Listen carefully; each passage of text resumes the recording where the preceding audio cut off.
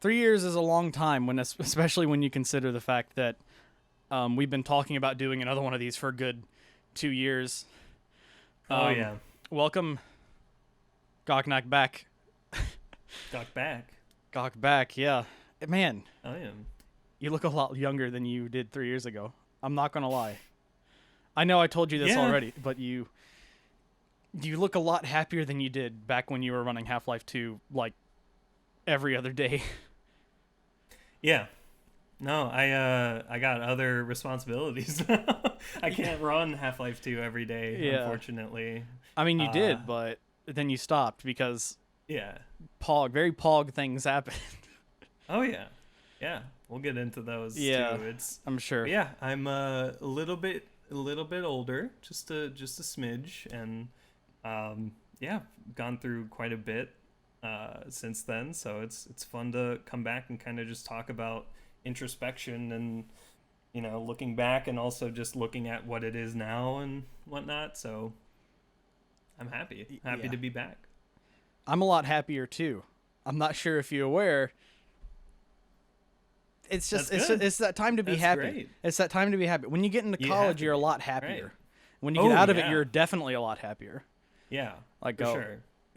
and we'll get talking professions here in a bit, and I know nobody asked, but I'm doing the things I love now, and especially doing it Nice. while you're in school, it's really cool. It's really cool. Right. And Yeah. we're in great times to be in what both of our fields actually. Like I go into broadcasting, you're going into software engineering, and Yeah. you're actually in it now, which you're TechSmith, right? Yeah. TechSmith. Yep. So your exact job at TechSmith, you work on Camtasia. Yep. Software engineering. And I'm just the first I'm a baby software engineer. No, just kidding. That's not the title. It's software engineer one, and yeah, just started last year actually, almost a year to this Wow. date. Yeah, in May last year, 2019. So time flies there too. Yeah. So I'm working on Camtasia, a little known program called Camtasia, I haven't. desktop video editor that aims to simplify a lot of the video creation process Yeah. for in our primary audience is like schools and individuals looking to create high quality but also really easy to produce video. By the way, I don't want to get off on the wrong track here. This video will be edited using DaVinci Resolve. Yeah. As Yep. much as I like Camtasia and I like how simple it is to get started, Yeah. it's Lacking the I've pro kind of passed features. that after editing for 8 years Yeah. and going through. I went through Vegas, I went through Premiere Pro, I went back to Vegas, back to Premiere, and now I'm on Resolve because I bought a $1,300 camera and they gave me 2 installations of it. So I was like, I want to use what they give me. It's really Yeah. actually really good. It's GPU accelerated, Hmm. so I can use this powerful new RTX 2070, and I can take an hour long video and Yeah. encode it with all the good settings in 5 minutes. Yeah. It's Yeah. stupid fast, Right. Yeah. and I'm sure Camtasia has that too, right? A little bit of GPU acceleration in it.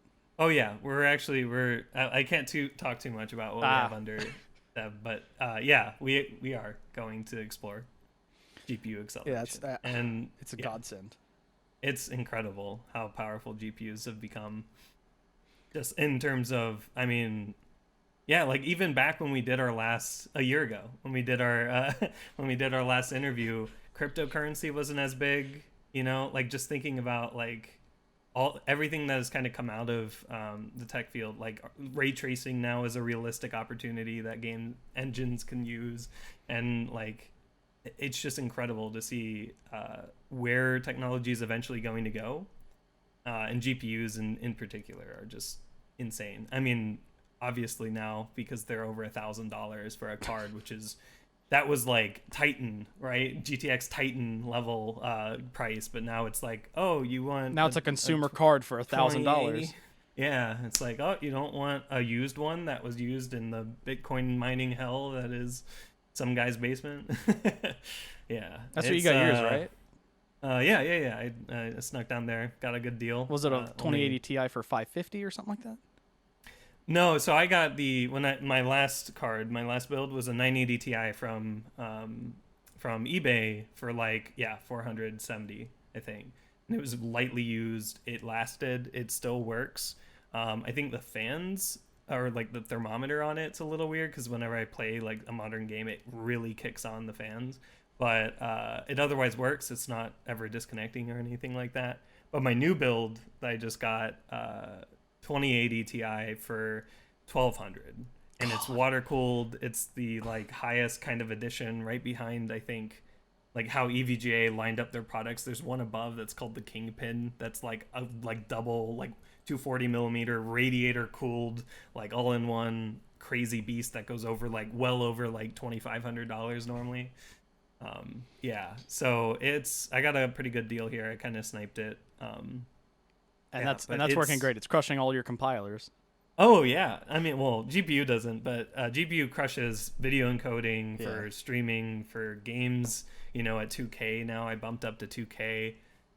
God, I love tech. Tech, it's great. It's great. I love it too. It's every 5 years is my update cycle now because I can afford to kind of get that tier, and then by the time 5 years comes around, that tier is even better, even more compute, even like. So I jumped from my old build being a 6-core Intel all the way up to a 12-core AMD Ryzen. I jumped from the 980 Ti to the 2080 Ti, so now I have like ray tracing and tensor cores.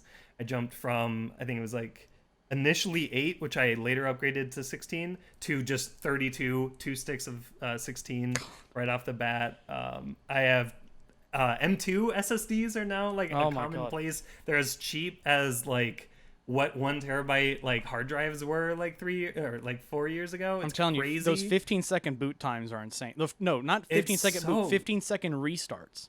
Yeah, it's ridiculous. Yeah, it's like I got the 970 Pro M2, just like a kind of smaller one. It's my motherland like storage cluster. And then I have another M2, a 2 terabyte Western Digital, as my like hot and ready, kind of Little Caesars reference, but like it's a hot and ready, like kind of games go there, bigger projects go there, just kind of my commonplace one. And then I have a 6 terabyte single drive cold storage. I call it cold storage. That's where like videos, I record all of the momentum meetings and stuff. That's where all that goes. And so now I have more than enough storage. It's more than fast enough. And I bumped my monitor from my 1080p, which is over there now, secondary, to a nice IPS 2K 144 hertz display. Can't go back down to 60 hertz. I had to make sure I was at least above 120, or at or above 120. Yeah, so it's like that. So you don't have to deal with that screen tearing that bad. Windows does not like mixed refresh rate monitors. Precisely that, because I knew my main 1080p was still 144 hertz, and I wanted to keep that. It's amazing how much just having just the same refresh rate on both monitors does, or even just like daily browsing and stuff. And borderless gaming. Oh yeah. Yep. So you get the full shebang. That must help doing momentum mod coding, because you're probably in and out changing whatever. I don't do programming. I don't know what you do. Yeah, I actually run windowed for it, but it's the same deal. Yeah. It limits it because it's how Windows works with like limiting to your refresh rate when you're windowed, or like the desktop manager code or whatever they wrote. So it is really smooth even when I'm streaming, and that's like such a godsend, because it used to be so bad when I was streaming on my old rig. You're making me jealous over here, man. I just got it. I mean, it is like, it's fresh. It is right off the cusp. Absolutely no problems. I downsized as well. I could probably send you some photos if you want to put it in this as well, but it's much smaller. I went air cooling again, but like I went with a really, really quiet air cooling. I'm actually gonna swap out one fan from the system fan that I think is too loud with a Noctua. So I'm gonna get it down to just be literally whisper quiet. And I have not had any problems. Luckily, no bent motherboards or bent SSDs or anything. So yeah, I've been, it all came. It was like in like 12 different packages. It all came at once, and just it was spectacular to build out. Christmas Day a month, half a year before. In July. Christmas in July, literally. It was July 25th. Oh my god.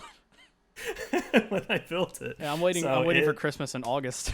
Oh yeah, yeah. So it's yeah. The most annoying part about this build was having to buy all the parts from different places, Oh, I because hate now that. it's such a clusterfuck nowadays of like you have like I used to get everything from Newegg. Like everything was on Newegg. It was really fairly priced. You get what you buy. Really good like shipping and service. I bought maybe 4 out of the 8 packages from Newegg. I had to buy my power supply from Best Buy online. I had to go to Amazon for the monitor and for the like cords and stuff. It was just, and then eBay, yeah, for the Yeah. graphics card. So it all over the place and different like shipping companies all like bringing me packages. It was great. Yeah, That 2080 Ti did come a lot later than everything yeah. else did. That was the one thing that was holding you back. Yeah, yeah. Everything got here because they say that like 3 to 5 business days, but it comes in 2, and it's like, okay, Yeah. cool. So you're trying to line up all the And now shipping dates. I'm just yeah. I'm like lining it up, and I'm like, great. Now my graphics card gets here Thursday, and now I have everything on Monday except the graphics card. I was contemplating staring at it every time I went out to get like breakfast or something, looking at these crates and being like, I should build it right now and just use the 980 Ti, but I held on and was like, no, because it's gonna be so much effort to just rip it all down and like be like, or not rip it all down, but like take it out, and it's like 3 generations ago graphics. Oh yeah, technically 3 ish generations ago graphics card. Taking that out, putting in this pristine new one. I just wanted to do it all in one fell swoop, so I waited. I abstained from the sinning that was building early. Yeah, I kind of had that same issue when I built this one. When I built, I call it Austin. It's great. I love it. Yeah, Wait. Does your PC have a name? not yet. Not yet. Okay. I just want to Yeah, make sure I I'm not don't- weird yeah. or anything like that. No, you aren't. Okay. No. But when I built Austin, I had 2700X, 32 gigs of RAM. I wanted to use it then because I didn't, I was waiting a bit to buy the GPU. And then the 970, it wouldn't post with the 970 in it. So I was like, okay, guess it's time for me to buy a new GPU. It wasn't the GPU. I put the 970 in it and it still did, the 2070 in it, it still didn't post. Okay. So it was a different Well, it's a issue good entirely. excuse. It's a good excuse. It is a really though, great okay? excuse. It's a really great excuse because the nearest, electronics store is 50 miles south. So you Yeah. have to, and when you're 18, no, when you're 18, you have to somehow convince your parents, this is why I need to go to X location Right. because it's not working. I Yeah. hate it. I hated it. Yeah. I felt like a liar. I felt like a cheater, but, it works. What did it end up being? What was the problem? I forget. It's been a year. It's been Gotcha. Yeah. It's been forever, and frankly, Yeah. I usually write all this stuff down somewhere, like in OneNote or whenever the university takes that away from me. Usually it's Drive, like Google Yeah. Drive or Dropbox or whatever I feel like using that day. Yeah. Usually I write all that stuff down, but no, I didn't care that day. I guess I was just really tired because I was up for 20 hours. I think I was editing a video or something like that. Something, Oh. Yeah. probably putting a resume together. I don't know. Everybody recommends you put a resume together before you go to college. Like my mom did, and my grandparents did. Everybody in my family said, put a resume together before you go to college because you might have a good internship. Turns out I didn't need that.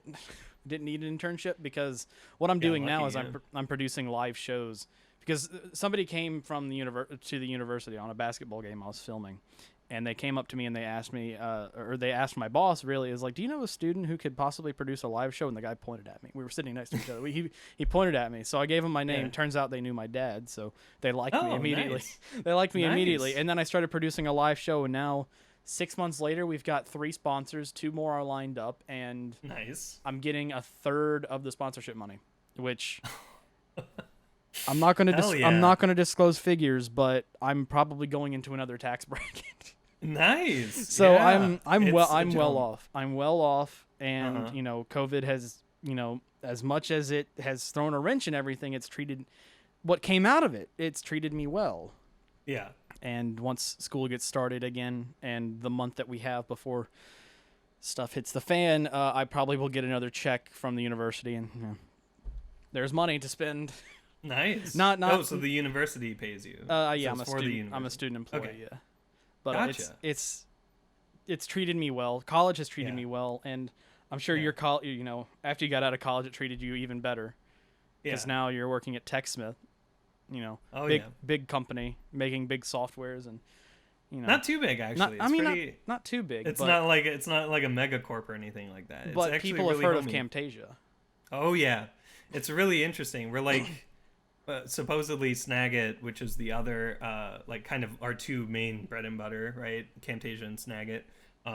Snagit is apparently on every Fortune 500 companies except one, and that one company I think is like restricted to not use tech. But yeah, we are very very spread out, but it's also really nice because it's a very closely knit company. Like it's not spiraling out of control, hiring new talent left and right. It is local. It's like they call it the Midwest, or it's sorry, Western culture, like West Coast culture in the Midwest. And so it's just such an amazing like find that I was able to get with it. Because yeah, I mean it's when you graduate, right, it's good that you found something during, and I would recommend that too for anybody going into university, to find something during, because it gives you something that shows that you're able to work, um, which is hard for a lot of people to find, right? So an internship's good, but yeah, because what I ended up doing, oh man, I did a lot. Oh man, when was the last? So it was 3 years ago, right? Yeah. When we did our last. Yeah. Okay, so that was 2017. This I month, 3 years graduated. ago. Yeah. Oh yeah. Okay, that's right. Okay, so 3 years ago. Oh, I was like almost done. Okay. Yeah. So the way that I did it was more. I got an internship, doing software engineering under a professor. It wasn't the work wasn't bad. It was something that I could do, but it wasn't. It didn't speak to me. I didn't really like working on the product because I didn't really know what the product was, and I was only an intern, so maybe they didn't explain it, or maybe it wasn't, well, like a great like thing to even And work like on a in the mix of first things, place. probably, because it's Yeah, tech. yeah, and it's the professor I was working under wasn't necessarily, I would say, like it wasn't my favorite professor, but also at the same time it was awesome to have that opportunity. So I hold him in that regard. So yeah, after that I was like, okay, this is what I want to do, but not that, not that product. I don't want to work on a Mac. I don't want to work What, you had to work on for these Macs? services.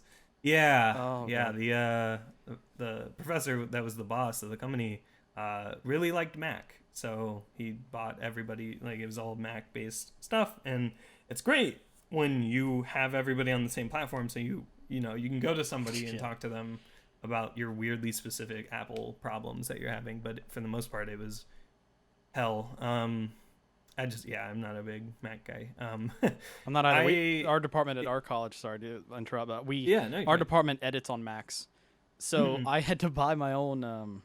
It was it was one of those figures in the when you're doing your banking. It was one of those figures that scares you, Yeah, especially when you see it in hindsight. But it was a $1,700 Lenovo ThinkPad. It was like their latest P53 Oh, yeah. model. It's a great machine. I Mhm. recommend anybody looking for a workstation laptop to get a P53. They're great. Yeah. Yeah. That served me so well.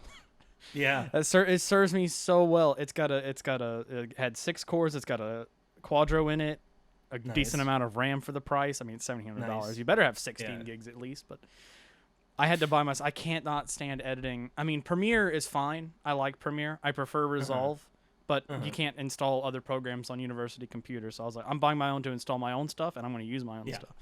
Yeah. So the fact that you had to work on Macs, I feel for you. Yeah. I feel for you so 110%. I mean, yeah, the majority that I got out of that was how to work in effectively like a small team, a pod, right? Oh, yeah. Of Same people, here, same how to here. communicate between QA and write user stories and do a lot of basic software engineering things, which was good. I even got to build computers on the job, which was cool because we had two new people come in, and I think that was when he realized that maybe buying a Mac for every new person wasn't a great idea. So I built 2, I think it was Linux machines, and then they ended up dual booting also into Mac OS. So whatever, but the main thing is, yeah, I got, it was more for experience. It was paid, but I did get more out of the experience than I did for the money. Yeah. Twitch was still paying me back then, so I didn't need it. And so yeah, I with that, right, with that internship and working, I then went to a professor that I actually liked, right? And I ended up getting really lucky because one of the things that was required for, I was in the honors program at my university, because I came in with a scholarship that effectively had the like same requirements as honors college. Uh, so I was just like, well, why not? But one of the things I had to do was write a thesis at the end of it all. And so I ended up doing my honors college thesis on the work that I did under my favorite professor. And I ended up doing, so what we ended up doing was exploring VR. So I got to build another computer on the job. It's great. It's great. System building on the job is fun. I love it. It's great. You could just hire me to do that because I'll do it. It's like puzzle solving.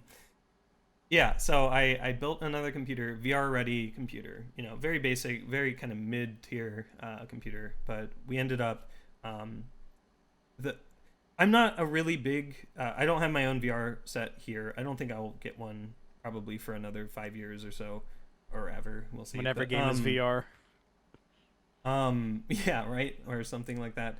I'm not a firm believer that it's the future of games. That's a hot debate topic, I know, but I agree with believe you. it's more useful for simulation, or getting people into environments that, while fully immersive and can be really great, it can, like, for example, for paramedics or something in a situation like training cops, right? Especially relevant nowadays, training police to handle situations and see what they do to filter them out, as well as just what we focused on was in the Medicare medical field of caretaking, right? So caretaking Alzheimer's patients, right? So Alzheimer's patients, to be able to train caretakers of Alzheimer's patients, you have to, like, there's really no efficient or better way to do it. So what we were exploring was the idea of creating this environment that could have a simulated Alzheimer's patient, and then you as the player, right, as the person training, you would be given tasks and have to effectively, like, resolve them after the Alzheimer's patient does specific things. And there was different conditions, like if you approached it or the patient too quickly, it would start to, like, you would see a meter that's like, hey, you're angering the patient or causing some episode. So things like that, where you can come up with these situations that other mediums can't do, right? To where you are fully simulating what you would do in the environment is much better than a 2D pancake with mouse and keyboard, right? Clicking on things. But it's such an interesting field there. And I was able to get enough out of that to write my thesis. And all of that was also as a graduate or undergrad research assistant. So I was an RA getting paid by the university to build a computer and then build a game in Unity to, like, simulate this thing, and then write my thesis. So it was really lucky there too. And I did all of this under a professor I really admired at the time, and so it's even it's just such a great, like, it was such a great, like, it was over the summer of, I think that's not that summer, 2018, I think. Yeah, it would have been the next summer. Yeah, 2018. So it wasn't 3 years ago, it was 2 years ago, that summer. And then, I wrote my thesis. And then that last semester, so I did I speed ran my university. I wouldn't recommend it. Don't do it. I wouldn't recommend it. It takes a mental capacity that I realized, like, halfway through I probably shouldn't have pushed myself to. I effectively took 18 to 20 credit hour semesters. Oh my god. Like, basically 2 years in a row. Because of honors, right? Yeah. I had to do extra, so I was doing that alongside my gen eds and whatnot. And it was was not fun. Don't recommend it. Again, I feel it on that. I took would- 18 for one semester, and in the middle of it, I had to drop the one class that was giving me problems because Yeah. it's all a balancing act. It's a really difficult is. balancing act. And like one week you're like, oh, this is a breeze, and then the next like 3 exams, like 2 projects, 3 papers. It's like, where did this come from? Yeah. Why is this? Yeah, but Especially a when you lot have of- to go ahead. Sorry, a lot of classes were pretty good about telling, Yeah. you know, if when those things were coming, right? It was good to plan. I got really good with organizational skills in university. See, I'm What were you not. gonna say? I'm not a good organizer at all. What I was going to say is, it's a really difficult when you have to balance it, especially between an academic major and minor. So one of the class that was really giving me a problem, and it's like me and you share a lot of similarities in the things that we do, not and not the things that we do, but how we do them. Me and you are completely different on what we actually do. Yeah. So you're more, you do software and stuff like that. So when I came in, I decided I was going to do broadcast and journalism as my major, and I'd do computers as my minor because why not? I do that all the time. Big mistake. You don't The math credit alone. Yeah. that the class that was giving me problems was a database administering class, and you think, oh, Yeah. it's the way that it was taught. It bothered. Yeah. It was the way that it was taught. It was Usually. it wasn't yeah. the contents itself that the contents itself I could do with, but it was really and we'll get into the definition of arbitrary later. That's the one big thing I want to get on because we're both good at talking arbitrary, but it was really arbitrary. Like the whole final project, the final project was what you worked on throughout the entire year. So when you start, you're already working on your final project, and all the steps are all the steps in the final excuse me, are your assignments for that week or that 2 weeks or whatever. And well, you take somebody whose only database experience is inventory and Excel Nice. and stick them into Microsoft Visio, Access, another version of Excel, 7 different spreadsheet softwares, and then you teach it really arbitrarily, and your final project is like, you have to do your database based on this one criteria of this one made-up company. Yeah. The more I talk about it, the more I'm going to end up doxing myself. I think I did a pretty good job of doing that already. Thanks, Marcus. No, but it was quite rough. And me was being it group based? it wasn't group Like, based. did you work with it? Okay. It wasn't group based at all. It was an online class. Lucky. Yeah. Most of my computer information system classes were actually individual, which that's the benefit of doing it online is it's really hard to find a grouping. So the only really group projects I've had online were when my classes actually had to move online in March. Gotcha. But man, group projects in computers are unenviable. I don't know how you feel, but I feel bad for you. But No, they suck. I can rant. I could go on a rant right now. we have been recording for about 30 minutes. I don't think we should go on a rant about it, but when we fast forward after college and we get into TechSmith, how long has it been Mental Mob been? I think 2014, right?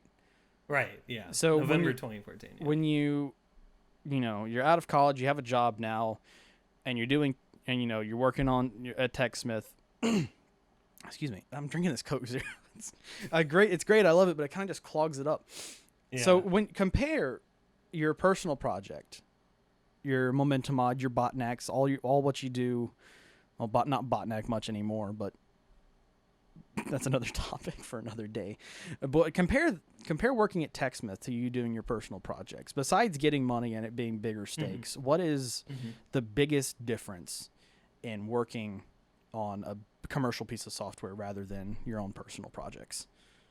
Well, I think the first one is you're not the smartest person in the room, which, right, for personal projects, you kind of have to be. I think for the main thing that I like, so you said not the money, but the fact that we're all working together under, like, with that motivation. So I'm going to sneak back a little bit to group projects. Yeah. One of the things from group projects or working on a project that is volunteer based is people cannot give a shit. And there's no consequence, right? They don't care if they get an F. Fuck you, right? Like, who cares? Or, hey, I'm going to disappear after opening this pull request. Fuck you. You deal with it. And it's like, really? Like what? I guess in the case of university, they paid to be there, and then in the case of momentum, that it's just their free time. So sometimes it's actually like a legit thing, like, oh, I don't have any more free time. But with a company, right, you can't do that. You get fired. You like Yeah. you get paid, So they're right? bigger stakes. You aren't paying to be there. There are bigger stakes there, but you get fired if you like are incompetent, can't work with other people. So when you like when I first started and I like realized that I'm on a team with really smart people that really know their stuff. They've been around in the company for over like 5 years, which is also amazing because that's like in and of itself just a perfect signifier of like I'm gonna probably be here a while. Like these people love it here, right? I'm coming in and these people are really eager to help me. I mean, they're early risers. That's one of the kind of like ongoing jokes is like I'm the youngest and yet I wake up like the latest. It's yeah. But for the most part, it's spectacular to work with people that know what they're doing and can help you at the drop of a hat. Like I started up and I was basically like I was ping ponging questions back and forth off of my peers, but I was learning a lot from them and having somebody to kind of the other yeah, this is the other thing too, right? So with being the smartest person in the room, right? You have people that can read, understand your code, and then like help you improve it. And that's something I haven't had for Momentum or Botnet. I have a little bit of it with Momentum now because there's more people involved in like looking at code and helping me out, catching the things that um, and I'm not perfect either. I'm not writing perfect code. But the fact that there's some like for my work a dedicated pod, a dedicated team that I'm on that helps me continuously grow my skills and be better as a team member and also as a developer is just amazing. And I get paid to do all of that, and it's like that's incredible. Like it's just I guess I got kind of lucky going in. I think I even mentioned this in the previous interview. I got lucky going into university knowing that I want to write software.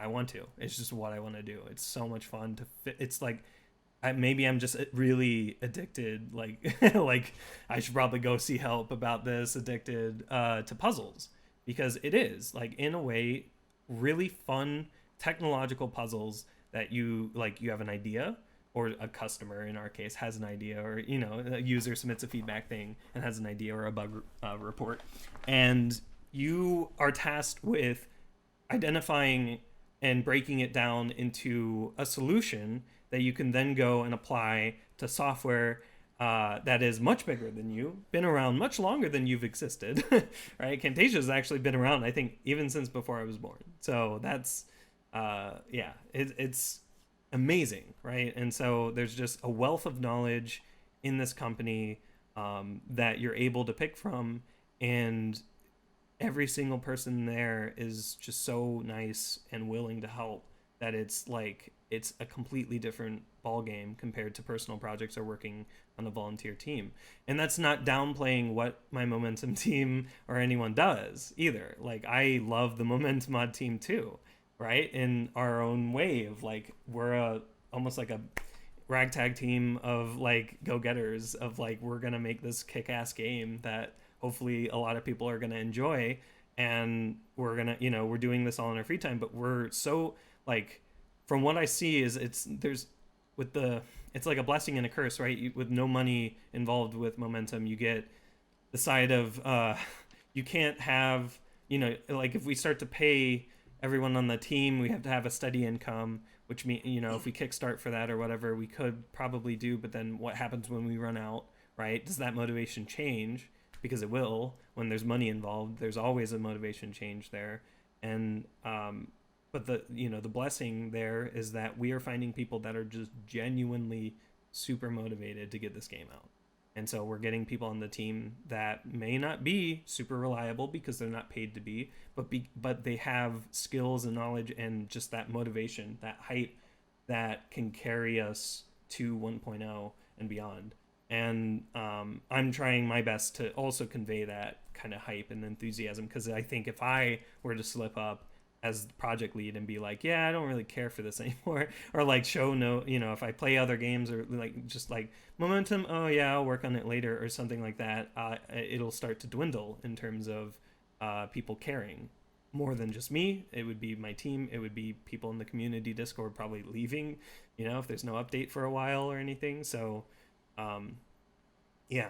So I think if you at least have your own projects, it's great to apply yourself, learn yourself, not really have I guess the other benefit, right, of working by yourself is you don't have anyone to slow you down. One of the things with working is with other people is you have to wait. If you're waiting for a review, if you're waiting for a meeting or whatever, it's scheduling everything around everybody else, and just kind of making it like that. So I've had multiple times where, just because of my hour differences, right, where I work a little bit later past some of the early birds on my pod, I've submitted work at the end of the day and it doesn't even get a review until the next day. And so I'm just sitting there, like, just kind of working on maybe another bug or something in the meantime. But like, I've had effectively gridlock sometimes with that, because then one thing I work on is like the key to like two other like important things that we need to work on, but it's not getting reviewed or it's just taking forever. And so, yeah, it's like we've had that sometimes too. But again, it's not in regards to anyone on the team being incompetent. It's just about time. It's just about like, wake up earlier and maybe we'd be able to communicate more, or for telling me that, sorry, they wake up early enough. I would have to wake up, and or I guess like be more. That was the other thing too when I first started, is knowing when to communicate, right? Because like sometimes I felt like if I communicate right now, like they look busy, or like I just had to like assume some stuff. But then like over the months, I've just realized, or even now year, I've realized that that's a silly way to think about it, that these people are your team. And if you're left in the dark, it's only negative for everyone involved, right? So I reach out, I at least send messages. I have to, nowadays I have to send messages, but like, yeah, it's important to communicate. That's another thing too. You get that dedicated communication working in a company. So we're gonna change focus a little bit. We're gonna move over to we're still catching up here. It's been 3 years since we really had a long-term conversation. That it's probably gonna be longer than the last one. I looked down and I was like, oh, it's 8:00 already. We're gonna be here a while, guys. Strap in. This is gonna be a long ride. But when I'm a car guy, yeah, you know where this is going. Oh yeah. Those 4 words, you know where this is going. I like to talk about cars with a good few people. Yeah. Some people I don't. Not personal. It's just their choice of cars are a little bit inferior to the actual correct opinion, but right. I hate it when I say that. Anyway, so in 3 years, actually not in 3 years. How long has it been since you bought your Tesla? So July 2018. Okay, so it actually was 2 years. It was during this period. Okay. Mm-hmm. So we actually are catching up. So your Tesla, you have a Model 3. It's a very, very good shade of blue. I like that Tesla blue. It's a really good color. Deep metallic blue. Oh god, it's like J.R. Stan blue. No. When you clean it, when it's fully clean, when I first got it too, when it was that nice polish, it's insane how deep it is, right? Yeah, you did send me a picture of it when you first got it. Like I asked for. I think I was like the second person who asked for one. It was a great. I mean, the camera quality was, old 2018 cell phone camera on Android, but I mean, it would look great. It was a great. I think you made a good choice in color for that car. It fits the Tesla so well.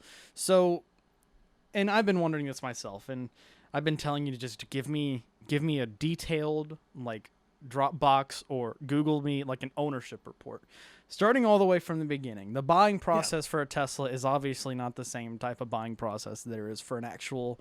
You go to your local Ford, Chevy dealership, and you sign a bunch of papers, and out comes the money, and you're paying it for the rest of your life.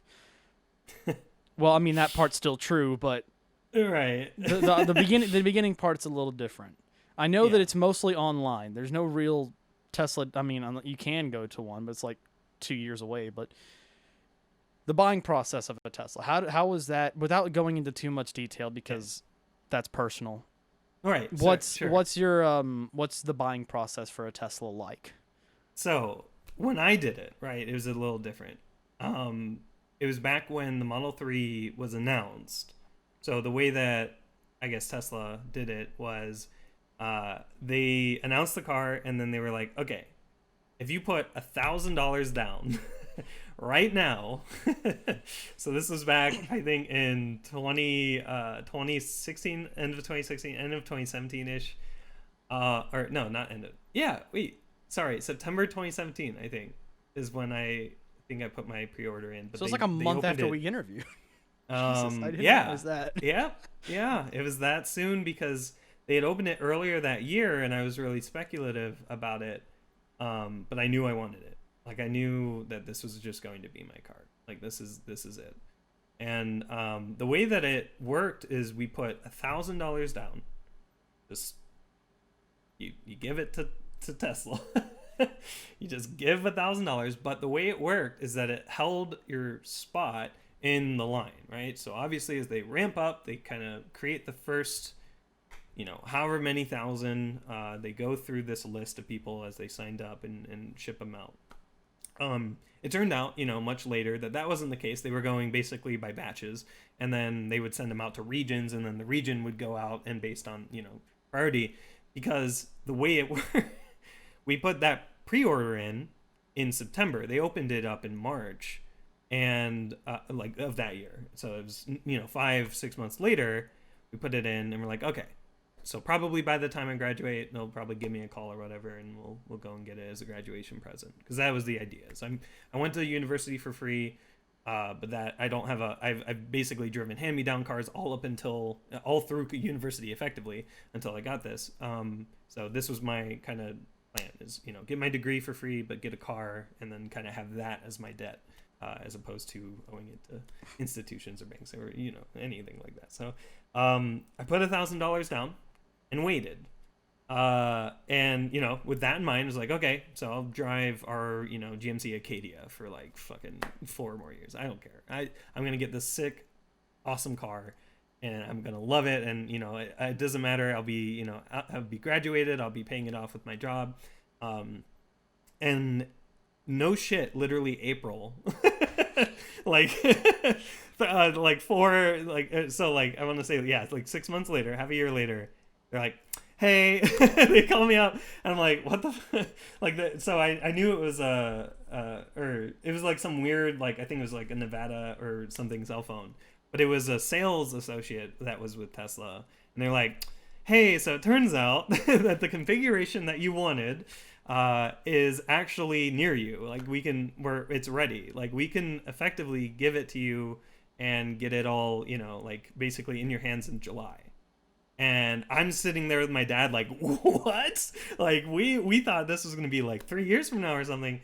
So the way that we had to do it back in the day, because nowadays it's a little bit different. I'll talk about it in a bit. But the way that it worked is we took 2 cars. So it was my dad. Oh wait, sorry, hold on. Let me go back to that. So that call. So basically, they effectively confirm, like, hey, you want this blue, you want these tires and everything. It's all ready. This is the one you want, right? So that was the first initial confirmation. The second one was to effectively get the funds. So get the loan, get the funds, and then the third one was insurance, because we live in Michigan. Michigan insurance is fucking stupid. But anyway, insurance was the third one. So we had to get all 3 of those, and then also they had to ship the car up. So all of that, rest of April, May and June, right? We're getting the money and all of that. So July comes around, and the way that we do it is, because Michigan is a very progressive and left-friendly state that loves competition and loves, supporting, small indie companies like Tesla. The dealer, the way that this worked back then is the dealers have a lobbyist group that supports them, and they lobbied and made effectively like a last minute change to a new bill that required that the car companies that open up like dealers or service centers have to they have to be franchised out. They can't be, and the way that Tesla works is that Tesla owns their stores as well as their service centers directly. It's they had to be able to allow effectively John and Dane's Yeah. Tesla shop or whatever, and they don't want to do that. That's not how Tesla operates. So they were effectively like expelled from the state. And it wasn't just Michigan. Texas was another example. I think Mississippi took a little bit, but I think they also won in there. And obviously Tesla fought it, so they were fighting it. So that, July comes around and we get in two cars. So it's oh, sorry. No, sorry. We only get in one. My bad. We come back with two cars. Yeah. we get in one car. It's like Tesla doesn't do trade-ins, right? Oh, no, they do. But we didn't want to trade in. We should have. I don't know why we still have it. But we didn't want to trade in our Acadia for it. I was trying to persuade them, oh, we could drive two down, leave it there, and drive, But it was probably only going to give us like 1,000 off. So it was like, whatever. Like, this Acadia has been around forever. And prevents waste. I mean, yeah, of course, unless right? they just sit it there and not do anything with it. Yeah, they effectively deregged it, and like it's just sitting in the driveway effectively. So, yeah, it's just effectively just sitting there if we ever need it. So we got in the car and drove. We couldn't buy it in Michigan. We drove all the way down to Cincinnati, Ohio, and not a bad drive. Yeah, it's not a bad drive. From like Detroit, it's like I want to say it's like 2 to 3 hours ish. I mean, it's a good probably 200 miles. It's like halfway to Pennsylvania. Yeah. Yeah, 200 miles. Yep. And so, we just got on the highway early one morning, drove down, basically got there around lunch, got some lunch before getting the car, and so what we did is we went to that Cincinnati, no, sorry, not Cincinnati, Cleveland. Oh yeah. Cleveland, Ohio. They do, I think, also have one in Cincinnati. They probably That's they maybe should. why. That's probably why I mixed them up. Sorry about that. I mean, two big cities with a C. Right, in Ohio. Thanks, Ohio. Ohio doesn't exist. Yeah, sorry, go ahead. So we went to Cleveland, and we go to the Tesla store. So the way that the main way that Tesla operates is just stores. It's almost like going to like a JCPenney or like some like retailer store, because that's how it is. They don't if they don't allow you to sell it, they prefer that you order it online, because then they can ship it to that store and then you just go and pick it up. Who knows if maybe in 10 years from now they drive it directly to your house or whatever on autopilot, but we'll see. And so we go to this Tesla store. We have our loan, our check, basically. We have our insurance. We have our proof of insurance, I guess, really. And then we have, our excitement of getting an electric car for the first time. And so I want to say, like, at this point, I had watched practically every video and, like, consumed so much about this car online that I think I knew more than the guy that was showing us the car. So they take you back and you get an appointment effectively, right? Yeah. You get an appointment to get your car because they have to like prep it and get it out in the little like showcase room that they have. And so they had it there, and I mean, it's all nice and polished. And I haven't bought a car from a dealer, thankfully, and go through that hell.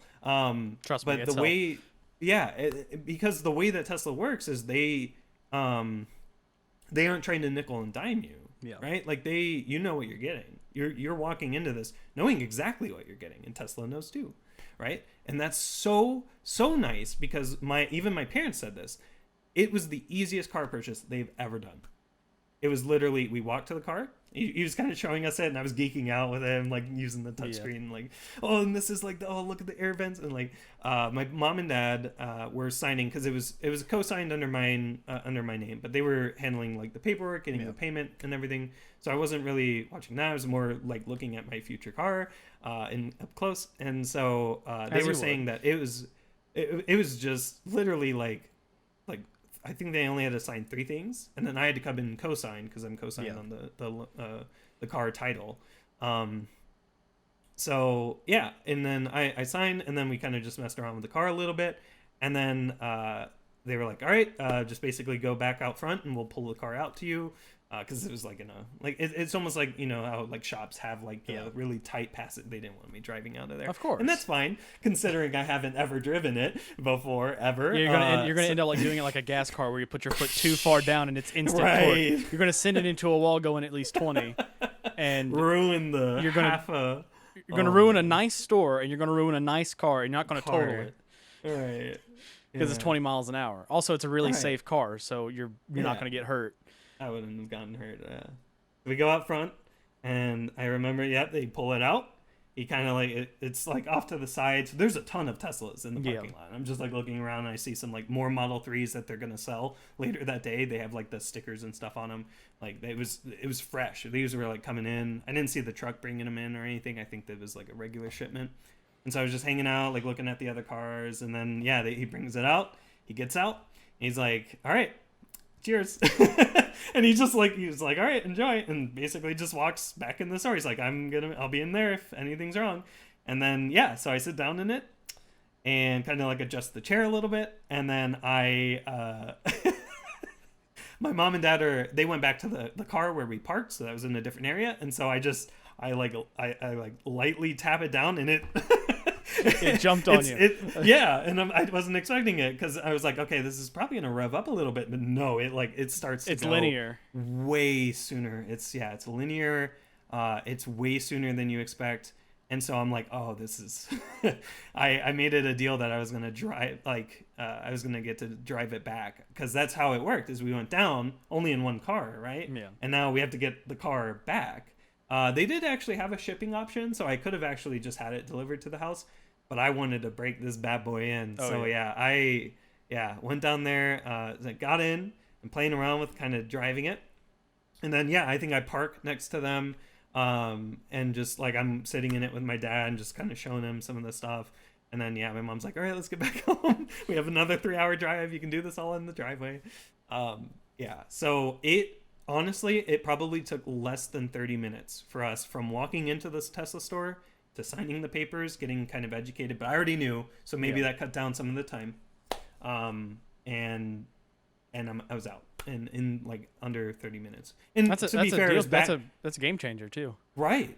And you walk in, you walk out with the car. It's crazy. And I felt like I was stealing it from. No. And. What was I gonna say? Sorry. It was so harmless. The guy wasn't intruding. He was letting me take my time, kind of explore everything. He was kind of explaining it, but once I was showing my enthusiasm, I apparently made his day too because I was showing like so much enthusiasm with the car. There was another guy there. They had 2 cars. It was side by side, mine and some other guy. And the other guy was just like kind of like looking at it and like nodding along, like with his person, delivery assistant, whatever that was getting him. But I was like, oh, like here's the wheel, look at the rims. I was taking pictures to send to you, and I was like, that was another Christmas in July moment. I keep having Christmas. A lot of July moments here. I should really move it to July. Come on, Jesus. Then, 6 months. Yeah, I know. Come on, just change the calendar. We can do it. And so I was out of there in 30 minutes, and so and then. I had to drive it back. I had to drive it all the way back with effectively, new insurance and no title for the car. And, I haven't ever driven it before. And let me just say, it is the safest feeling car I've ever been in. And it is not only that, but it is the fastest. We were regularly, please don't arrest me, cops from 2017, 2018. Statute of limitations. We may or may not have been going 90 miles per hour accidentally multiple times on the way. I don't know about reckless driving, but I know about speeding. It's not reckless. I was in far left lane. I was in, bumper to bumper anyone. I wasn't haphazardly going around. I was literally driving. And because it's so quiet, you don't hear as you grow. So you can go from 60 to 90 in like 5 seconds and not even realize it. And that happened so many times. I thought I was going to be pulled over just from that. But I swear to God, I'm a safe driver. I didn't do it recklessly like that. I may or may not have even gone that speed. Wink. I knew from then that was a great idea, right? I was very thankful that I didn't get a chip in the windshield or anything on the way back, like a rock or something kicked up and just ruined this nice brand new car. Because it was a drive, right? It wasn't like, oh, we picked it up at the dealership like 50 miles away or whatever. 200 and something miles from Cleveland, right? So going across state lines. Yeah. So, and then, yeah, in terms of that, right? So the car was registered in Ohio. And the way that Tesla does it is they send you they send you a temp tag effectively for an Ohio thing, but then they go to the Ohio DMV for you and transfer the title to Michigan, and then you go to your Michigan Secretary of State and get your license or the titling there, and the driver's or the license plate and stuff. So yeah, like all in all, I was very ecstatic, very happy. I didn't leave flustered. I didn't have any, there weren't any major problems. The car mechanically is so simple that I feel like this is the reason why dealerships are so scared of Tesla, because there is, from owning the car in 2018 all the way to now, I've only had one rock hit my windshield, not even my fault, right? Not even anything I did. I was just in the wrong place, wrong time, got a rock in the windshield. You know how they fixed No, they drove a Model S from like some center all the way to me, gave me the Model S, drove my car and got the windshield replaced, and also had there were some they have bulletins, right? Obviously, as they make more and more, they find out things that they can enhance about the car. So they fixed, I think there's like the latch of the front that was like, they changed the layout of, and now it's more efficient. As well as the charge port, they like fixed it out with like better pins for it because they were something weaker. But I never had, owning the car, I never had any functional issues with it. Nothing where it didn't work, it didn't turn on, it bricked, nothing like that, right? And I still to this day am more reliant on this car than I was on my shitty 2009 Chevy Malibu that I drove, or my the shitty GMC Acadia that I drove in high school. And then on top of all of this, you get the electric benefit, right? You plug in at night, right? People are, truck heads or whatever, like, it takes like 3 seconds for me to get more gas. But yeah, it takes me 3 seconds to plug in at night. And I wake up to a full tank every single day. Yeah. And then not only that, if I go anywhere, I'm not going to drive 24 hours without needing to pee, right? I can take a break. And during that break, the car can charge, right? There's superchargers all over the nation and stuff. And it's like that. And then also, your car doesn't make noise. Your car doesn't make any fumes. I can smell fumes from cars I never even thought I would actually smell. Yeah. It's so gross driving around something that just emits so much pollution directly into the, and that's like that. You talk about like factories and stuff pumping it into the air, but like cars, just like driving behind maybe an old enough car that doesn't really process fuel that well and just basically carburetor, burns most of it. Carburetor's really bad. It's amazing. It is amazing how far we've come. And now that hopefully, right, the rest of the world is seeing that electric is the future for transportation, right? It's sustainable, it's powerful, it lasts, it's a doable thing. Hopefully we see everybody catch it. Because I would recommend everybody to at least test drive a Tesla, if possible. Sit down in the car, drive it for at least 5 minutes.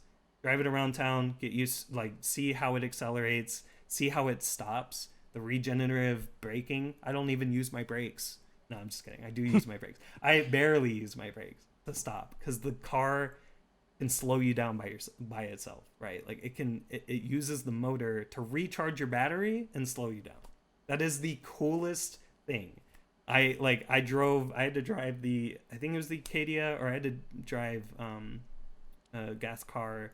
And that was the number one thing that stood out to me, other than the fumes, was I have to press the brake pedal and actively grind this thing to a stop, as opposed to, just use magnets and charge your battery a little. Wow.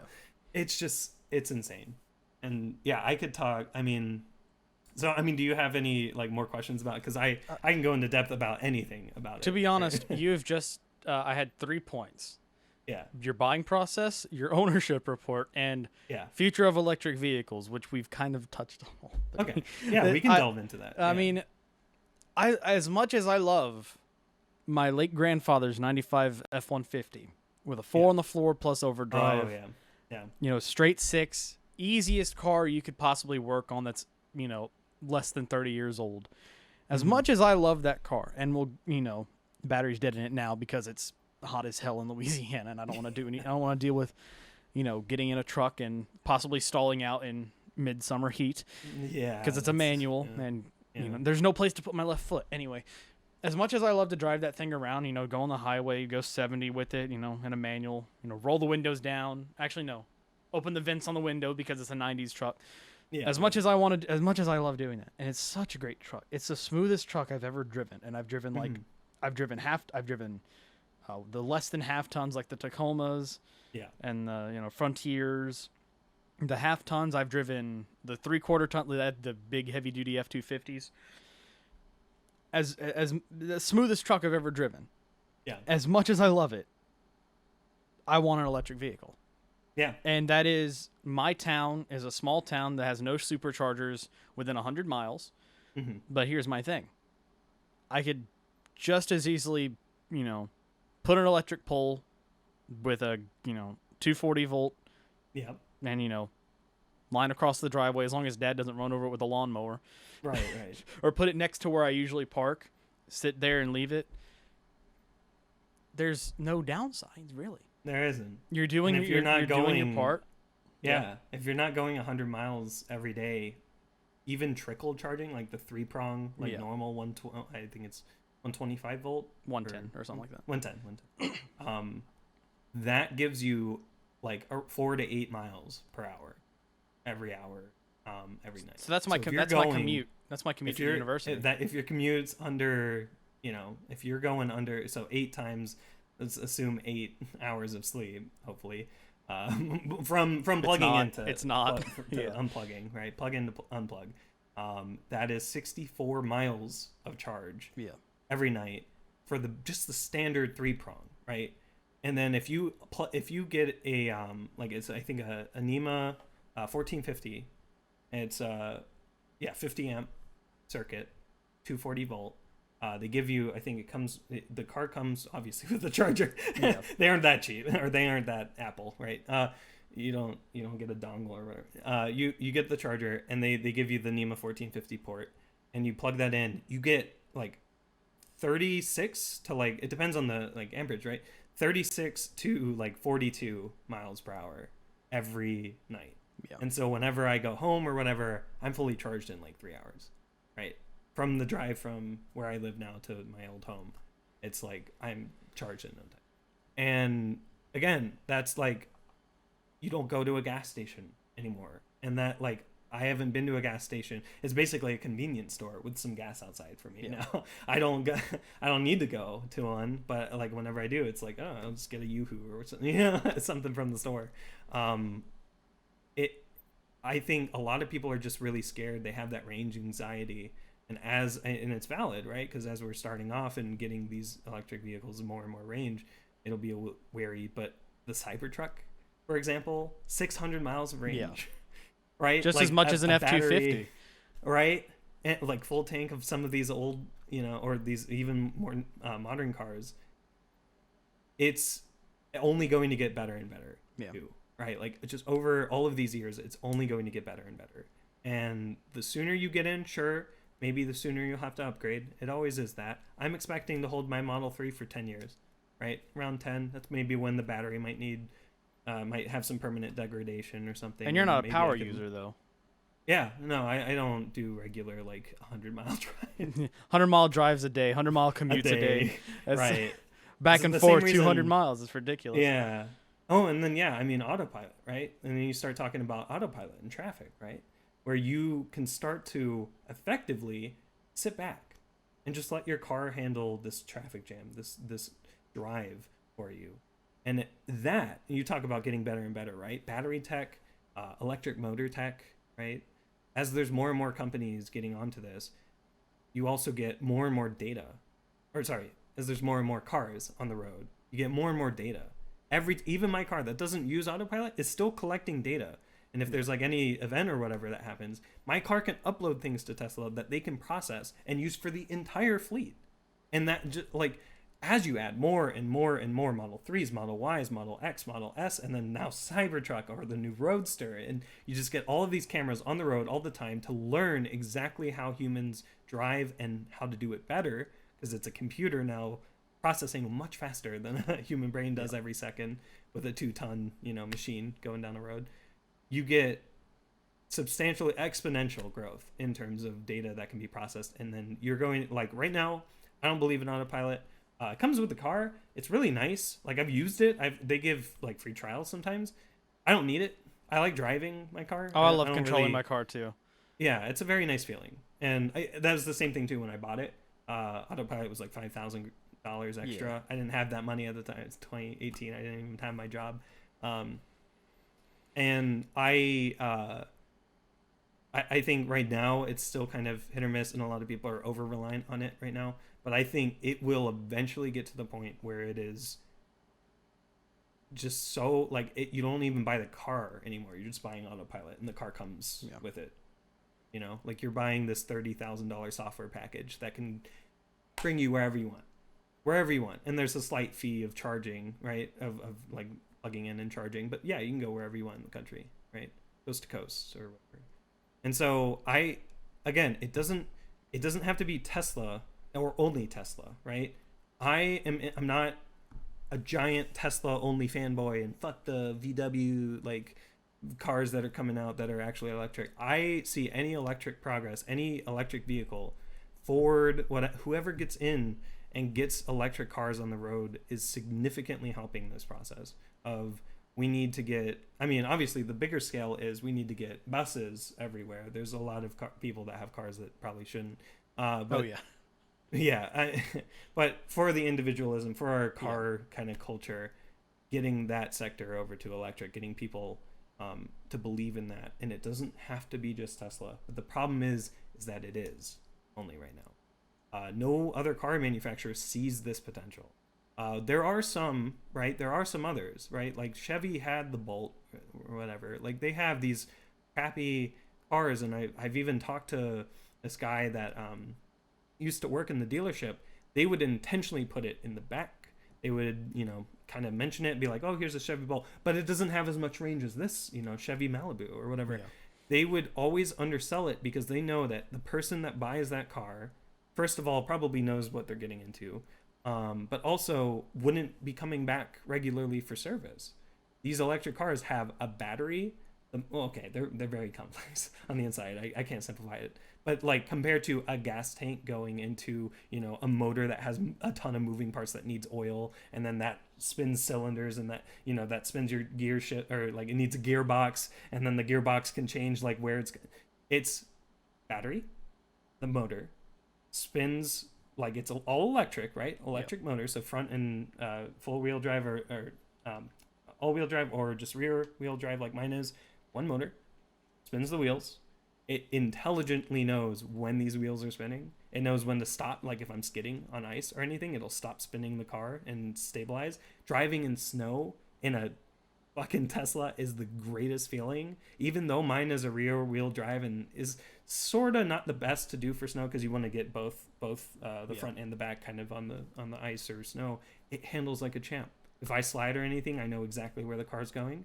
The center of mass for the battery, because it's so heavy and so wide, and basically the entire underside of the car, it's basically dead center and really low, and not in the front like a lot of gas cars are with their heavy engine.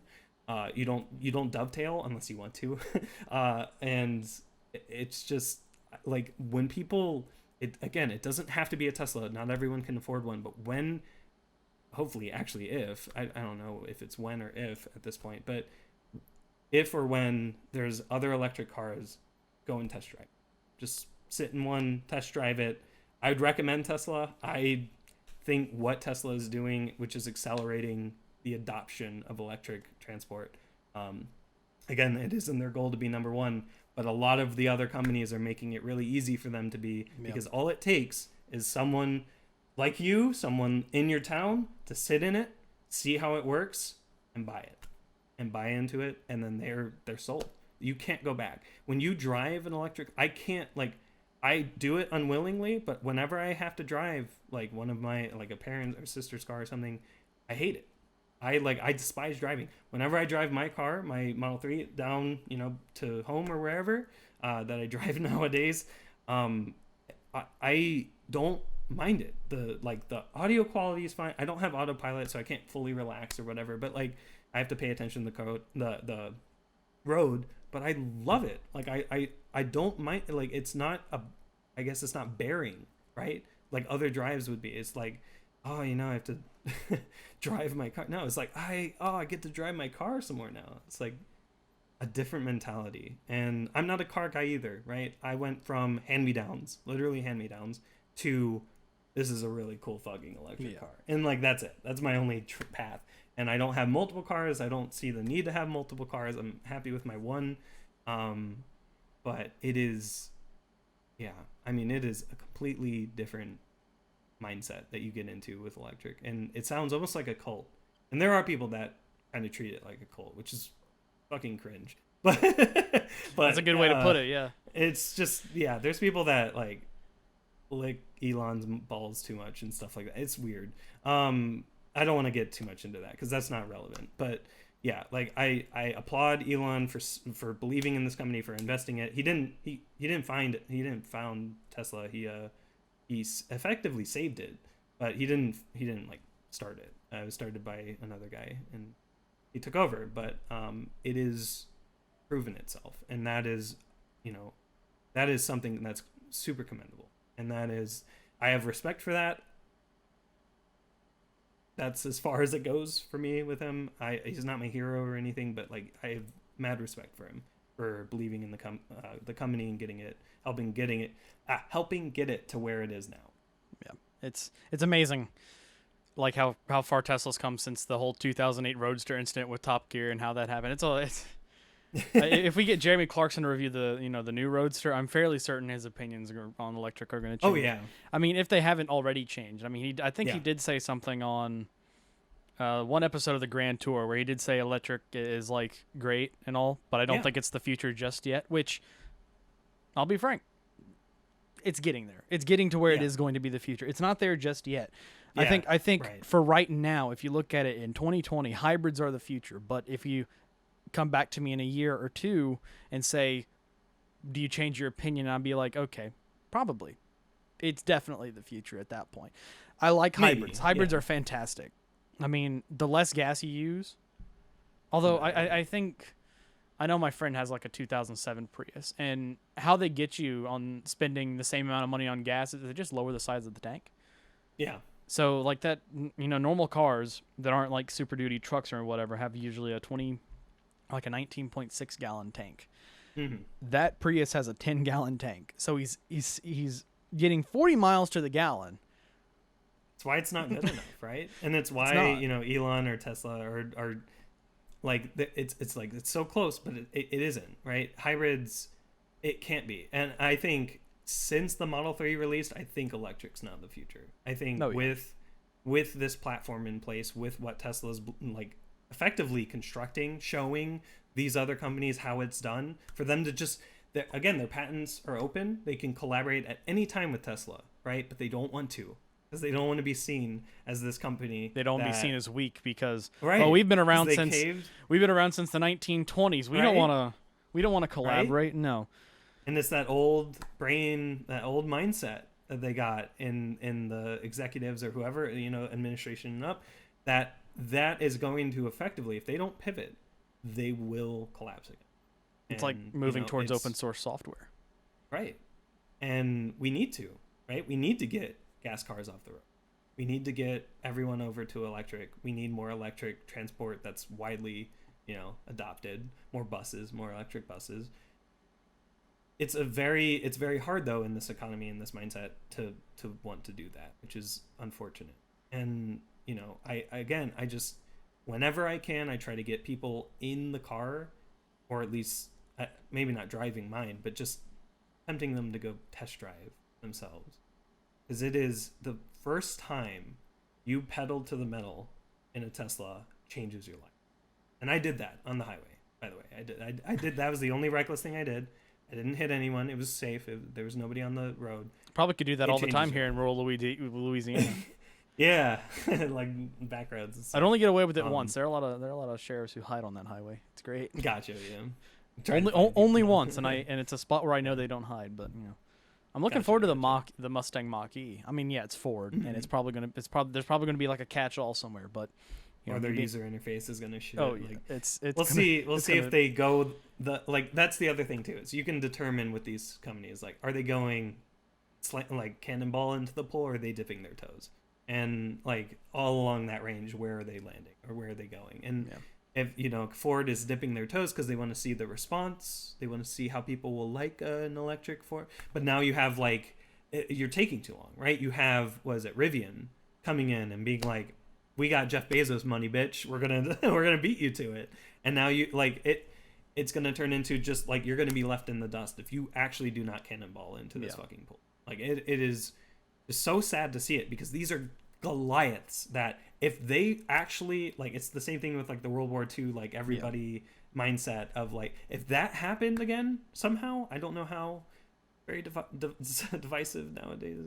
Um, if we could do that again, we could seriously see some actual positive change Yeah. in terms of health for everybody in cities. Noise complaints go significantly down. We could start to look into, because it's electric, right? That we could do in, and that's what Boring Company, Elon's other, Yeah.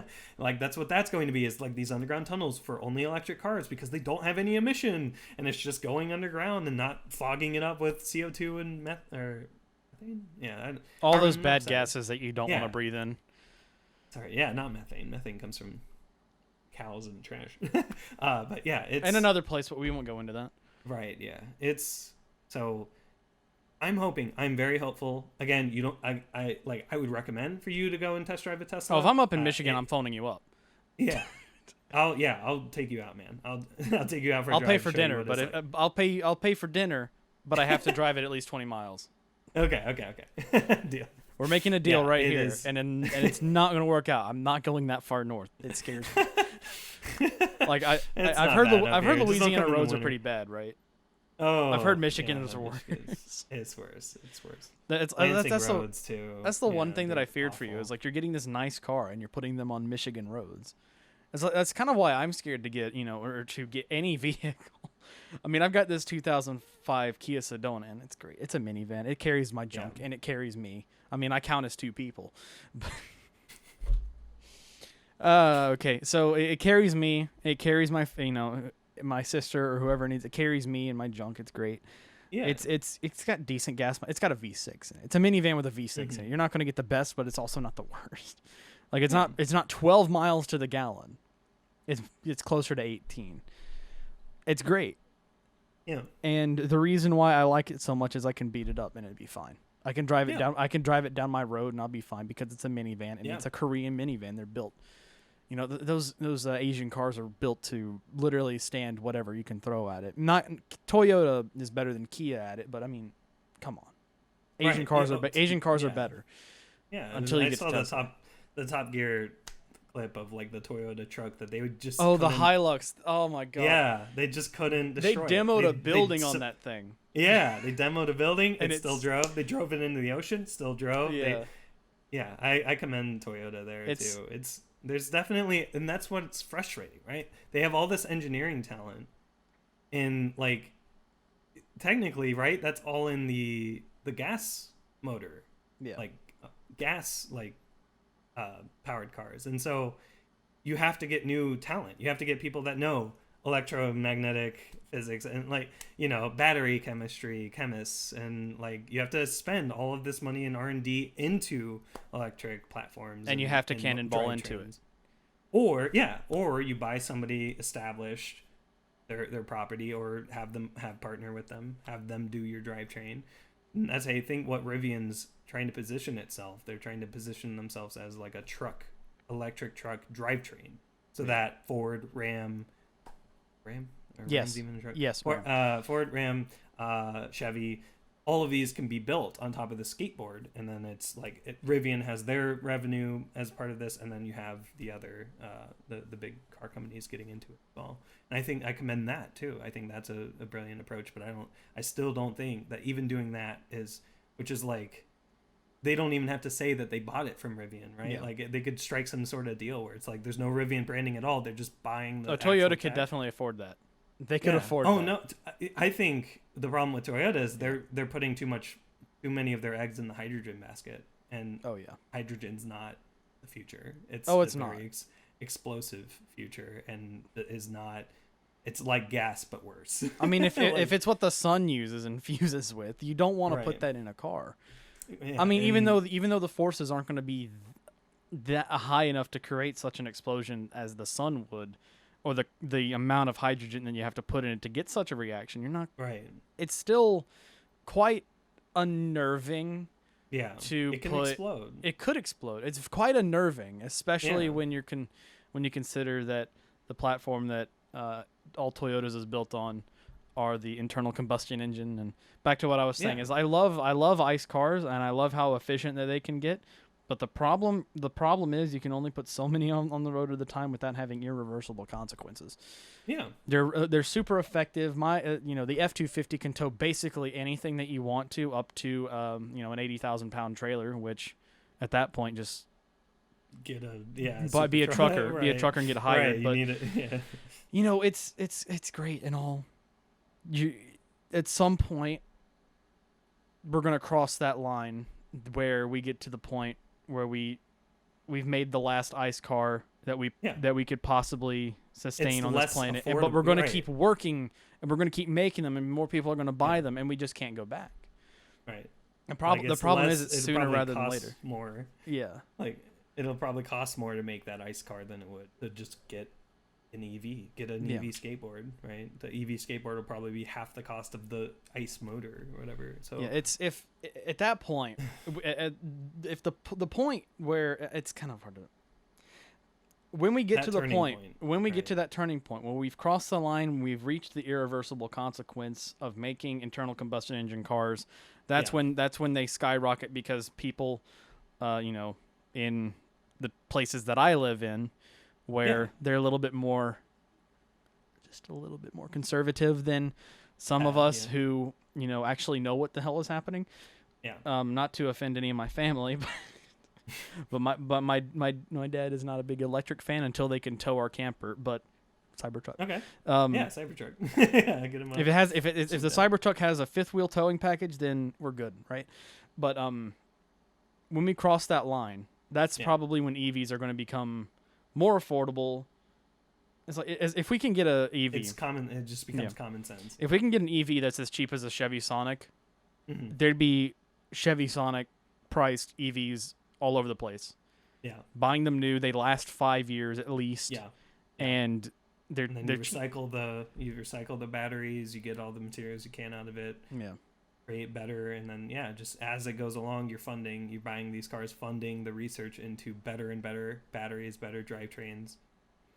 It makes so much sense to do it, but it's very hard, and people don't like change, right? It doesn't even matter if it's car, anything, right? People don't like a sudden change like that, and a lot of people the fact that you say you're a car guy, right? Like they Yeah. put it into your identity, right? That you own a car, that you like you love a brand or whatever, and it's weird this is turning more philosophical on like American culture or capitalism culture. We can right? talk about Of, whatever like, we want to. I got all day. yeah, it's just it's amazing how we effectively you grow up knowing that 16 I'm gonna go for my license, I'm gonna get a car, I'm gonna drive everywhere, versus like you go to Europe or something, it's like if you drive a car you have to pay like these exuberant fees to go and learn how to drive. Like Yeah. it's crazy just even looking at like how Europe and compared to the rest of the US, like just how much more efficient you can be just if you have dedicated, it doesn't even have to be government owned, but dedicated public transport, Oh yeah. and just having a system in place for that where sure I might have to walk 5 minutes or 5 miles, 5 miles is depends more an where- hour and a depends where you half, live. but yeah. yeah 5 minutes to a bus stop to go somewhere, and maybe I'll have to wait for that, but it's one bus versus everybody on that bus having one car or maybe two depending if they're a family or something. Like it's just, you think about it like that, and it's just we get major transport to have electric or just alternative fuel, and then we start to focus on the individual. Because yeah, I mean, if we can get electric buses that can go everywhere autonomously, why would we, like, that's the future that I'm really excited about. Is like, I don't want to have to own a car in the future, right? Like, it's nice, it's very nice, but I don't want to have to Yeah. own a car. I like it being a choice, like it is right now. But I want it to be like, yeah, you pay $1 to go to your grocery store or something, and it's, you don't worry about parking, you don't worry about maintenance. It's all handled by either the government or some probably mega corp like Tesla might eventually become. We'll see, but Well, I hope, yeah. Yeah. But they just don't So, fall into the big megacorp ways like a lot of people would. That'd be great. so yeah, I think, yeah, we'll get to that point. We'll get to a point where it makes sense for everyone to have an EV if they can afford it, and they might be able to. I think, if as long as we don't destroy ourselves by the end of this year. Oh God. Speaking of things that are really good, to get Yeah. off the philosophy, recently, and I've been talking with a bunch of my friends about this who are, console gamers, who Mhm. are really excited that they can finally play Halo on their personal computer and do it on work hours. Do it while they're working and answering support yeah. tickets. Because they're administrators at the university, so they can do whatever they want Right. to. So yeah, it's Screaming that they'll fuck the moms of their enemies. no, Over they the just be playing the single player because I don't think we have those ports open yet, but they could Gotcha, they could yeah. open them at any time. Yeah. I'm fairly certain they can.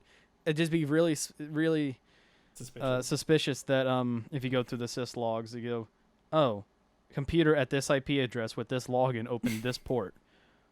What are they doing opening our Right. ports now? Yeah. They don't play it on their work computers. They come home and then they stop doing. They work from home on Friday, but the work Yeah. from home is playing Halo. No, Yeah. Halo on PC now is like one of my favorite thing because I don't even care about the game. I just thank God that there's finally Halo with the field of view slider. Right. Right. The field of view. I mean, Halo was my shit back in the day. Yeah, Like, if you go to his I grew channel, up on it. most of it's like Halo tricks. And clips from the days of To Lost Cause on Xbox Live and stuff. I think that's where I actually first found your channel. Oh man. I first found your channel, but then it like YouTube algorithm. After I watched Dwalmob for the first time, I saw these Halo clips they put because two and two together. Yeah. I was still I wasn't watching Halo videos, but I played Halo. Apparently Microsoft That's and all Google Google knew that I needs. liked Halo, but That's all they need. I probably just said Halo right next to my computer and like, oh Google, Yeah. oh Half-Life 2, Halo, oh no, that's Yeah. probably like a weird trick. You can jump off of what, and you can finally do it on PC now, which is fantastic. It's Yeah, I mean, the evolution of that is amazing, right? So Halo 1 has been on PC for a while. The custom edition is what they branded it. It was like for Windows XP basically. And, yeah. And then Halo 2 came out for Vista, Halo 2 Vista, but required Games for Windows Live. The worst fucking DRM you've ever seen in a goddamn video game. It was awful. And I've tried both of them, and they're great. They work, but they're dated. And so, right, yeah, like you get a PC, and you're like, shit, I can't play Halo anymore. All right, I'll keep my Xbox around. Yeah, and so my history with Halo being that I actually started speedrunning with Halo. I started with Halo 3 ODST, my first official speedrun, right? Being the solo legendary, I think All Skulls On run Slasso of a specific Halo 3 ODST level that I forget the name of right now. Kikowani? No, not Kikowani. Uplift Reserve. That's it. And it was fun because it was something I hadn't done before, and I did that, and then I ended up helping out with High Speed Halo, with like getting their runs recorded as well as helping them migrate to the new site, which rest in pepperone. Right now it's Halo Runs. Shout out to HaloRuns.com. And yeah, and so like I didn't ever do like Halo 3 runs. I only did like Halo 3 ODST stuff and didn't really delve too much into it at the time. And then and then I ended up finding Half-Life 2 New Engine Movement, then the New Engine run that we started working on, which eventually became this little known thing called Dwamob. And then Rip that Dwama, by the way, it's absolutely destroyed. Sorry to yeah, interrupt. yeah, the time nowadays. Oh, man. Yeah, and so it's amazing to see that. Like I think the first kind of glimmer, right, of hope was Halo Online, which was this Russian only Halo on PC, but it was Halo 4. It was Halo 4's engine, effectively Halo 4 Online, and only in Russia. It was for some fucking reason only in Russia, and so then a team of modders called the El Dorito team. I don't know why they called themselves that, but El Dorito looked to getting the binaries of that Halo Online, then basically patching them, and then making it work with Steam, with getting it and like getting it translated, because it apparently had English stuff in there. It just was default Russian, so they patched it, and so you could play Halo 4 on your PC, and I think it had Forge. I forget. I only played it a little bit, but that was the glimmer of hope. And then Microsoft comes in, right? Of course, like, as hey, always. hey, this is illegal. And of course it was, right? Halo Online was supposed to be region logged, so the fact that the project existed at all was technically on very gray legal area ground. But they took note. They took note. And so the dream, right, after Halo Online, El Dorito died, was, can the MCC, can Master Chief Collection, come to the PC? Is that possible? And that was the dream. And so that was always, like, I was hoping for that. I think probably everyone who played El Dorito, or just, people that moved from Xbox to PC, wanted that. And so I think Microsoft and 343 made the excellent choice of releasing it not only on PC, and not only on PC, but not only in the Microsoft Store. Yes. Which is second worst piece of fucking software I've ever used, right behind Games for Windows Live. Microsoft Store is god awful. I don't know if the people involved with that know how to do any sort of app store at all, but really awful. You don't do it like they do it. Feels like the Apple App Store, but worse. And on Microsoft, like on Windows. It was weird. And it's baked into every Windows 10 installation as well, which is rather unfortunate. And when you install, you get Candy Crush install for free. No, yeah, it's weird. It is bizarre. And so not only on Microsoft Store, but they threw it on Steam. And they're partnering with Valve and getting so many games over to Steam. And even Valve's partnering with like EA. Titanfall 2 is on Steam. Like that. But anyway, Microsoft releasing the Master Chief Collection, $40 for every single Halo game I played in the past, all in one place, all in Steam. Hell yes. And so of course I bought it the moment I could. And yeah, I mean they're doing it in such an elegant way right now. I'm doing what was it? They did Halo Reach first, surprisingly. I guess they did it chronologically. Yeah, they're doing it chronologically. Yeah. So they did Halo Reach first. Felt just like Halo Reach. I actually didn't really like Reach that much. I played it a lot, but I didn't like it compared to my homeboy Halo 3, but which we'll get to. Then they did Halo 1. I actually never played that because I don't really care for it. I only played it LAN with like my friends back when I was like 8, back in the day. But I never, I never really got into Halo 1. But Halo 2 dropped, and then I got super hyped for that because I never really competitively played Halo 2. It's actually kind of jank. If you play it, it's pretty bad. I'm not gonna lie. The Halo 2 Anniversary, which runs on Halo 4's engine, is a little bit better, but at that point, it's not really. So it's Halo 4, but Halo 2. It's Halo 4 with Halo 2 maps and weapons, so it's whatever. But then they dropped the GOAT, Halo 3. Halo 3 was my shit. From 2007 when it dropped, I remember basically every day after school and weekends I would play that game religiously with my friends and just play that and Call of Duty Modern Warfare 2 back in the day, right? Oh my god, the amount of fun that I just like could like flashing before my eyes when I first started it up on PC.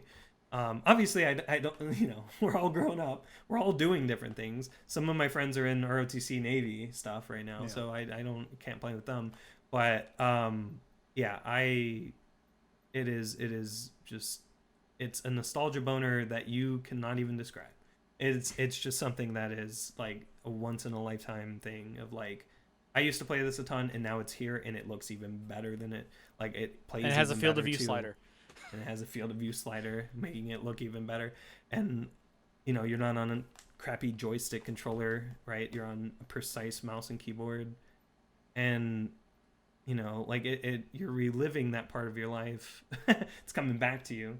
And it's just it's a chef's kiss of a package, and I am very very fond of what Microsoft did there, and hope that they continue to partner with Steam and realize that PC, that Windows, I guess, gaming is still a viable option for them. Yeah.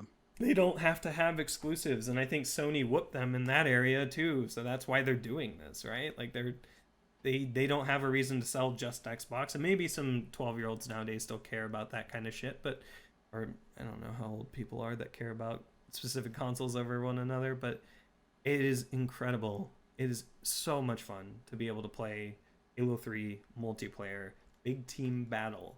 Yes. That isn't laggy. That doesn't lag because I'm not in the basement with shitty Wi-Fi or like 2 megabytes down Comcast shit. I'm in my fiber powered new gaming rig, even though Halo is not that demanding, right? It's 2007, but I could run it on a potato, but I mean it's right. still Yeah, it'll still run perfectly. Ran fine on my old build too. So yeah, it's incredible and just so much fun, and like I'm having the same kind of fun. Like my friend and I that used to play it, we try to play it when we can. Again, we're both adults with responsibilities, so we don't play it as much anymore, but yeah, just having that opportunity to kind of relive a little bit of that, especially nowadays, right? We're all locked in, right? And having this kind of experience again is just so incredible. It's like it's something that nowadays I think gamers nowadays that are like born in 2000s and stuff, right? They didn't really get like they're kind of experiencing the remaster phase of a lot of these companies' life, because that's effectively what Halo MCC on PC is doing. It's remastering these Halo games, but it's opening it for an audience that both played it before but also haven't played it before, and people that have never shown an expressed interest to get a $400 box just to play one disc on it can now pay $40 to play every one of those discs. And it's so much fun. It's so much fun. My friend and I are waiting because we also really like Firefight, but ODST's Firefight. ODST's Firefight. ODST's Firefight is so good. It's I remember so playing much that for like 8 hours straight. You had to for the Vidmaster. If you remember that, the Vidmaster, you had to do legendary Firefight for like through 4 waves, which is like a wave has like the 3 sets and like the 10 or 4, was it 4 rounds or whatever. It's been so long since I played it. I got the disc somewhere. My introduction to Halo was ODST. Oh yeah. And the damnedest story. I was in Dallas on my Thanksgiving vacation, and I wanted a Forza game because I've never played Forza 4 before, and I had like $10 because I was a 9-year-old kid. Or when did Forza 3 come out? Somewhere before 2010 or something like that. So I was 9-10 years old. So I went to this store that had everything, games, DVDs. It was like an entertainment central store. So I went to the game section, and I was like, oh, I found Forza 3 for... Wait, this Forza 3 is $10, but this one's $15. The $10 one was a combo disc of Forza 3 and Halo 3 ODST. I think that comes with like the Forza console or whatever. Yeah. Oh my god, it was great. And then I was like, wait, they just let me buy an M-rated game. Yeah. A little 10-year-old kid who's like 7 feet tall bought an M-rated game. No, that was my first introduction to Halo. I mean, I'm young, but I'm not that young. I'm almost Uh-huh. going into 20. God help me, but it was the first experience, because I never really was a fan of story-based games. I mean, I get the appeal, but the very first thing that I wanted to do was play Firefight. Yeah. Probably not a good idea for somebody. This is their first really shooter game, because I was, sheltered Christian family home, Right. deep south, but I've never really played a Mhm. shooter game before. So the very first thing that I threw myself into was Firefight on hard. Wasn't the best experience in the world, but I turned the difficulty down. You have lives in that mode, so it wasn't game over Oh, right away. of course, but I turned the difficulty down to something a 10-year-old can handle. Yeah. That isn't epic gamer, but it was an experience, and I'm so happy that it's coming to PC, because I could actually relive 10 year ago. Oh my god. Yeah. I just said That's that. the I just summation, said right? that. I just said that, didn't I? 10 years ago. Yeah, you can relive it, and Yeah, that's part of it. It's Great. great. That's the thing. That's the Actually, ticket for a lot of people buying I got it. paid this week. Why don't I just go do that right now? Is this because what I did was I had it on Game Pass, and then I get my Game Pass, Gotcha. expire like 5 times, and Yeah. I spent $20 on the Game Pass, and I'm like, okay, Forza Horizon 4, which is a game I really like. Yeah. I've got a wheel. I'll do it Yeah. with the wheel, and I'll own it. Yeah. Unfortunately, it's Microsoft Store, but Yeah. I've come to grips with that. So Mhm. Forza It's very 4, hard Forza to, Horizon yeah, 4 recommend that. on Microsoft Store, MCC on Steam. I'm done. Worth That's it. the rest. That's all the you only need. thing that I need for the rest of my life. That Throw in your Minecraft. Xbox out the window. That in Minecraft. I mean, I got my 360 Yeah. still there. I've got a 360 Yep. over here. And I've got got my my original Xbox. I got 2 of them. 2 original Nice. Xboxes. got my 360 Slim, the one with the vent on the top. Oh, yeah. In the living room, but I don't play it until people come over or something. To be honest, I should just Um, use one Xbox as a media machine, and then the other one as like I put my old Forza Motorsport 4 in. I want to get a Series X just so it's so that big backwards compatibility, Mhm. so I could play my Forza 3, my Forza 4, my ODST on the console, and experience it how I actually experienced it, with maybe a little bit of a higher frame rate. Mhm. I think that's worth it for me, honestly. The $400 that it's probably going to be is worth it. I mean, That wait a Series little. X. Yeah, the Series X. Yeah. It'll Probably. be 400, because let's be Yeah. honest here. All they have to do is say it's $400, and then Sony comes out say, "Oh, it's 5," and then they win. They win me Yeah. over immediately. Yep. Because a lot of people are like, okay, they're basically the same spec, maybe a megahertz of difference somewhere. Whatever's cheaper is my next media machine, and Yeah. the one that I want just so happens to be the one that can play all my old 360 games. Yeah. Yeah, Portal and 2 on that's a good- Portal 2 on Xbox. I get to experience that again after Oh boy. 9 years of That was when I human- first played it too. Oh, it's- Yeah, I played Portal 2 on Xbox because we didn't have computers. It was 2011. Different See, time back then. My Yeah. first computer is actually sitting right there. The DVD drive. It could run Portal 1. It was a Okay. XP. It was great. Okay. It's sitting. You can probably see it. No, you can't. I have 2 cameras set up. It's very weird to address. Yeah. I'm addressing his camera, but I'm not like Yeah. I'm this. Welcome to video podcasting over the internet. I wish I could just have him drive down to Louisiana and just do it with me. It's great. It'd be great, but I'd have to pay for meals, and I'd have to pay for booking and lodging and all this other stuff, and I'd have to probably offset the amount of work that he's not doing at that point. No. Yeah. I enjoy doing like this because we can Yeah, this is fun. we can set it up just how we want it, and when we record it, I can just like the last one is I can edit it however Yeah. I want to. I could edit you to say something you didn't, but I Yeah. don't because I'm not a dishonest liar. But Yeah. Got to use that. What was it AI to deep fake my face? Oh, I've had that done to me. be right- I actually consented to Yeah. somebody doing that to me. It was probably the worst decision I've ever made in my life. It was a Baka Mitai from one of the Yakuza games. It was that mean. Gotcha.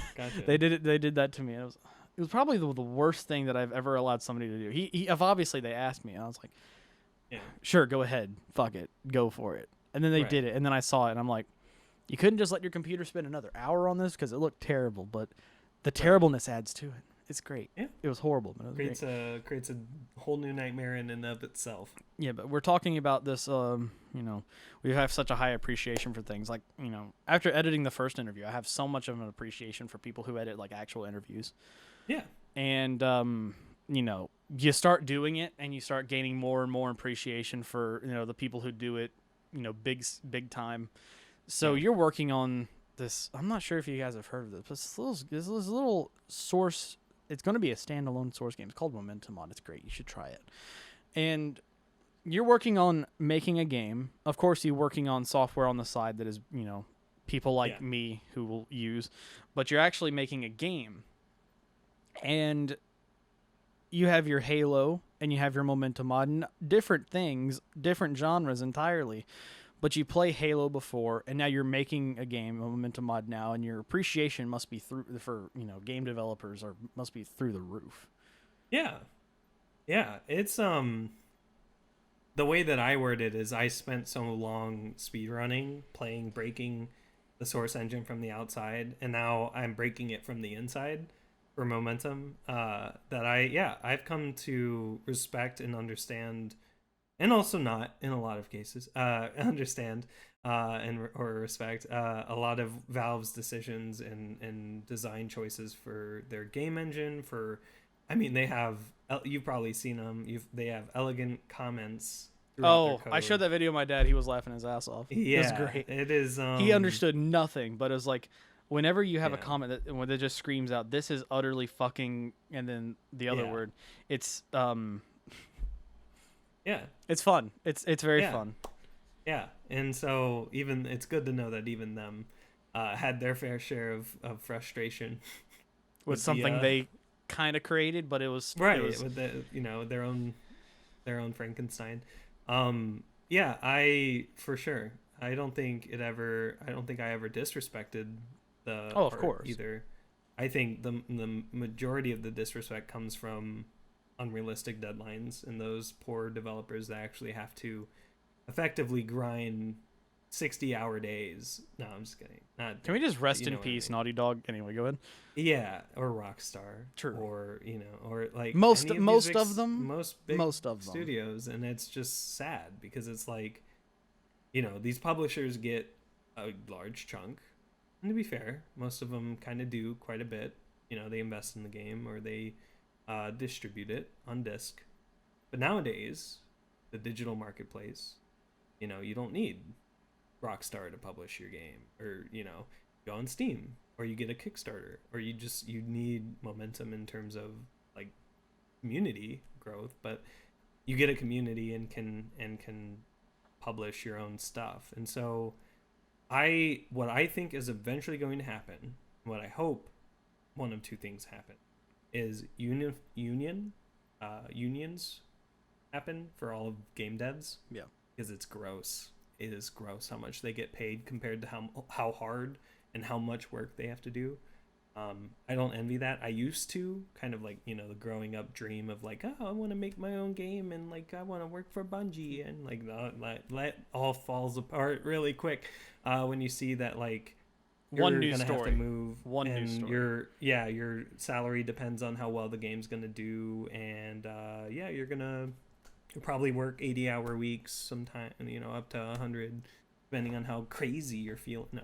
Or how how lazy you are. I feel like a game dev union or unions to represent game devs for fair work, for fair pay, would be an amazing innovation that happens in the game dev field.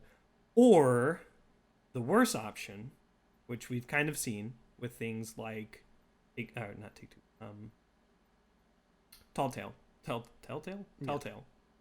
where they fall apart, and the people that worked really hard and really passionately on some of these projects that some never even got to see the light of day, unfortunately, they go and they either form their own studios, knowing what it's like to work under a shitty one, so they make better ones, or they go and do indie.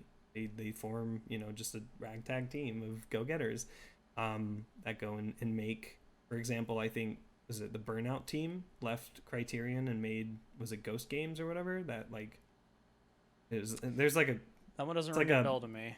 a Burnout style game. I forget the name of it, but that's one example. Respawn Entertainment, forming from Infinity Ward, and they kicked ass and made Titanfall 1 and Titanfall 2, which is the best modern FPS shooter or FPS game that I've played in like recent time.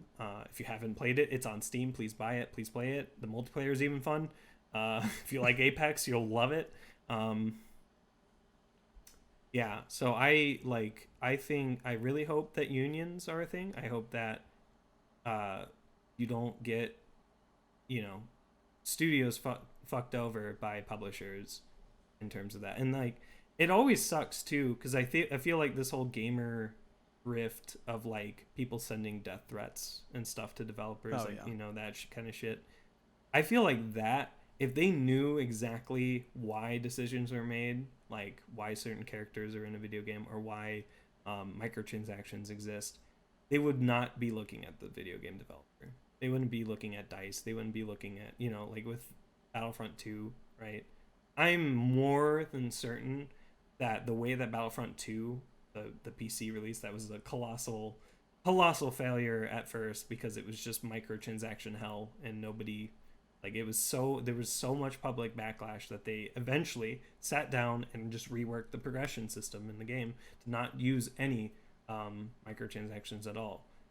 Like heroes, for example, you had to buy a hero to get it, or you had to play 80 hours to unlock it. It was like that bad of like, you know, you want to pay us and play Darth Vader?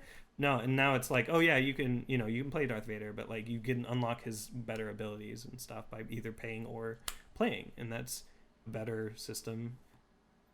I feel like a lot of that backlash went to DICE unfairly, and I think that a lot of people, I mean, there's people that are easily outraged that just need a person with pointed to, right, to direct rage and direct all of that too. I mean, all you have to do is scary. if it's microtransactions, you look at the sales strategist and the sales team.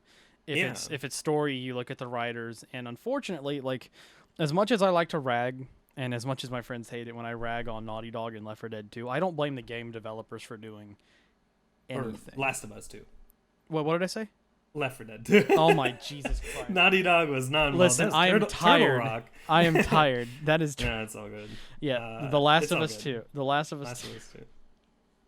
I'm going to beat myself up over that one. This is going very great. Remember before I started, this is saying that this can only go one way, and it's the way that you want to go. I can't believe Ellie and the tank teamed up. Yes. That was such a crazy twist. Yeah. Yeah. It's not my type of game. I wish they did away with the whole cinematic aspect but it's Naughty Dog though. That is Naughty Dog. Played Uncharted or anything. I haven't. I don't want a PlayStation. That's true. Yeah. Not worth it. The last console that I bought was another Xbox 360 like 7 years ago. I haven't owned I haven't bought a console. Like I wanted to buy an Xbox One S like digital, but I didn't. But yeah. I don't like the cinematic aspect of it. I don't like the and I joke about this all the time. Like triangle. QuickTime events. Triangle to advance the cutscene. Yeah. But I mean, QuickTime events. I like Just Cause 2, and that has a ton of them. But you know, Just Cause 2 is a completely different game than The Last of Us 2. Yeah. I mean, yeah, you have your story aspect, but you have a grappling.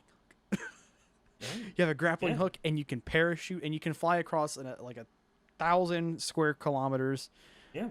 With not even touching a car or even touching the ground. It's great, but this is not my type of game. But I respect the developers for having to deal with 17 rewrites, 5 different stories.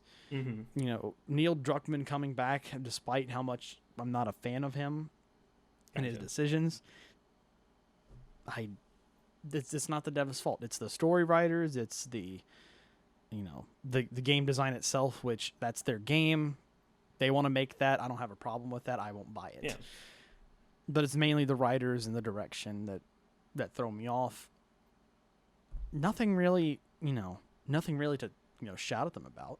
They made the game. If I didn't like it, I'll make another one. But somebody like me who's an average Joe who can't do anything with a Visual Studio or any Java application, you take one class and you forget it.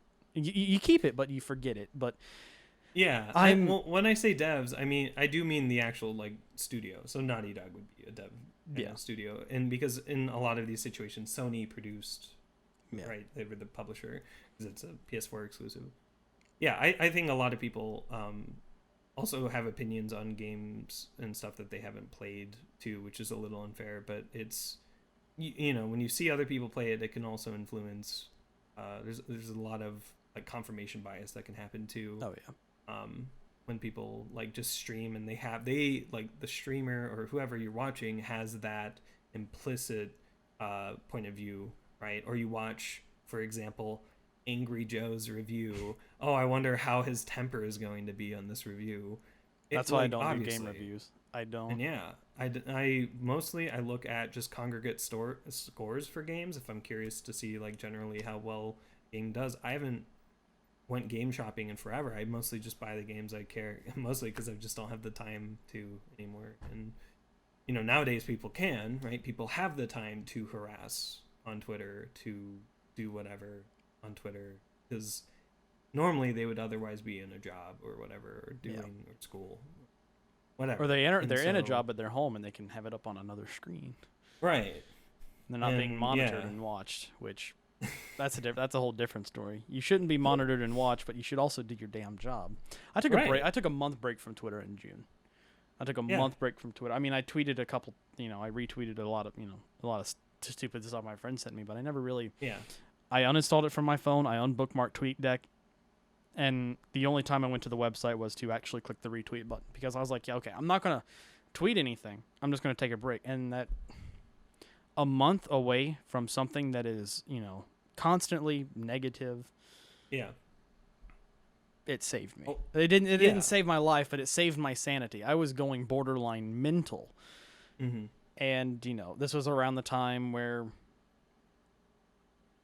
politics aside, there's a lot of this, Last of Us 2 stuff started going around and all this other, video game journalism and whenever everybody's sitting and stewing at home, they've got a lot more time to think and a lot more time to stew on things that bother them, and then they just share it, and then that stuff finds its way onto my timeline, and unfollow the Yeah, people and that that's yeah that's the worst part.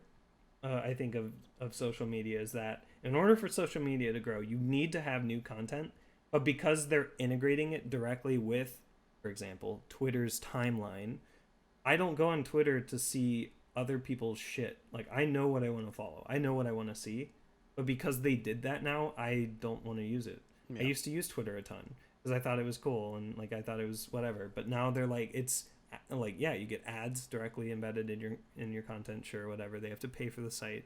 There's no paid Twitter option or whatever. But yeah, you with that you can and then they measure everything, right? So they see, oh, did you stop scrolling when this negative tweet saw? Oh, give him more of this negativity, or give him more of this topic, and so you get an AI that's just genuinely trying to get more content on your feed to get you to do more and like build a better profile of you to be able to, I guess, sell better shit to you.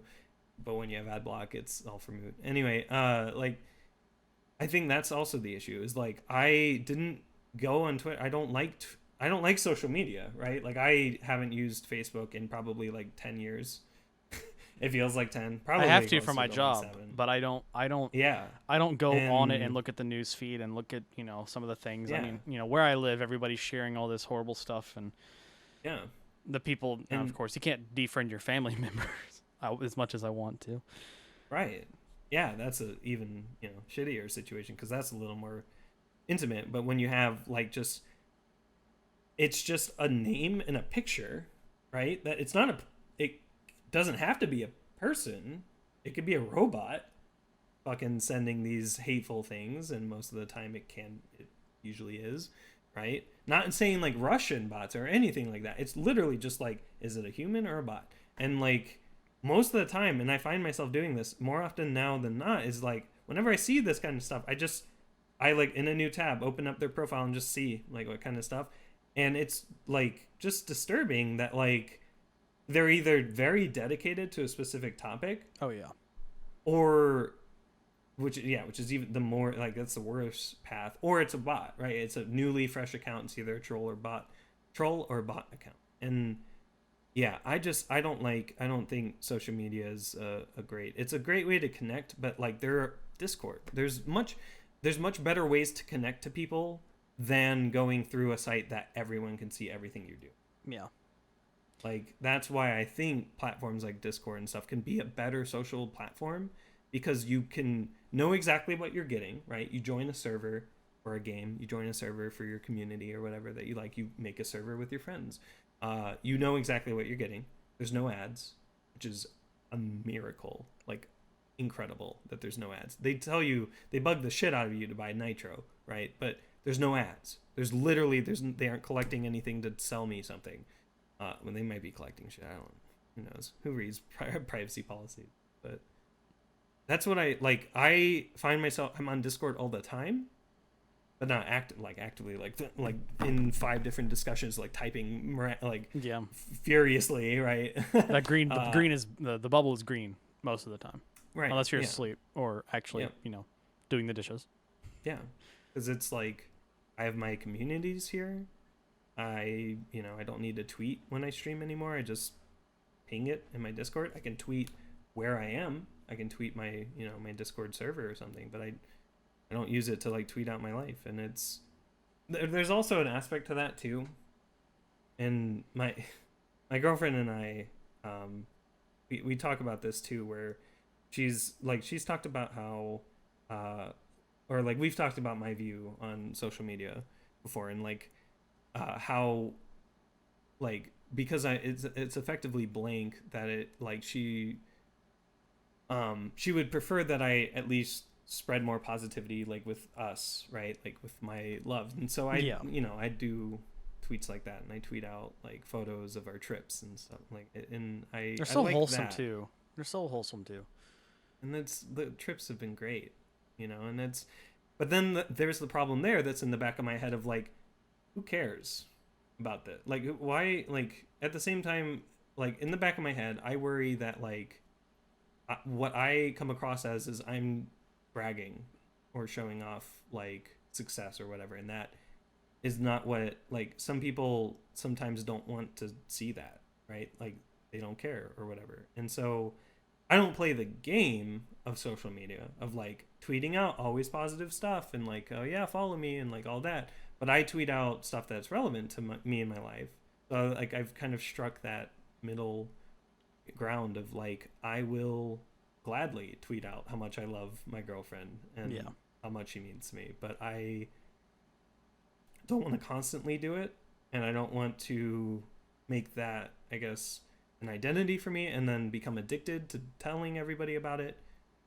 Yeah, because it's, I mean, I don't know. I just don't like social media. My girlfriend knows, hopefully, knows that I love her the most, and that I don't need to tweet and have my however many followers on whatever platform see it. But I mean, but you if don't it need the makes her, confirmation that yeah, you love her. I mean, it's you tell her and you show it. I mean, obviously, this is coming from some fat idiot who sits in his room all day and doesn't have a relationship, but I don't. That's great that you're in a relationship. It's not my yeah, relationship. It's your relationship. You have to share right, that with her, right. and it's And and I but the and thing when is, go ahead. I will gladly pronounce it, Of because it is course, true. Like it's not, I'm not like doing it to be a facade of like, oh yeah, like we're in love, not trying to wink, hide like it. we're in online trouble, like yeah, and it's not, yeah. And so like I'm trying to strike that balance of like, I do, because it will, like, it is kind of considered for her to use these platforms and see other people kind of tweeting these kinds of things, and then see us not tweeting it and feeling like, do we feel the same way? But that's also sort of a trap, because it's like, how do you know that those tweets of the couple that are happy in these photos are actually happy and stuff like that? And so like, to force yourself to become like that would be silly when you know the truth. Like you don't need to publicly declare. Yeah. I love my girlfriend so very much. So I don't mind tweeting about that. Must And be a big factor on why you look so much younger, is because you're so much happier. I'm not grinding a game every year or every day of every year. And it's, yeah, man. Yeah, like getting into that, right? Happiness stuff. Yeah.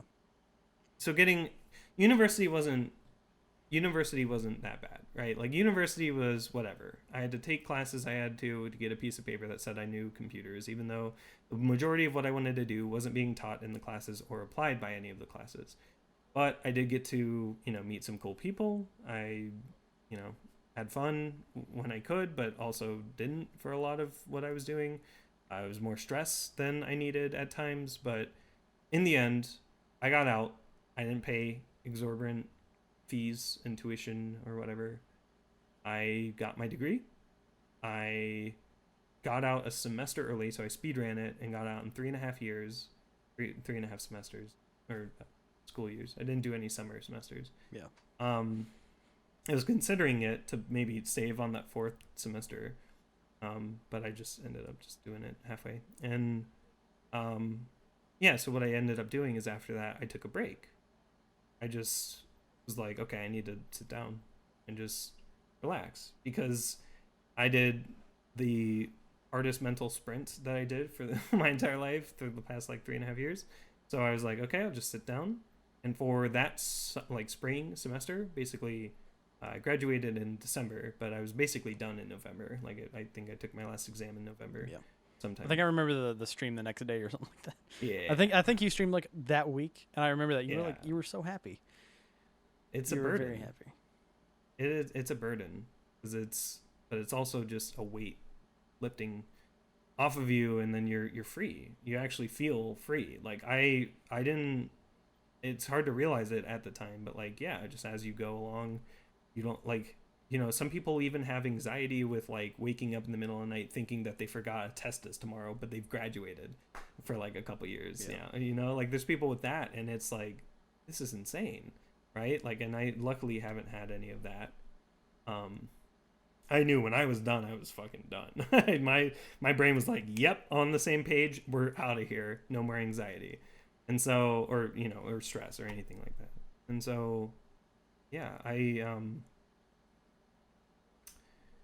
mean, I was able to, because of the lack of debt and having the luck of Twitch, I was able to kind of get money from Twitch and save it up, and then spend it to go and actually visit Sasha, my girlfriend. And so we ended up going to Poland in 2018, August 2018. And then we ended up going to Poland again in early 2019. So after I graduated, and it was kind of like a celebratory trip there. Or wait, no, sorry. Did I mix it up? We go in 2017. I might have mixed it up. Holy crap, time flies. We did not go in 2017. Sorry. We met in 2017. But we went on the trip in 2018. And then, and so being able, because that was on my bucket list, being able to go to Europe to just visit, to just see, because there's more than just America. There's more. And I didn't want to just be like a tourist, like, oh, I want to see the Louvre and like whatever in France. Like I had an actual target, like an actual goal. Target. I mean, of course you want to do some touristy things while you're. It's if it's your first time in Europe. First time. You gotta see some of those things, but you're going there. Yeah. Not for the main purpose of tourism, but you're going for the main purpose of seeing somebody who makes you happy. I mean, very happy. A very beautiful sight, but also Poland was also very. I think the same wording you said on your tweet. This is a very beautiful view. Picture of your girlfriend. Picture of Dasha. Yeah. She is very, very beautiful. I'm very, very lucky. I wasn't going to say that. I didn't want to feel rude, but no, it's I don't feel bad. She means so much to me. So yeah, it's and obviously we had it. So let's, I guess, kind of cut forward, right? So the trips, right, and then 2019 we had another trip. So I went to Minsk. I went to where she's from, like Belarus. And so we went to the main city there, Minsk. And it was lovely because it was seeing where she's from and where she's grown up. And that was really spectacular. And then, so my, the way, my life kind of just progressed towards I don't have to worry about university or homework or anything, but it like I felt the pressure basically a month or two after I graduated, so like early 2019, right? My parents and like even myself, like I realized that I'm gonna have to start to apply because like I can't relax too much, even though I really wanted to. I really wanted to do the whole semester just relax and stream and develop momentum. But yeah, I had to shotgun my resume out. Job application, by the way, for the I don't know how different it'll be for those listening or whoever, but it's awful. Turns out that companies are not they don't have to tell you anything about anything. You have to enter your resume twice effectively. You have to upload it and then enter everything that's on it because they can't fucking get OCR or scan it.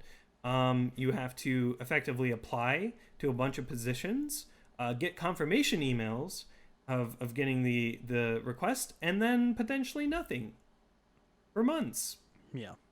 and months. And so I started to worry because so I had my two career paths of like I want to go to try to go West Coast, maybe apply for Tesla or something. So I shot my resume out to Tesla, right? Because I had the car and I believed in the company, so I'd be working on a thing that I like. I did that, and then I also just started looking really local and like I don't want to work automotive, so that filtered out 95% of the jobs. Yeah. I mean, Michigan, of course. Big Yeah, automotive. right, huge automotive. So limiting it down, and so I mean, I started applying out to like financial institutions and be like, all right, whatever, I'll get my foot in the door, get a resume boost of like, okay, I did software engineering for like 3 to 5 years on this company, shotgun myself to somewhere else. But then I found TechSmith from literally desperation googling what like best place, best workplace, best IT or like best software engineering places to work in Michigan. And TechSmith was like number like I think 1 or 2 on the list, and I had been like, what? I never heard, like it wasn't even on my like university's job board or anything like that. And so yeah, I applied to them. And before I did this, I had actually gone and so there's a company in Detroit called CompuWare. I don't know if they're still around. Who cares? But they're they were they reached out and they liked my initial interview. They liked my phone screening, and then they went down to Detroit early one fucking morning. I forget which day. Drove down to Detroit and found like where they were. So they were in the Rensen. It was basically downtown Detroit, like the main plaza area, like the Detroit River's right there. Canada's right across. Really scenic, nice city kind of area. And and I went through the interview there, and I thought it went pretty well. And yeah, just next day get rejected. Just straight up call. They're like, "Yep, you're not what we're looking for." And I couldn't even like it was almost like an automatic call. It was kind of weird, but yeah, it was just oh, we went with or someone else, or like we aren't what you weren't what we were, like we decided to go against or go. A soul crushing message. Yeah. So yeah, I just want work. Yeah, and so with that in mind, right, you get kind of like questioning, like I was almost contemplating emailing them being like, was there something I did like abhorrently wrong, or was it just like bad luck or whatever? But I just kind of decided against it because they weren't really worth my time anymore. And so yeah, I looked online again, and that was the desperation Google, right? Yeah, and then I started learning about TechSmith, and then I remember I applied and had like my resume of course had for volunteering experience I did AGDQ and SGDQ, right? So I had both of those.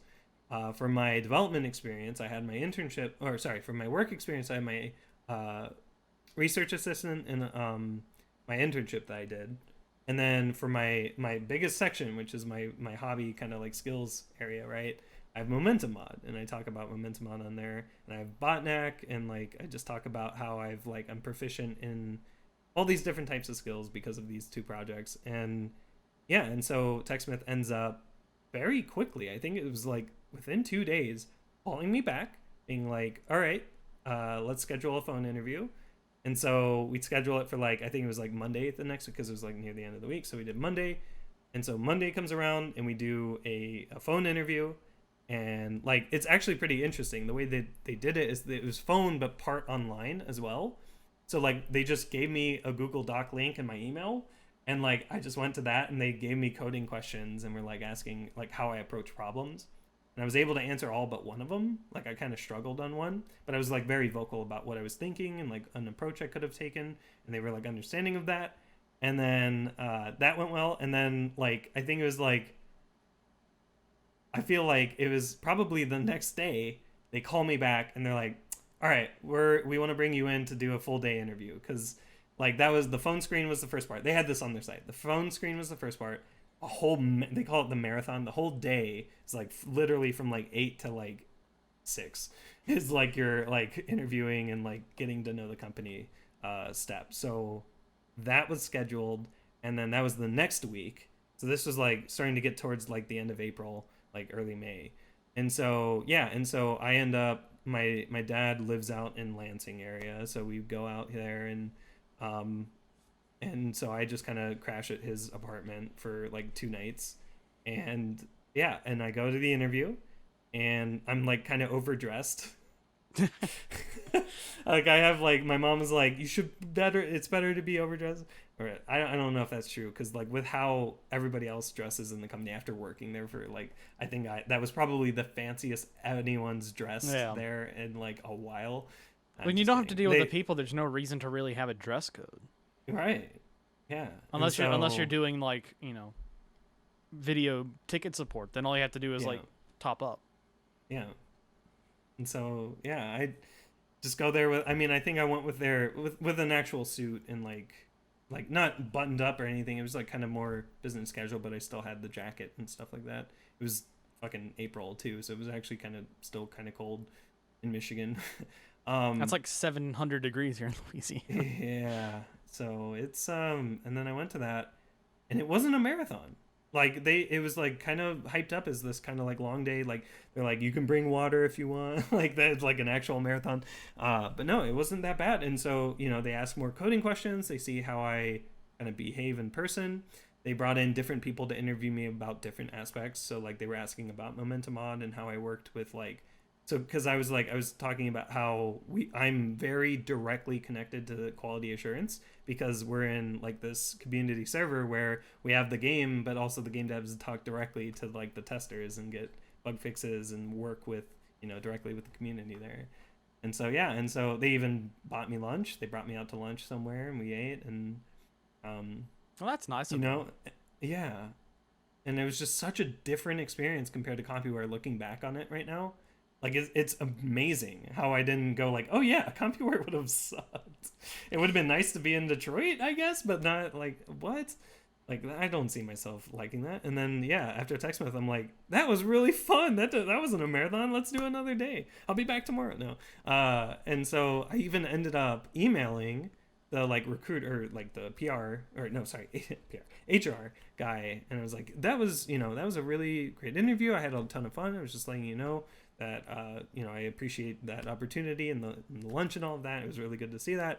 The next day I get the call and they're like, we want you. That's insane. And so like, just all of that, like in that span of like that kind of week of like applied, get the initial call, phone interview at the start of the week, and then basically I think it was like near the end of that week, I had to go up to my dad's apartment and do that interview, and then the next one I got confirmed. So I started work May 6th.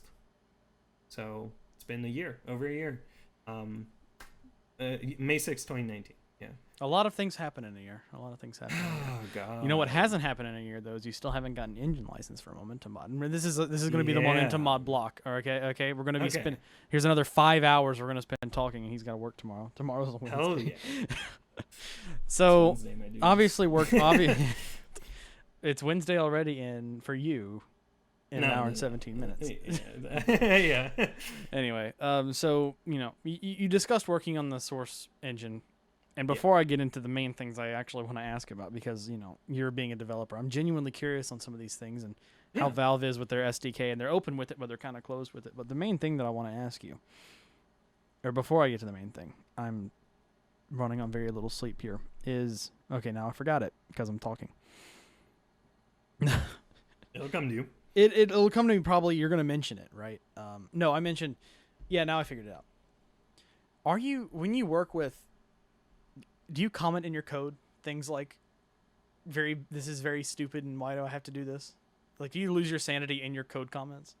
I no. The way the way that my code's kind of evolved over the years is you should never. The only like comments you should write is strictly clarification. So if you have really confusing code that you wrote, you need to, or you do something abstract or like something weird in the middle of somewhere that it shouldn't be, you should explain yourself. The main thing I took for like one of the benefits for from TechSmith is we have like books and stuff, like book clubs and stuff that we like read.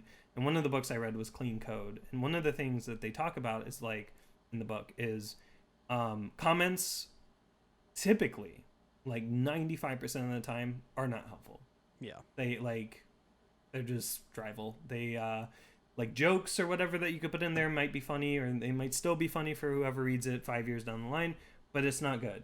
If you have a comment that's like explaining what your code is doing, like, oh yeah, take this variable and assign it, and then process the variable in here, your code should be saying that, right? Yeah. Like your variable should be like, oh, this variable is named, increment this, or what, like it should be explaining what it's doing. So the person that comes along your code 5 years down the line and they're reading your code and being like, oh, okay, this variable's there, and oh yeah, this process is happening here. It becomes a bunch of filler, right? To where these comments that you write that are really they're called like duh, or like like kind of filler comments, to where they're explaining exactly what your code is doing, and that's not needed. You should read the function, you should read what it's doing to understand what the code is doing. You should not rely on some probably super abstract comment above the function that's like Who's probably like very tired as well when they write the comment. That, or it like they forget, right? Like if it's really big or calls multiple things, and like it's very easy to become super inaccurate with your comment. Like, and this is just from writing your own code. You can write a comment and say what it does, then maybe like a year down the line update it and forget about that comment. And now whoever's reading your code 5 years down the line sees the comment, then reads the like thousands of lines of the code that you added, and it's like, this isn't what it's doing at all. And so it becomes this extra task to update these comments, and it's just like, just have cleaner code, just have easy to read and easy to follow code. And so my comments, the other thing too is that most of my comments are actually through commits. So git commits. So the way that source code, I guess, works is we have on GitHub. Think about YouTube, right? You upload your videos to YouTube and YouTube hosts it. So GitHub is for code, right? But the way that it works is like you upload all of your files, but any changes you make, you create commits for, and you can message, like you have a message for the commit as well as a comment for the commit. Like if you want to explain further what you were doing, messages like commit messages are actually pretty short. They have to be kind of, and then the rest of it is the comment field. So most of my like kind of cusses or whatever are usually like, oh, like I fix this stupid thing like that's been plaguing us or whatever. Like that would go in the comments of the commit. Yeah. So not in the code, because it just so not in the code. It could be funny, but it could also come across as like you're like projecting your feelings into your code, which really shouldn't happen, because again, it is funny to reflect, right? And that's what that video is doing, because those comments that Valve devs wrote were probably written, hours into the night, like into the morning or whatever. Like in 2012 before a big update. Because probably like deadlines. I don't know if they ever really had. So when you're injecting your feelings into code, and I feel like I do this in video editing a lot, is when you're angry or something. It's best to take a break before you go at it even more. It's because when you're angry, you're probably affecting how bad that. Yeah. How the edit or something like that. And I remember a really long night when I was editing something, and it's actually in one of my later videos on YouTube, and I did this on an actual like a journalism project as well, as when I was really like angry because Premiere kept crashing as it does. Yeah. And I was getting mad. I left an edit in that I shouldn't have, because it was like 2 minutes of dead space. Yeah. and I wasn't the first one to notice it. And you know, I'm sure that happens in code as well because, you know, we've been going for 2.5 hours, just about. So just about how long the previous interview was, but that's amazing how fast time flies. Jesus. Yeah. But you know, the 5 hours of conversation that we've had in total is mainly just saying, me and you do a lot of similar things in two completely different fields. That's what I'm mainly getting out of this. But Yeah. because I can draw a lot of similarities between video creation and post production to, you know, creating what you use to edit said videos. It's actually quite cool. That's what I've gotten out of this. And that's not the end of it. We're not ending, but you know. Right. Yeah. No. We got more to talk about. You can draw a ton of parallels there, and yeah, I mean with like with my work, we have very rigorous code review. Yeah. Code comments like that would not even make it past review, right? Like you would probably have a talk with your manager if you committed something that's like, this is fucking stupid, you know, or whatever in the comment. Like, no, that especially when it's like directed at somebody, like you have to write code off of somebody else's code. Yeah, and you have off of someone and like else's what they called is like, this is stupid. Why do they do this? Right. That's probably really mean and really hurtful because they probably are just like you, working on very little sleep because... Or written by an intern that didn't know better or something, you know? And it's like, it just comes across as your personality leaking through. And it makes it way too personal. It can lead to just banter in the comments, which, while funny in some instances, quickly turns unprofessional. And, like, that's the thing, is that if it's your own project, right? Write all the comments you want, right? Like, yeah, like Botnak. I saw one. Edits. I saw where when you put something about, you know, something supported, you know, what is it, Unicode characters or something. It was for Japanese characters. It was for weeaboos. Yeah. And then I was trying to add VIP support because they hadn't posted that to the master branch yet. I was working on that, and I came across that comment. I was like, oh, I'm going to add to it. I want to add to it. This is too good. I think I sent you what I said. It was like a really long time ago. I probably can't send it now because everybody's like, but it was, you know, if it's, you know, you're the only person working on it because Botnak is, you know, a 2-year-old, you know, last main update was 2 years ago, piece of garbage Java program. Sorry, but it's Java. Yeah. Java can't save Botnak from being good. Right. Yeah. But when it's personal projects like that and very small and very, you understand what they're trying to say, then yeah, it's fine. But if you do something like that in like, say Camtasia, and someone, you know, wants to reverse engineer into it and they can end up seeing that, which I don't know how that works. No, probably not. They wouldn't. They wouldn't be able to see it. Yeah, because they'd only compile what's written, like what's being executed. Yeah. Oh, never mind. Comments are strictly only for developers to see. And it's in only the software. Yeah. Yeah, it's only in the source code. My comment that I just said is out the window. Just forget I ever said anything. I'm gonna cut that out later. No, I'm not.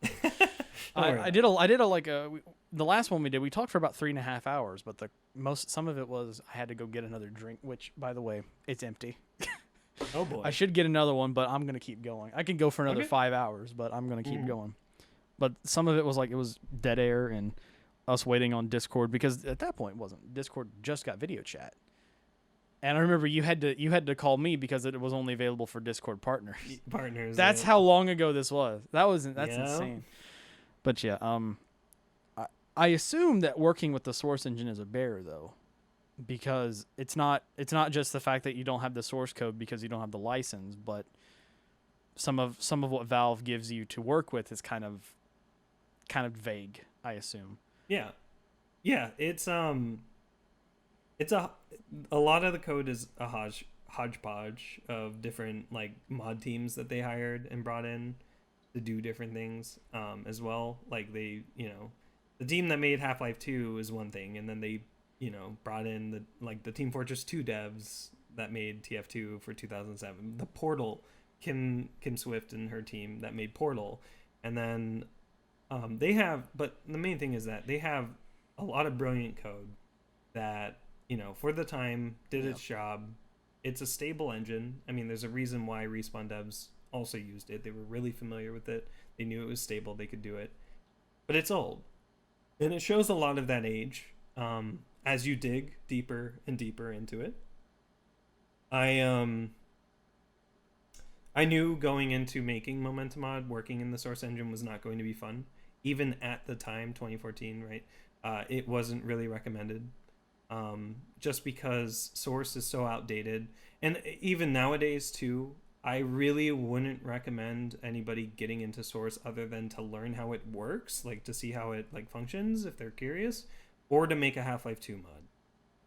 Like literally, like it's geared to be like a Half-Life 2 styled playthrough, and like you're adding a couple more elements or whatever. If you're making a standalone game, God help you, because yeah, it is like the SDK is pretty nice. It gives you a little bit of it gives you the code for, I think, most of the mapping tools except Hammer, and the server and client DLLs, which are like server is entities, so like different things that you could do in the game, like triggers and stuff, and then client, which is UI. It's like HUD and stuff like that. But that's basically it. Like that's all you get, and you don't get any active support. The people that do know Source are not really going to be the ones to help you, because there's not a guided tour into doing things. The only real support you have is the Valve Dev Wiki to get started, or the leak.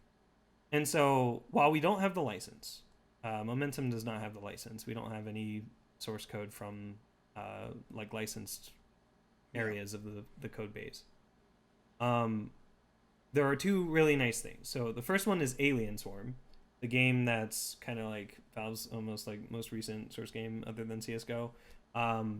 Alien Swarm kind of introduced more into their SDK because they have their own SDK. The problem is it's Windows only. The Windows only SDK. There's no Linux or whatever support. They only did Windows, but they had more code in there, and so we were actually able to take things from that repository and make it work with our versions. So now we actually have like our control over our own shaders. So that's like rendering and stuff. So that's like how good materials and stuff can look. It's not lighting because that's VRAD. That's like mapping tool stuff. But it's a step closer. You know, we can improve shaders. We can add features to them that mappers want and stuff, and give our game a more unique feel that servers can't do. And from that SDK, we were able to do a lot more, but it's frustrating too at the same time, because it's like Valve doesn't even care. It feels like Valve doesn't even care about people that still want to use their stuff, still want to use the SDK, still want to so for the most part, Momentum is chugging along in this kind of hybrid SDK, Alien Swarm and 2013 SDK code as is, and we're just in limbo right now with Valve about both the store page that we want to have, and which eventually leads to the game being on Steam, released on Steam, and an engine license that we have to kind of go through the back door, back entrances to try to get. Sorry about the honking. Barely. Hooliganism. It'll come through better on your recording, but I don't Oh, hear yeah. a thing. Yeah. I had to probably turn it down. Editing's fun. So are those hooligans. Yeah. Anyway. Yeah, so I wouldn't like, if somebody were coming to me and they're like, should I stab myself in the face or get a really nice back massage? I'd tell them to probably go for the back massage, which is, in this metaphor, going for other engines. That's a way to put it. Jesus. It's really nice having a community that can help you develop in an engine, that, especially if you're starting off. Momentum's in a unique position because we want to cater. It is a love letter to the Source engine, as much as it can be, right? Like legally, right? Like without an engine license, like there's so much we can do. There's only so much we can do. But also getting an engine license isn't strictly required, right? Like we don't actually have to get engine license to release. It'd be really nice to get it before we release 1.0, to the public, because then we can port everything over, make sure it's all good, and like get a lot of that alpha feel out of the game. And it would before probably we go into- accelerate future development as well because you'd have more access. You have access to Yeah, the source code yeah, and we'd directly be edit that able- stuff. and we would be able to directly change exactly what we want. And I mean, we already, like, some of the team members are looking at like DirectX 11 support. Like, we want to like bump up to like modern rendering techniques, while like having a performance boost over older content, but having the look and feel of like a modern engine on newer content. So having that kind of best of both worlds kind of vibe. Yeah, and it's again, the most frustrating part isn't learning the engine, because it's probably whatever engine you're going to go into, it's going to be frustrating at first because it's just so much you have to take in, and like depends how much you can learn. But with Momentum and Source, it's we don't have any support. There are entire systems to the engine you don't know how they work, and like there's nobody that can explain it to you and sit down and like guide you through and say, hey, this is how the engine starts, this is how the frame gets started, this is like why your code is in this DLL versus the other. And you, like, a lot of Momentum's early development was just not knowing what the fuck we were doing.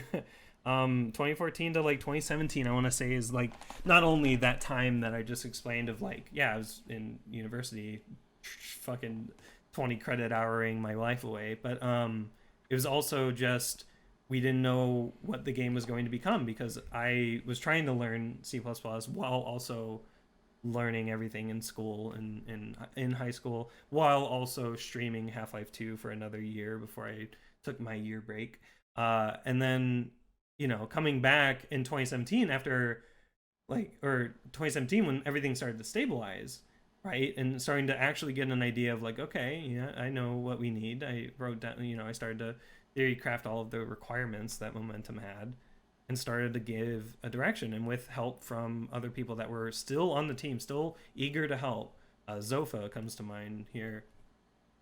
We got our meetings started, right? Our meetings, our weekly Saturday meetings of like, we just need to get everyone on the same page. That's the first part. Get everyone on the same page. If we don't know what we're doing, get everyone in that same level, and like, okay, where do we go from here?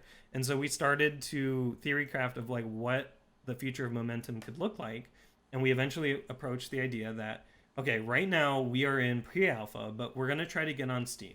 So that was the first thing. We wanted to get on Steam, or like 0.7.2 and up, right? To get on Steam, to use Steam libraries for that, because eventually, right, like we were going to release on Steam. So Steam Direct, which is replaced Steam Greenlight, came out. And then we got on that, and it was only like $100, whatever. But now we're on Steam, right?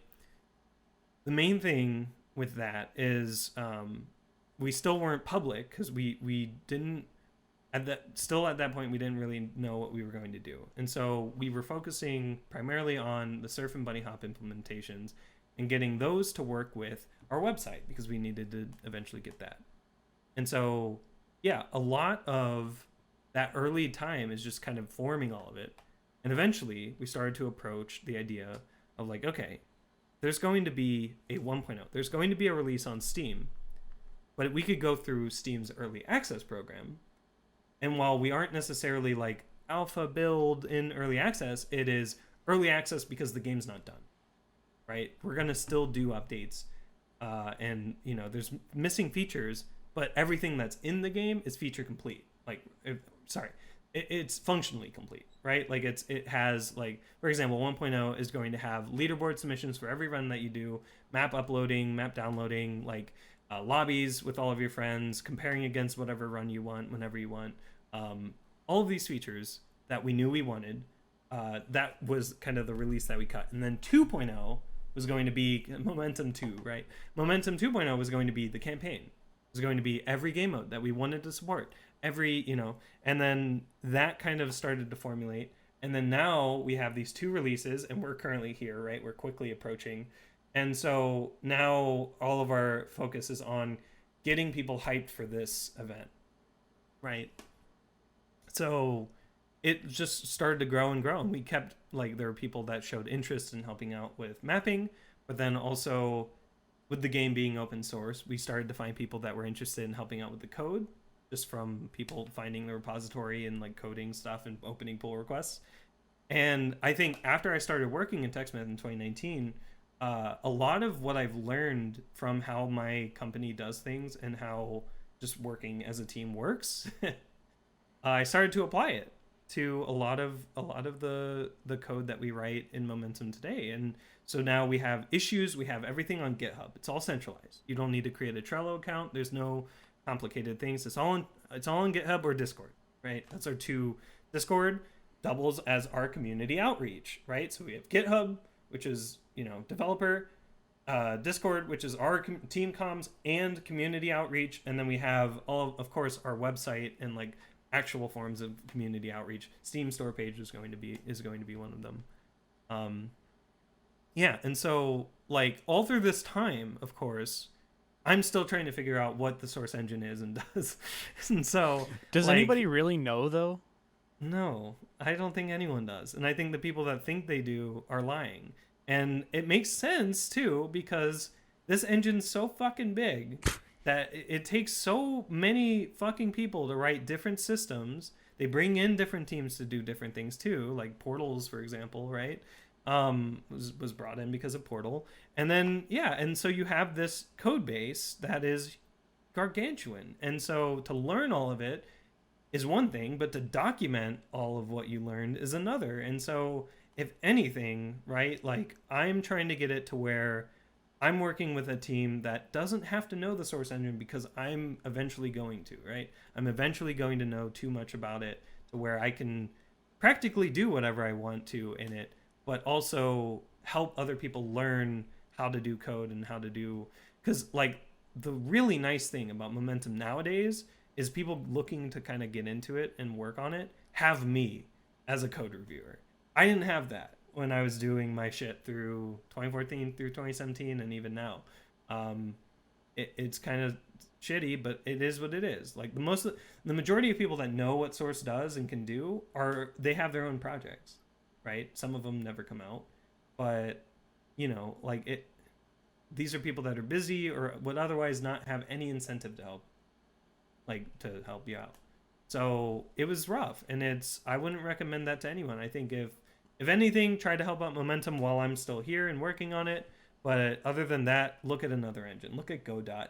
Look at, if you don't want to do Unity or Unreal, you don't have to. There's Godot. There's other engines as well, but like you have to evaluate what the engine is going to be used for, and then also just evaluate, in terms of size, these bigger engines have bigger communities behind them that can help you. And Source is not big, and it's dwindling. And Source 2 SDK is out, but that's VR only and Half-Life Alyx only. And Valve showed no kind of, no inspiration to release a Source 2 SDK to everyone. Maybe that'll change, but maybe not. I'm not very hopeful about it. And after they confirmed it in that AMA, where they're like, "Yep, Source 2 SDK is not planned, at least for the first part." But yeah, no, it's not. Probably never going to come out, because the way that it'll work is if people can rip out VR, they will. And then now it just becomes like an SDK that, Momentum could eventually use. But then I think this is something else that a lot of people need to realize, is that a CSGO Source 2 port would have to be a completely new game. Yeah. Because the previous Source 1 content is in such a different file format than Source 2's newer, improved formats, using modern compression, modern rendering, modern everything, that it's not even worth it to try to port like things from Source 1 over. They just want to start fresh. And so that would make the most sense, is I would see CSGO or CSGO 2 or whatever it becomes, or just Counter-Strike, right? Maybe they do that whole like spiel of like, oh, they just drop the subtitle and just do CS. And so now there's only one Counter-Strike and it's on Source 2 or whatever. But like I could see that happening, and maybe it's VR enabled too. You have a little bit of VR or whatever. But yeah, Source is such a clusterfuck. Again, I would never recommend it to anybody unless you're trying to learn how it works or make a like Half-Life 2 or Source based thing. Momentum, we're staying on Source because we want to, because One of the again the goal of our game is to provide a centralized place for all of these source based movement modes. And so I think with games that try to stray away from source for accomplishing this goal, they're going to probably fail, because it's an uphill battle. If you're going to try to convince everyone that have spent hundreds, if not thousands, of hours in these modes, getting muscle memory, getting the feel, they're going to come to your game. And if it's not 1-to-1, if there's a little bit of discrepancy, they're out, right? If frame rate is dependent, if it's frame rate dependent and the rig isn't that good, like stuff like that will kill it and will kill your community. And then the only pivot that you can do is, I'll focus on either people that don't care, right? The people that don't care about this kind of feeling of 1-to-1-ness, or those that have never done it before, that don't have that, right? And I guess they kind of go in that group, like new people, right? Newer players that have never ever done it, and it's like, what's this cool game or whatever,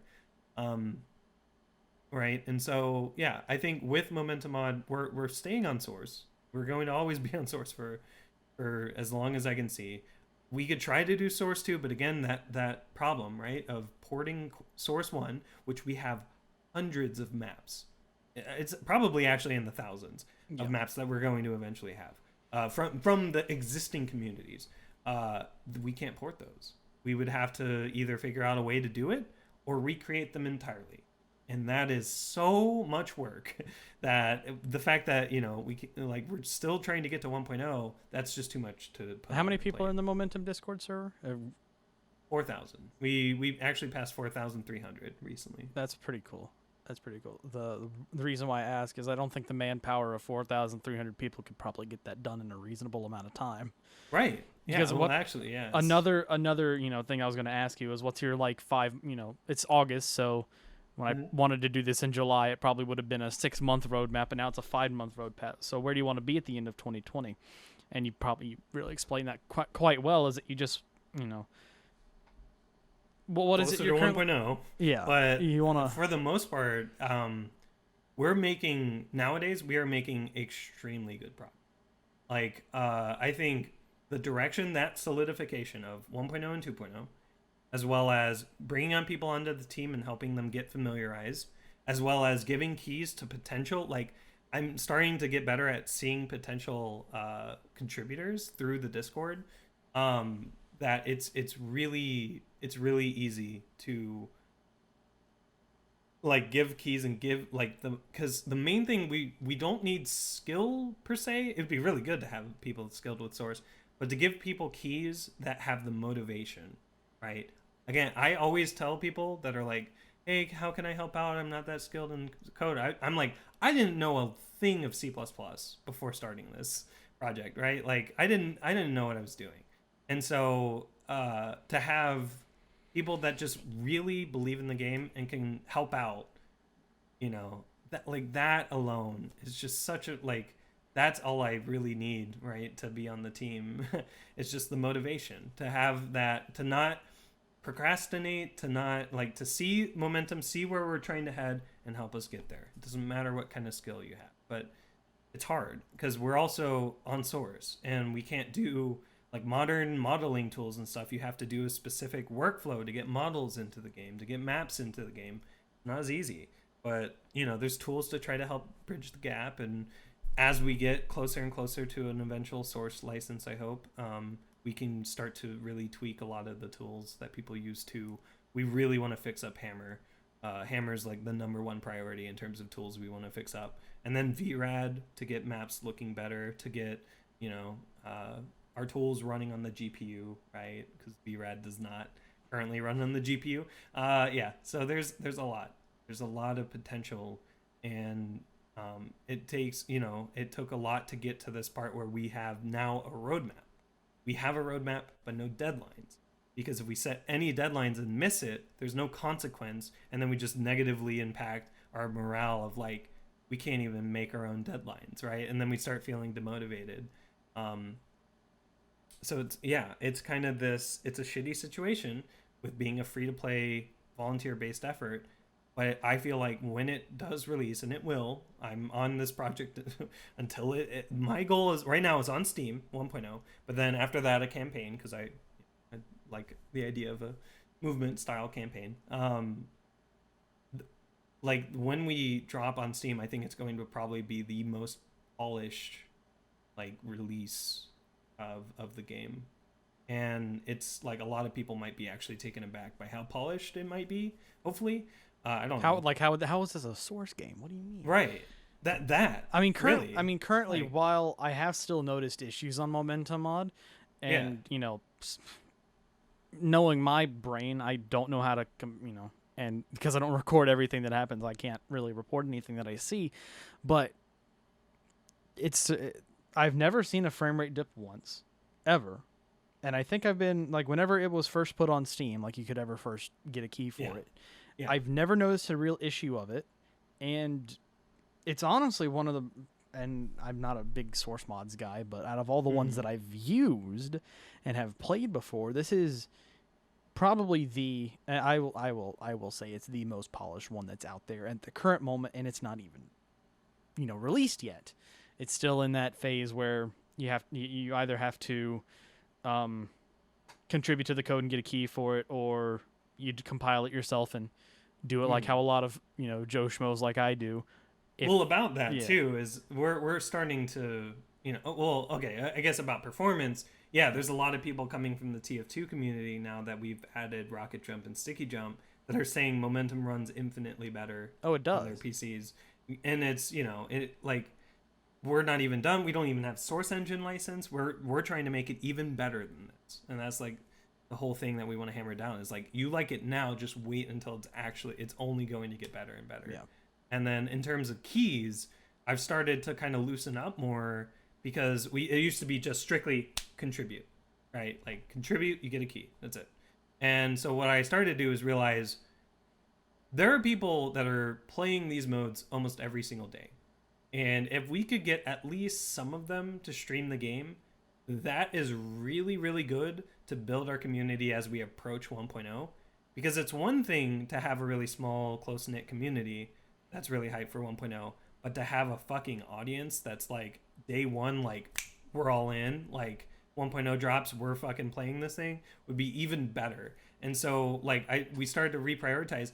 Contributors are still prioritized. Number one, they get like, you contribute, you get a key. It's like, no, you're helping us get there. Any amount of help, right, gets a key. And then below that, we have mappers and veterans of the game mode. So people that can use Momentum to kind of better them, or like kind of give us feedback, but also to really like take advantage. Like the mappers can take advantage of the features that we have to make maps. Because we are on the same engine as CSS and TF2, so they could do that, right? They could get like their maps made and everything. The goal being that they like Momentum enough to keep, coming in using it, and then eventually when we release, making maps for it, because we're going to have our own entities, right? But then the veterans, right, giving us the feedback that we need of like, hey, this feels a little off, or like, coming from 10,000 hours in TF2 Rocket Jump, this feels different. But then it turns out that it's just placebo because they're used to ping, and our game doesn't have any. So yeah, like that is kind of the next phase down. So you have contributors, those, and then below that we actually have people of interest of the modes that we are going to add. So like Conk, A-Hop, for example, we gave out keys to a lot of A-Hoppers, so they weren't necessarily movement gurus in A-Hop, but they've done it before and they could test it, and like it's better than throwing it towards our surfers and being like, learn A-Hop, right? We had to have give a bunch of Half-Life 2 runners, right. Half-Life 2 runners particularly because we have sprint, right? It's Half-Life 2 movement. And then also streamers, right? So it's like these people that can show our game off to any audience, right? Hopefully, preferably more than one viewer, but anyone that can show off our game on Twitch to anybody for free, effectively, right? It's free advertising. Twitch Prime. Excuse me. What did I say? Yeah. So it's, like it can provide a really good sense of word of mouth, because that's currently how the game's getting around, is word of mouth. People come in from other servers, or they see people playing it on Twitch, and so we are prioritizing giving them out. And I think what we're going to do is, I think by the end of this year, we're going to probably be closer to 0.10, which is the replay refactor. now that we've added all these modes, we know exactly what replays need to store and a better way to store them as well. So we're going to be refactoring that. And then I think like basically mid next year, we're going to have 1.0. It might even happen before then. But I'm really confident about it. And that's what I even put on the Steam store page is like kind of mid 2021 1.0 release. So yeah, I'm really happy with the progress that it's going on. And like right now in terms of keys and giving them out, like I'm just trying to find the right, like it's almost like an investment, right? Getting a return on an investment. If mappers can use it and be happy making maps for it, that's a return on investment. They come back. If I can give it to veterans and they're really happy with how it is and they're not too fussy about our implementation, or they give us good key feedback that we can implement into later versions, that's a return on investment. They'll be able to come back and see all of that, or continue playing and see all of that. If I can give it out to streamers that consistently play it and show it off and have maybe bot commands and stuff that show people where the website is, where the Discord is, showing them the game and letting them get into this kind of idea, or this game, they can join us, and that's a return on investment. We can get people into the game that have previously never even heard of us and have been playing on the same CS server for 5 years or whatever. That's a return on investment. And then lastly, with like, getting players that are kind of newer into these modes as well, get them hyped for the future. But it also, as we add more and more of these modes and stuff, they're learning. Like there's people coming in, A-hoppers like Wayzone, coming in, learning, like, or showing that, or practicing A-hop, giving us feedback on that, but also learning Surf and Bunny Hop. And then now, and I'm really happy to see this, there's people from the Jump and Bunny Hop communities trying A-hop and learning it and getting top 10 times. And it's so great to see it, because that's exactly what we want people to do. And that's what, when 2.0 is out, I'm finally able to fucking put down the Visual Studio and play the game. That's what, that's the goal, is like, you're not just playing KSF, right? You're not playing this one server. You're not playing just this one game. You're playing everything. You can play whatever you want, whenever you want. No server required. You can play it. You can play it with whoever you want. You can join a server, bigger lobby, dedicated lobby, and have that community aspect. There's clans. There's going to be like so much integration that we have planned over the course of like all the way to 2.0 even, that like there's so much great stuff that I think once we get that key release with 1.0 and we just start adding feature after feature after feature and getting more and more people into it, because it's going to be a free to play game, that's what I'm looking for. And right now, that return on investment with keys is really important, because I can generate keys, right? I can generate hundreds of keys at a time through Steam, but if I'm giving it out to people playing the game once, disappearing forever, which was very, very prevalent in the earlier stages of Momentum. I'm guilty. Holy shit. I'm guilty. Yeah. I'm guilty. I'll be the first one. I apologize, but I mean, I've come back to it. The game was so early on, there wasn't that much content. It makes sense, but it needed like it's yeah, and it's like it's not in a state where people should just be expecting to play it either. We are very quickly approaching that state. That's 1.0. But we still have, like, the times are going to get wiped, right? That's why we're not public right now. Because that would be such a dick move to go public and be like, oh yeah, in 2 updates, your times are gone. See ya. Because it's a new replay format, right? Like, we have to wipe everything. So, like, that's the frustration, because I really want people to play it. I really do. Like, it's not like me being, like, elitist, like, yep, all right, only B-hop, you're not on the list, whatever. Like, I don't like doing that, but I have to right now, because otherwise what people joining, getting pissed at bugs, at lack of features, at us wiping times is going to be so prevalent that it will be so negative for our game earlier on, especially when it's actually released and people can leave reviews. And that would be such a shit stain on our image of having a review, like mixed reviews, but we're so early on that it is going to be better. So yeah, like so right now that priority is kind of shifted. That's why, so again, that earlier time when you and others were getting keys was like, okay, I just need testers in general, right? Like we have lobby features and stuff. We need testers in general, so we got that. But that was like 400 keys worth, right? And we got that out, and there was like only 100 or so sticking around, and that's like that return on investment scared the shit out of me. So we changed over to be contributor only, and that didn't work because people don't want to contribute because they're like, what How do I or code? I guess right, how do I code, or what's a good issue for me to jump in on. We didn't really do things. We had things in Trello, right? Like it was all over the place. Like it wasn't centralized. It was one of those things marked. They weren't prioritized. is these they weren't honeymoon phase sized. of a small project that's getting off the ground.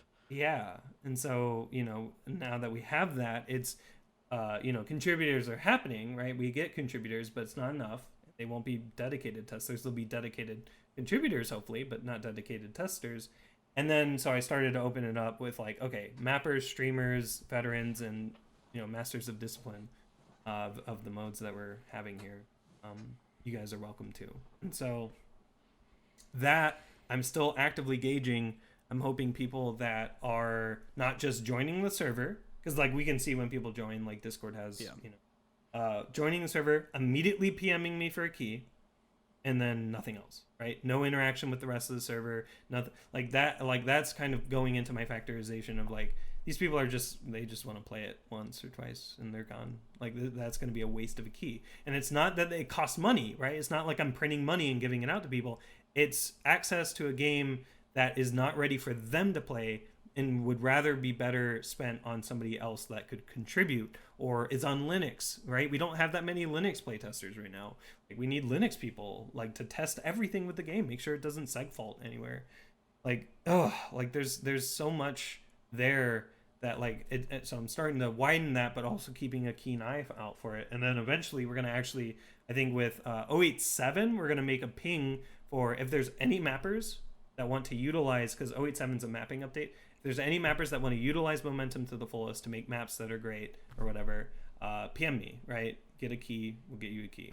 And then once we hit, I think 010 after the refactor, hopefully later this year, we're gonna ping again and be like, hey, if you're a big if you're a streamer, if you do surf or whatever and get quite a bit of viewers or whatever, PM me, give me your Twitch link or something and just PM me. I'd like to give you a key. I'd like for you, if you want to try out the game, to try it out while it's still like while we're wrapping up and getting to that 1.0 release. And so that's my plan right now. And then eventually, right, like at that point, I'm hoping that's the last key batch I ever generate. And then I'll have a pool of keys for like contributors and stuff that we might get in that time. But that's the last key pool, and then 1.0 happens, and that is all hell breaks loose. No more keys, but no more keys. Also, everybody has the game now.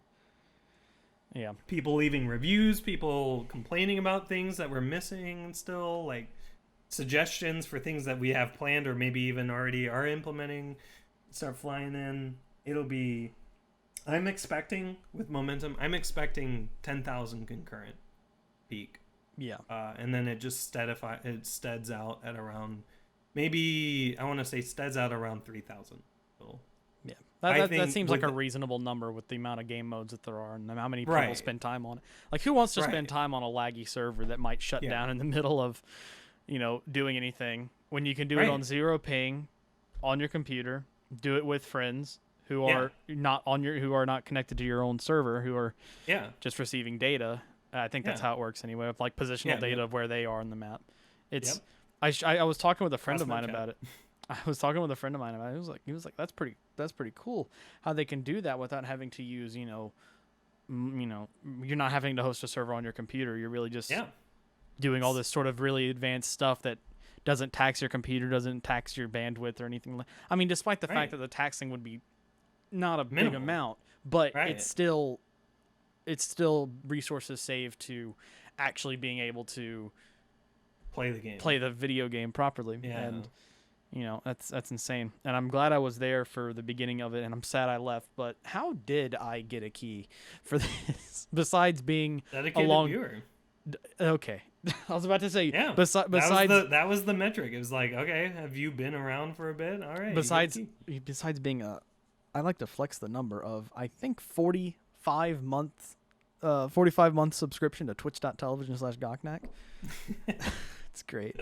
I've enjoyed my 45 months being a paid sub. It's great. Yeah. And the perks that come along with it is I get to talk to you. Yeah. Probably more than you would like. I mean, we're here right now. I planned on this for like a year. Yeah. I just didn't want to ask because I knew you're busy. You're It I don't want is. to when you're making so It much shifts. when you're Yeah. making so much progress with Momentum Mod, and I'm pushy sometimes, but you get to a point like this where okay, we're home now. You've got an afternoon, you've got an evening. Yeah. Let's just talk Yeah. about it. And at that point, I asked you, I was like, I really want to do a part 2, but I'm just, I don't know when to do it. And he's like, I'm down for it. Yeah. Why didn't I just ask a month before? Right. Yeah. But yeah, it's, 3 years ago, I had a great opportunity to do it. And this isn't the end of it, but I'm just being sentimental. Yeah. here. Yeah. And we're getting into sentimental here in just a bit. But, Yeah. 3 years ago, I did something, and it turns out to be the best project I've ever done. Yeah. It took 3 months to edit.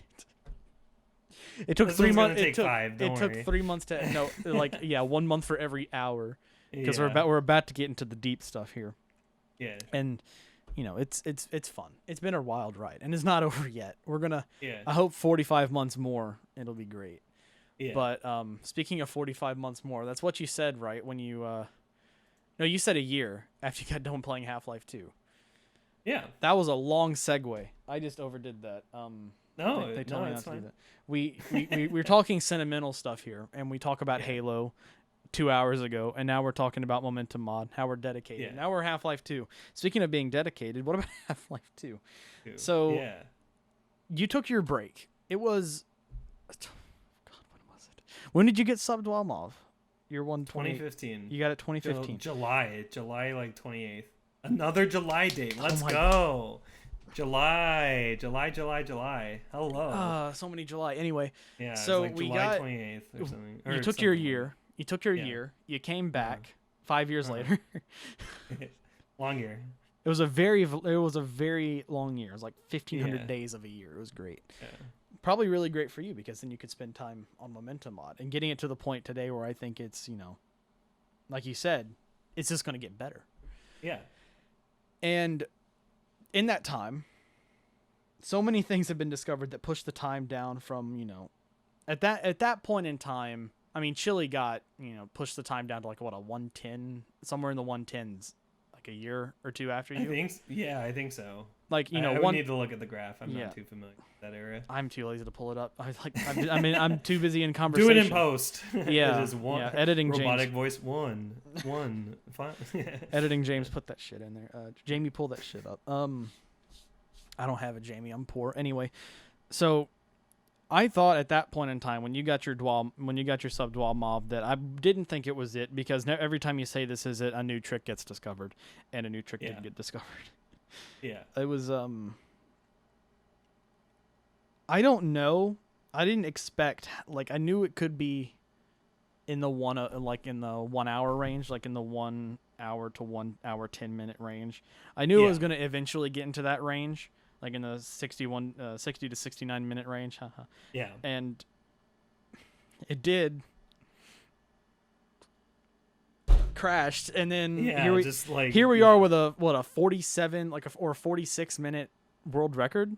Yep. Something stupid like that. It's not a stupid time. It's amazing, but Yeah. how in the hell did we go from 127 or now what is a 128.20 because 5-second penalty? Thank you, Wayzone. Yeah. To a 46 to 47 minutes, somewhere in there. I don't remember the time. I didn't realize how low it would go. I mean, yeah, I think I knew back in SGDQ 2014. I even say it during my run that if we can clip through walls, the time it just breaks. The game is broken. Most of the time is just getting around walls and stuff like that. They're just Yeah. arbitrarily put there in the way. Yeah, and cutscenes that bring you from one walled room to another walled room that's directly below it. So we just need a way to, or it's this cube that has nothing below it, so you have to jump through a wall. But, yeah, I was very busy during that year. yeah, it wasn't easy for me to even think about coming back. I think I did one run, um, and got like a 120 like or 138 or something. I was like 10-15 minutes slow compared to my Subdolama run, and that was with I think one void clip or whatever. Um, yeah, so void clips, right? Void clips were the main thing. Void clips, my last run did not do any. Void clips came out, and Prison 08 turned into a giant loading screen. Um, Prison, was it 05, 06 turned into a giant loading screen. I think even City 1706 is now a giant loading screen. There's the problem that I saw with it, and what also kind of demotivated me from coming back even further, is that it didn't look fun to do.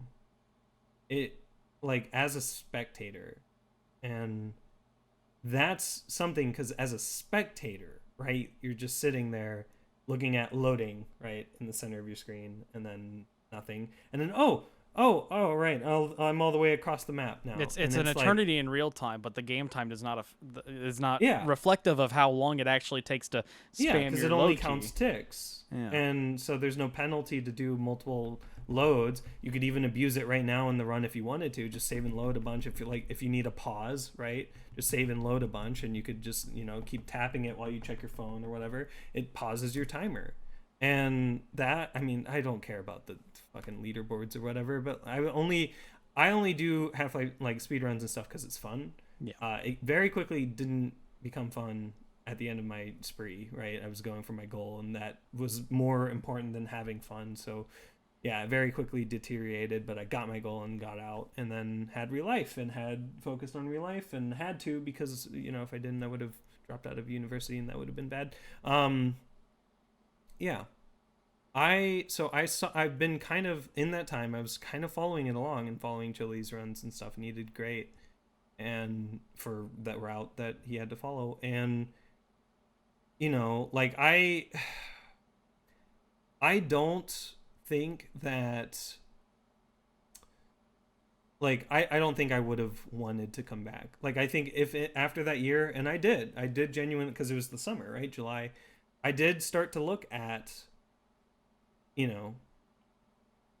like, should I come back? Should I come back and run this category? And I looked at world records and stuff, and I sat there and I was like, this isn't going to be fun. Yeah.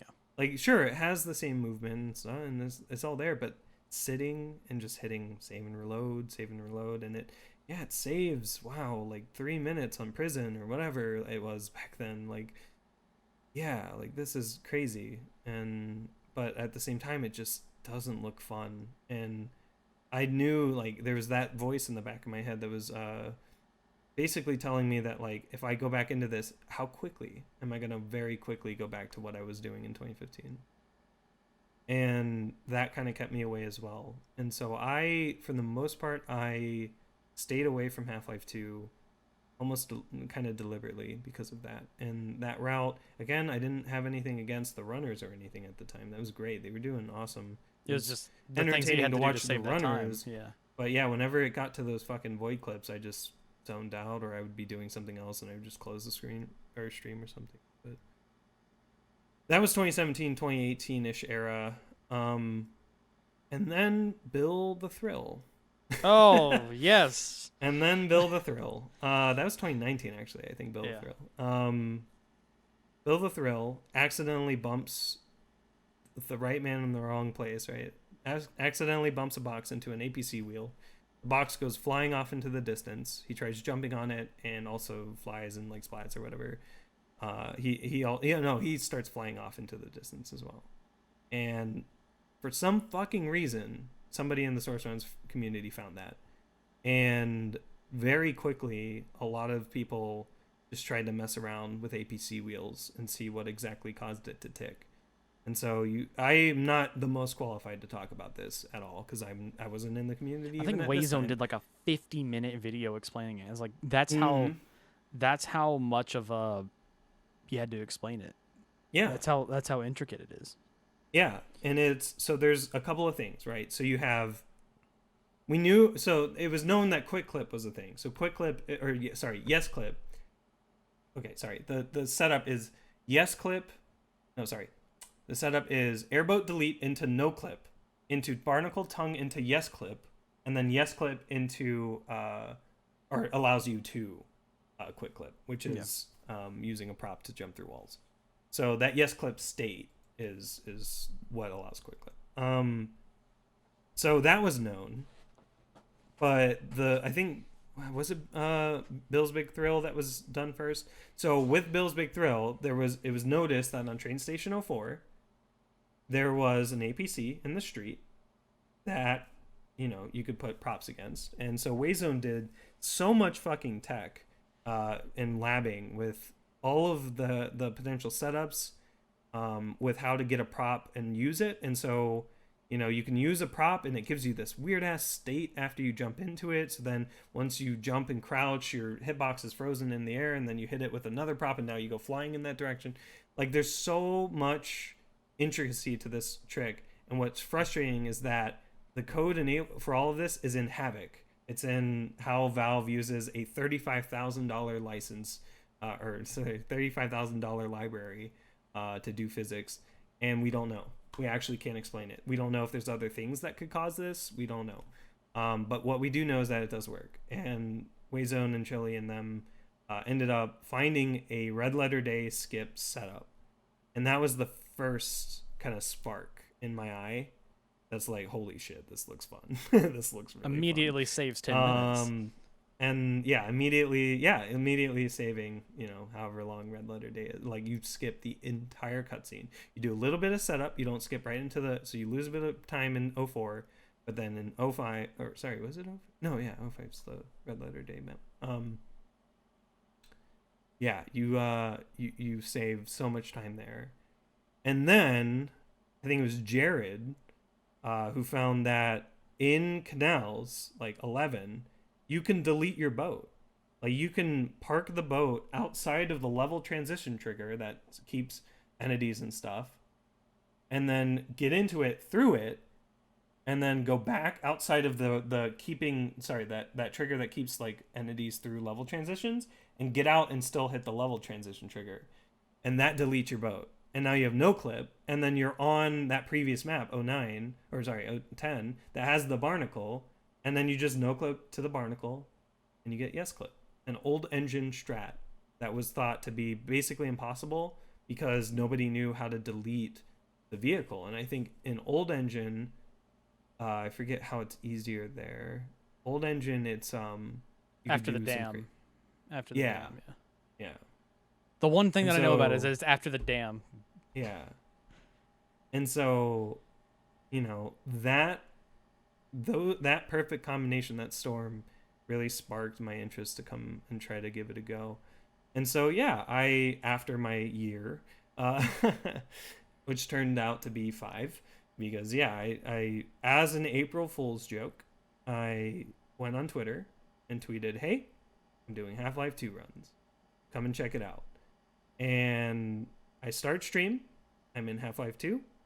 Got the timer up. About to start.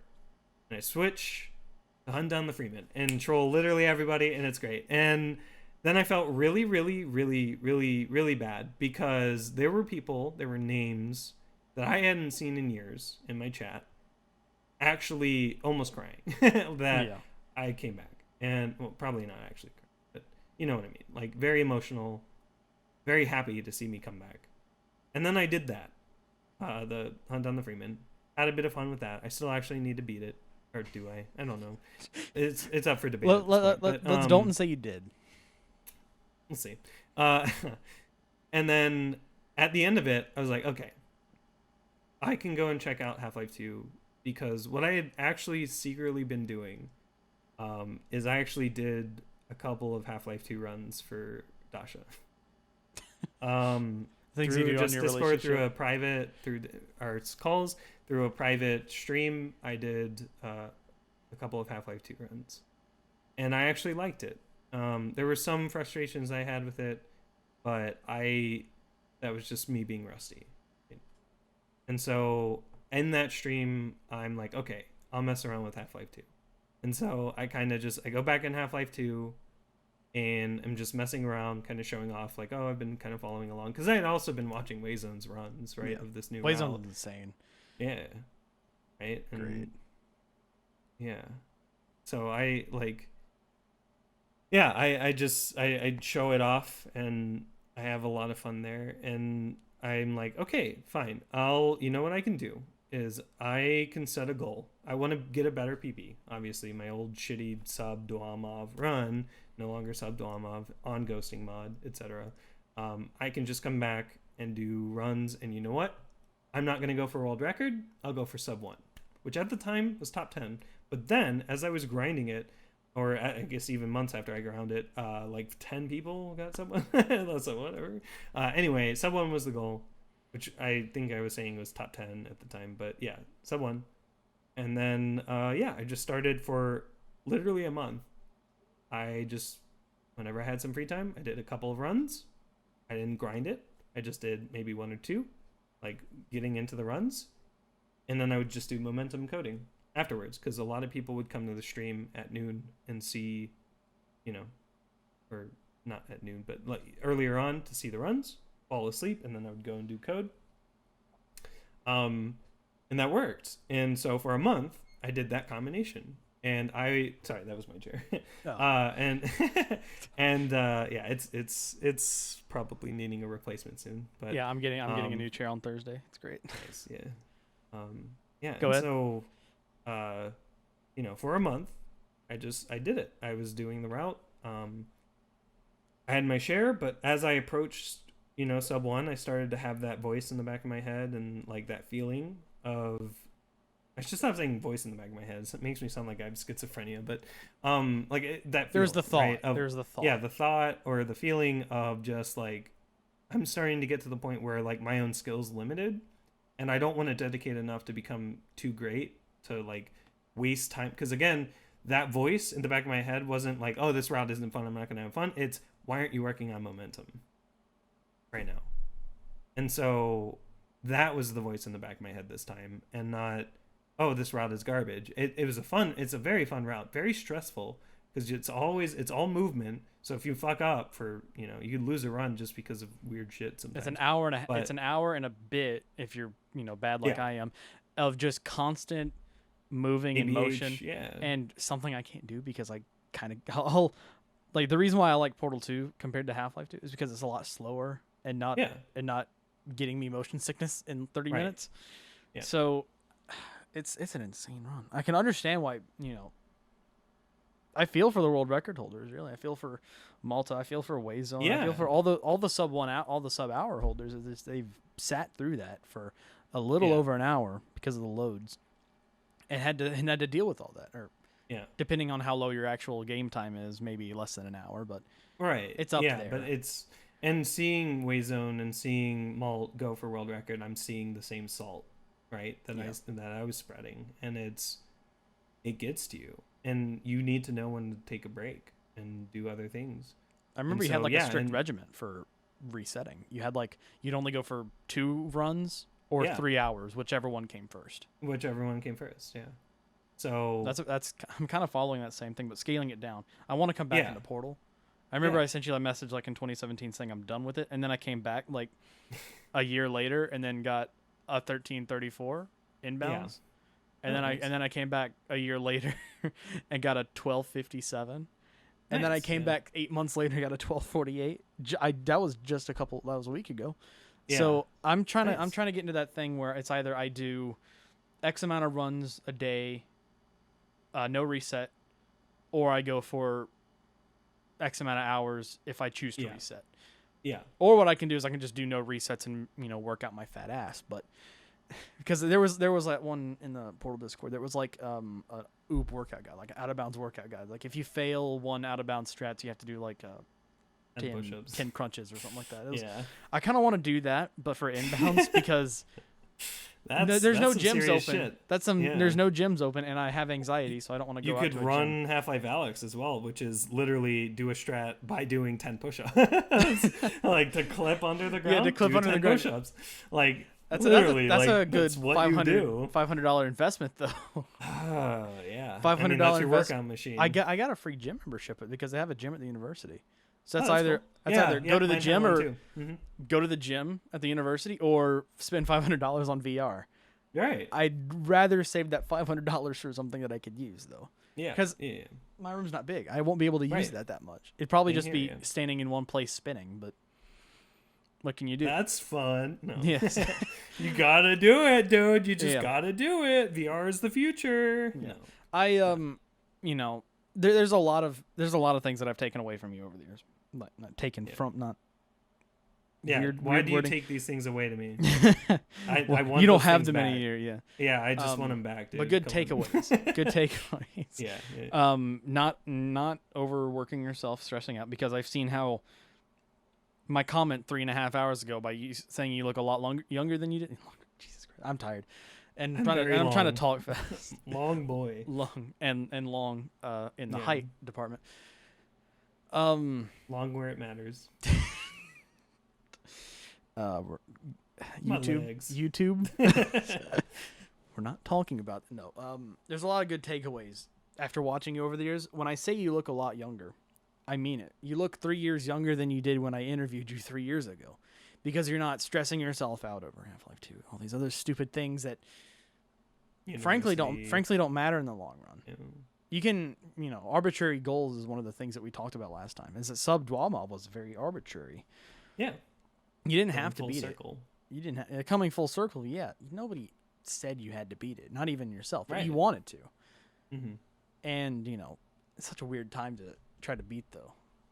What is Dwalmov, like a 12 127? 127.51. The fact that we both are you remember it better than I do. I thought it was a 112. Oh god. Jesus Christ. I thought it was a 127.48 or I something. didn't even like do any item clips or any Yeah. It's old. Yeah. It's old, and seeing you grind segments and getting annoyed at segments, and then seeing your excitement when you get them, it's great. Mm-hmm. And then you go do RTA, or at that point single segment, and then RTA, and then all that. Yeah. Seeing you grind that out, watching you kill yourself, I was like, okay, he's doing it for our entertainment, right? Or does he actually want to die? Because at that point, I Yeah. couldn't tell. You were really Mhm. good at hiding that, and then you opened up Mhm. more, and how you didn't like it, especially when you got your the run. Well, it's not the run anymore. It was the run a year ago. Right. I took a lot away from that. Where Yeah. if you overwork yourself, you're going to get stressed out about it. You're going to get, and kind of stop running Portal and kind of stop speedrunning in general. It's like I found I wanted to stop doing it, and I did. Yeah. But I was like, there's that tick. I want to do it, but how Yeah. do I do it right? Yeah. 5 years later, I know how to do it right. You don't really, if you don't get the goal, Takes time. that's fine. Mm-hmm. Do you have fun doing it? Which is why I came to Portal 2. It's like I like Yeah. bunny hopping a lot more than I do A hopping. ABH. If Mhm.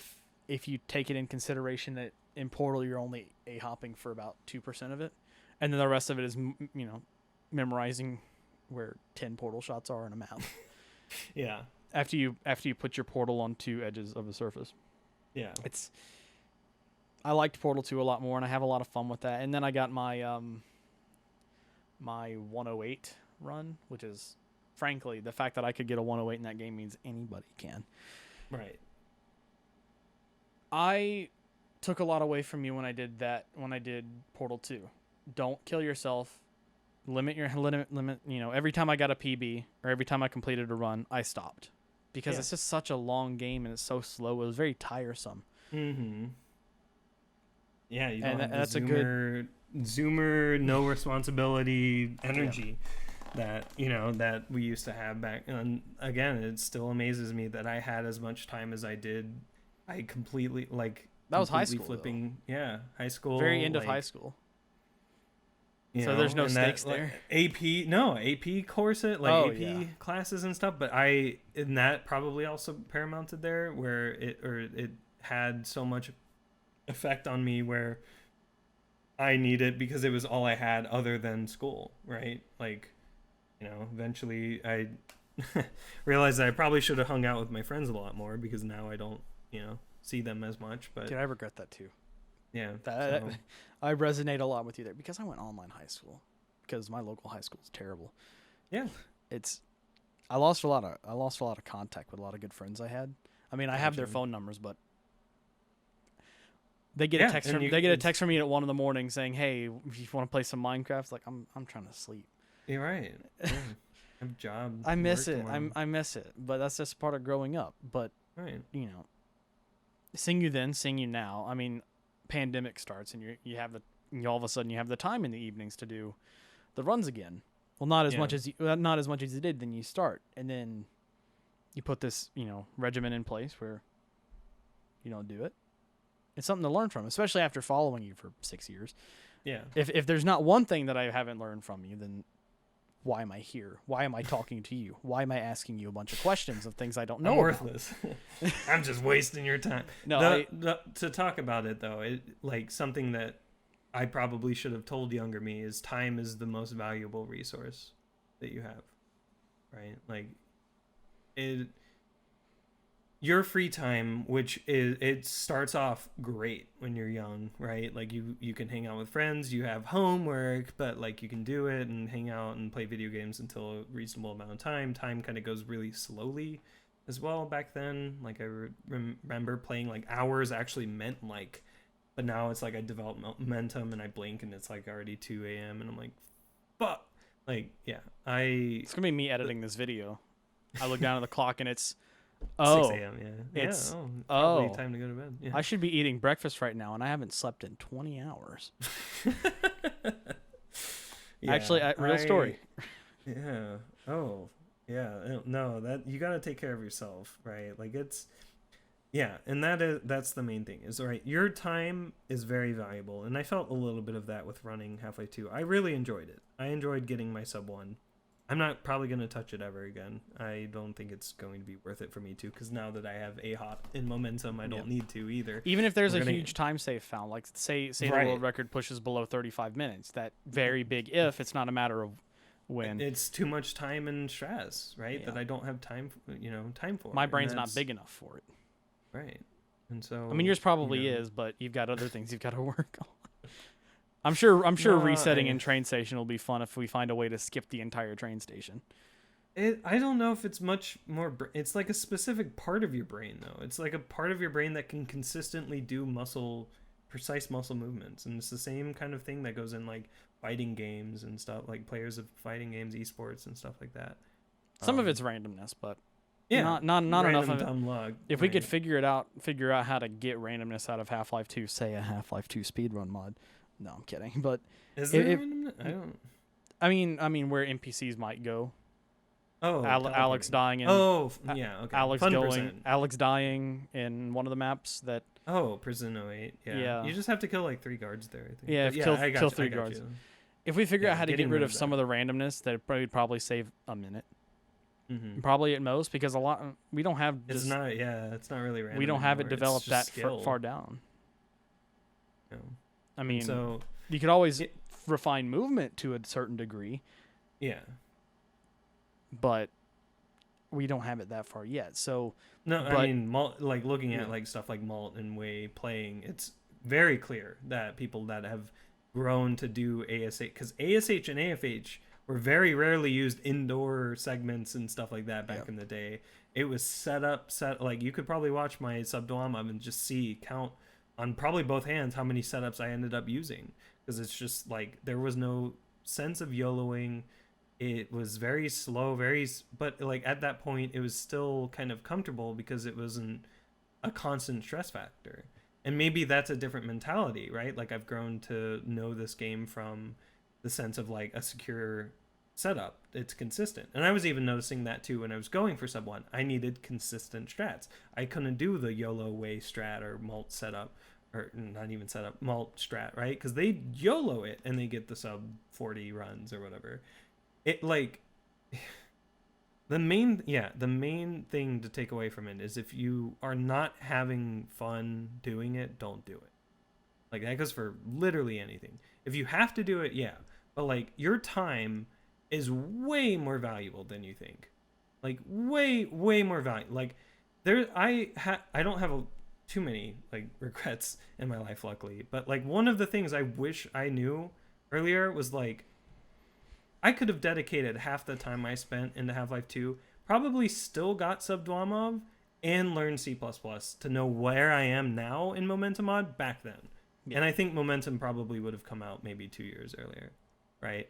That's just one of them, right? Another one probably would be spending more time with friends, like I mentioned before. Just like, yeah, you guys are probably, you're never gonna see them probably ever again, or maybe reconvene when they're, or when you guys are 30 or whatever. But yeah, like it's stuff like that that you really, it's part of that like cheesy saying of like you don't realize what you have until it's gone, but also just you should really like it should be more self-aware. You can't tunnel vision on a goal like getting Subdwama or something and let it affect you mentally, let it affect you and have it spiral into like just chaos of like, am I ever going to get this thing, and like so much despair. And just I'm glad there's no, I mean probably some people have clipped or whatever it, Yeah. but I'm glad there's no videos of my grind for that, because I was in such a shitty mental state back then, and I would regularly say things like I want to die or like would kill me or whatever. And I had a little bit of that come out with my grind to sub 1, but it wasn't as bad. And I mean, it you was probably whatever. stopped yourself before you got to that point, though. Yeah. And so, I mean, sometimes you probably wanted to get one more run in, and that it happened. that was the thing. The tick was there for sure, and it's hard to be like, I'm so close, like the 102 or whatever PB that I got before my sub 1, so close, right? I know where I can save my time. I know, let me just do one more run and it'll be it. But and it ended up being that, I think, actually my sub 1 run was like literally just random, like, okay, Yep. last run, if I don't do it, then we're done for the stream. If but we failed Red Letter Day skip. Yeah, right, okay, now if I fail yes clip or whatever, like stuff like that. And it yeah. So I think getting more people into speedrunning is great, but you need to see boundaries. You need to set boundaries too. You need to see what you're capable of, not get frustrated with it, and have fun. Just literally play a game because it's fun. Take a break if you need to. The game's not going anywhere. Community might, right? Half-Life 2 community found so many fucking great things, and I wasn't even a part of it, and that's okay, right? I did my real life stuff. I met and fell in love with a beautiful girlfriend that I'm very happy to be with, and I graduated, and I have a full-time, very fortunate, job that I actually love doing, and it's relevant to my skills, and I'm learning still through it. Like, it is the perfect combination, and I ended up, because I took my year break, and I'm not upset that I didn't come back. Sorry, I'm happy that I didn't come back sooner, because I think if I did, I would have very quickly retreated back to that mental state, and it would have affected much more at that point, because I was in university. I have a relationship I care about. Yeah. And so, yeah, I look back at what I've done. I'm glad that I made some impact in either, not just your life, but just people in general. Like, they wanted to watch. I'm glad. And now, with my game, with Momentum, I can't wait to see what more I can do. And this is still Source, right? Like, I haven't left this engine. It's like Stockholm syndrome at this point, but like, yeah, I think Source is just so great to like break from the inside and out, but also just, it's a fun engine, and there are really fun games built on it. And it's so much fun to just see not just surfers and money hoppers, but speedrunners in the different games as well. And just kind of spectate, because I didn't get to do that. That was the other thing too. During that sprint, during that kind of like era, I didn't get to watch. I was always streaming. I think I'm watching more Twitch now than I actually do stream. Yeah, I see you a lot, like in every single Half-Life 2 stream that I go into. Oh, you're always during there. Work and stuff. Yeah, I always lurk. You're always there, and it's like you seem happier in Twitch chat. Yeah, it's like you Twitch got lingo down. I pog every now and then. Pog. I pog Even every though other back sentence. in my day, I was doing a nightlight. Thank you very much. But yeah, you Or even, you know, for any recent boomers, or any recent zoomers, the bless RNG. yes, Yeah. the bless RNG. Anyway, yeah. People are awful. Yep. Turns out, people are degenerate. So, speaking of being degenerate, this is from my twitter.com. Definitively, there will not be a Gocnak plays Half-Life 3. Half-Life 2 3. Jesus. There will not be a Gocnak returns to Half-Life 2 2. Correct. All right, there's So your clip. There's your clip. Yeah. I'm done with speedrunning Half-Life 2 itself. I am the only Half-Life 2 related things I will be playing is A-Hop Coast and A-Hop Canals when they are in Momentum Mud. Yep. Titanfall 2 seems like a fun game for you though. You probably enjoy it. Like the longer form, you like the longer form but not too long speed runs like over under an hour. Like any percent's that perfect range of an hour and a half, some cutscenes to read chat and take a break. So that's the other thing too. If you're constantly moving and stuff, that's just nerves that can ruin runs, and that's, you know, maybe certain zoomers are better off with handling that. But like if you do pod skip, that's just such an easy thing to mess up, especially when you're like at a high level. You didn't do it. You rode the pod, probably for the better. Yeah, because it was the only break I had in the run. Yeah, that right and then at the the last end. pod ride. Right at the end. So if you're behind, you're just looking at your time loss and like, okay.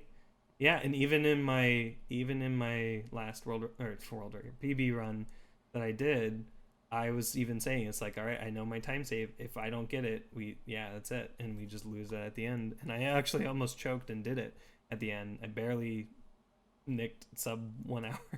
Yeah. 59.50. 59.50. So that was it. That was it though. So you touched on this a little bit when you talked about Void Clip earlier. Yeah. And how there's been a shift in popularity for categories. You know, Portal 2 has the any percent, but that's like 50 million save loads, and Portal 2 load times are fun. And you're out of bounds, and it's not fun at all. Yeah. Half-Life 2 has, or rather recently actually, something Portal went from legacy to no save load abuse, so weird rules that make no sense to me because I don't play the game anymore. Right. And now Half-Life 2 has the any percent no void clip. Yeah. So when is enough? When enough is enough for a category? Like when do you reach that game? For a category for a game. So like when you have to do like a category split. So no any percent no void clip, any percent with void clip. When do you think that line is crossed? When it's not fun for both player and spectator? When you fragment your own running community too much. Okay. So the thing with this is everybody was on board to run that category after you split it, right? With Half-Life 2, any percent becoming the void clip route, and then any percent no void clip becoming the main run that people care about and do.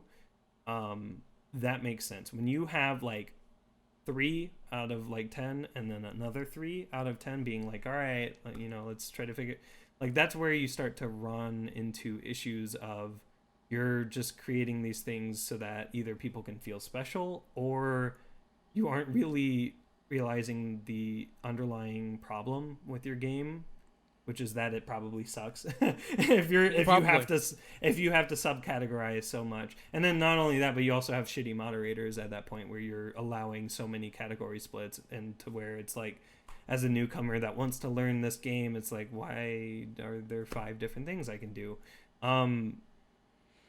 Really, it has to come down to your community. So if your community is like, stop, 2 categories is enough, that's it, that's all we want to run, stay there. Even if you or like a maybe near majority want to consider changing it, you have to keep it everyone's, and not just everyone currently there, but future as well. This is what a lot of people surprisingly don't think about, is like, if you do a run, right, and you inspire somebody to learn that run sometime in the future, it could be immediately or 10 years down the line, right, they're going to want to try to run probably doing the same roles as you did. So if you do a bunch of category splits or like constantly change category or whatever, they're not going to know what to run or like what they need to do. And it is. So the other thing is that it only really affects community runs, right? Like if you're doing a run for a community run leaderboard on speedrun.com or something, um, you, that's where it matters. But if you're just like, for example, if like I was even saying this in like my bio or in streams and stuff, it's like I might come back to Half-Life 2 like back before I did my things, and it's like I'll run some arbitrary category that I find fun, right? Because that at that point it was any percent was no void clip, and it was just awful. It was so bad, and there was fun percent, and I was like, okay, fun percent might be fun because there's no cutscenes. There's then therefore no need for void clips, and then luckily any percent no void clip happened, and that was like, oh, strikes all the boxes. It's a little tough, but yeah, it's perfect. So that's the main thing to keep in mind. It's just people in the future, even if it's an old boomer coming back, or just, which actually is happening quite a bit. Portal 2 found this same resurgence, I think, after a no SLA happened.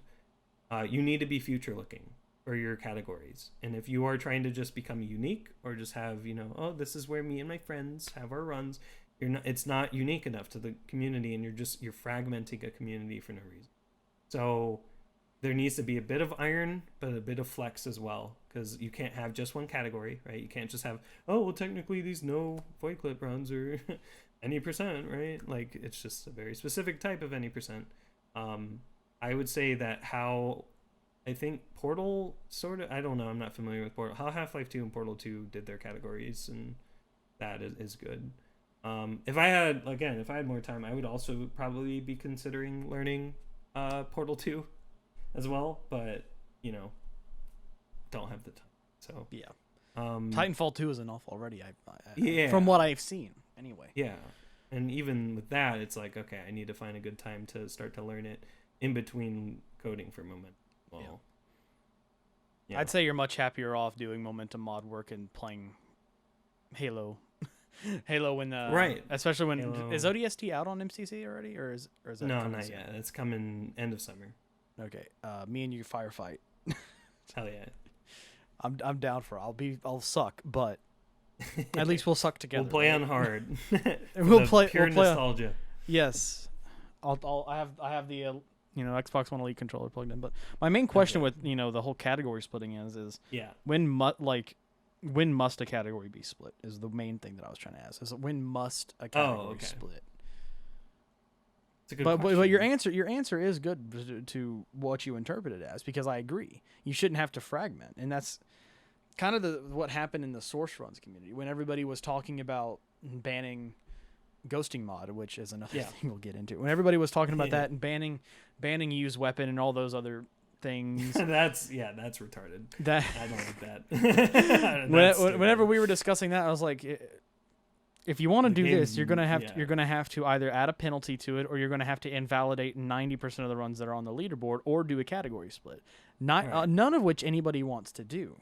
We don't want to have to penalize ghosting users of the past or ghosting mod users in the future because they choose to play on a engine or a version of the game that is technically faster by 5 seconds.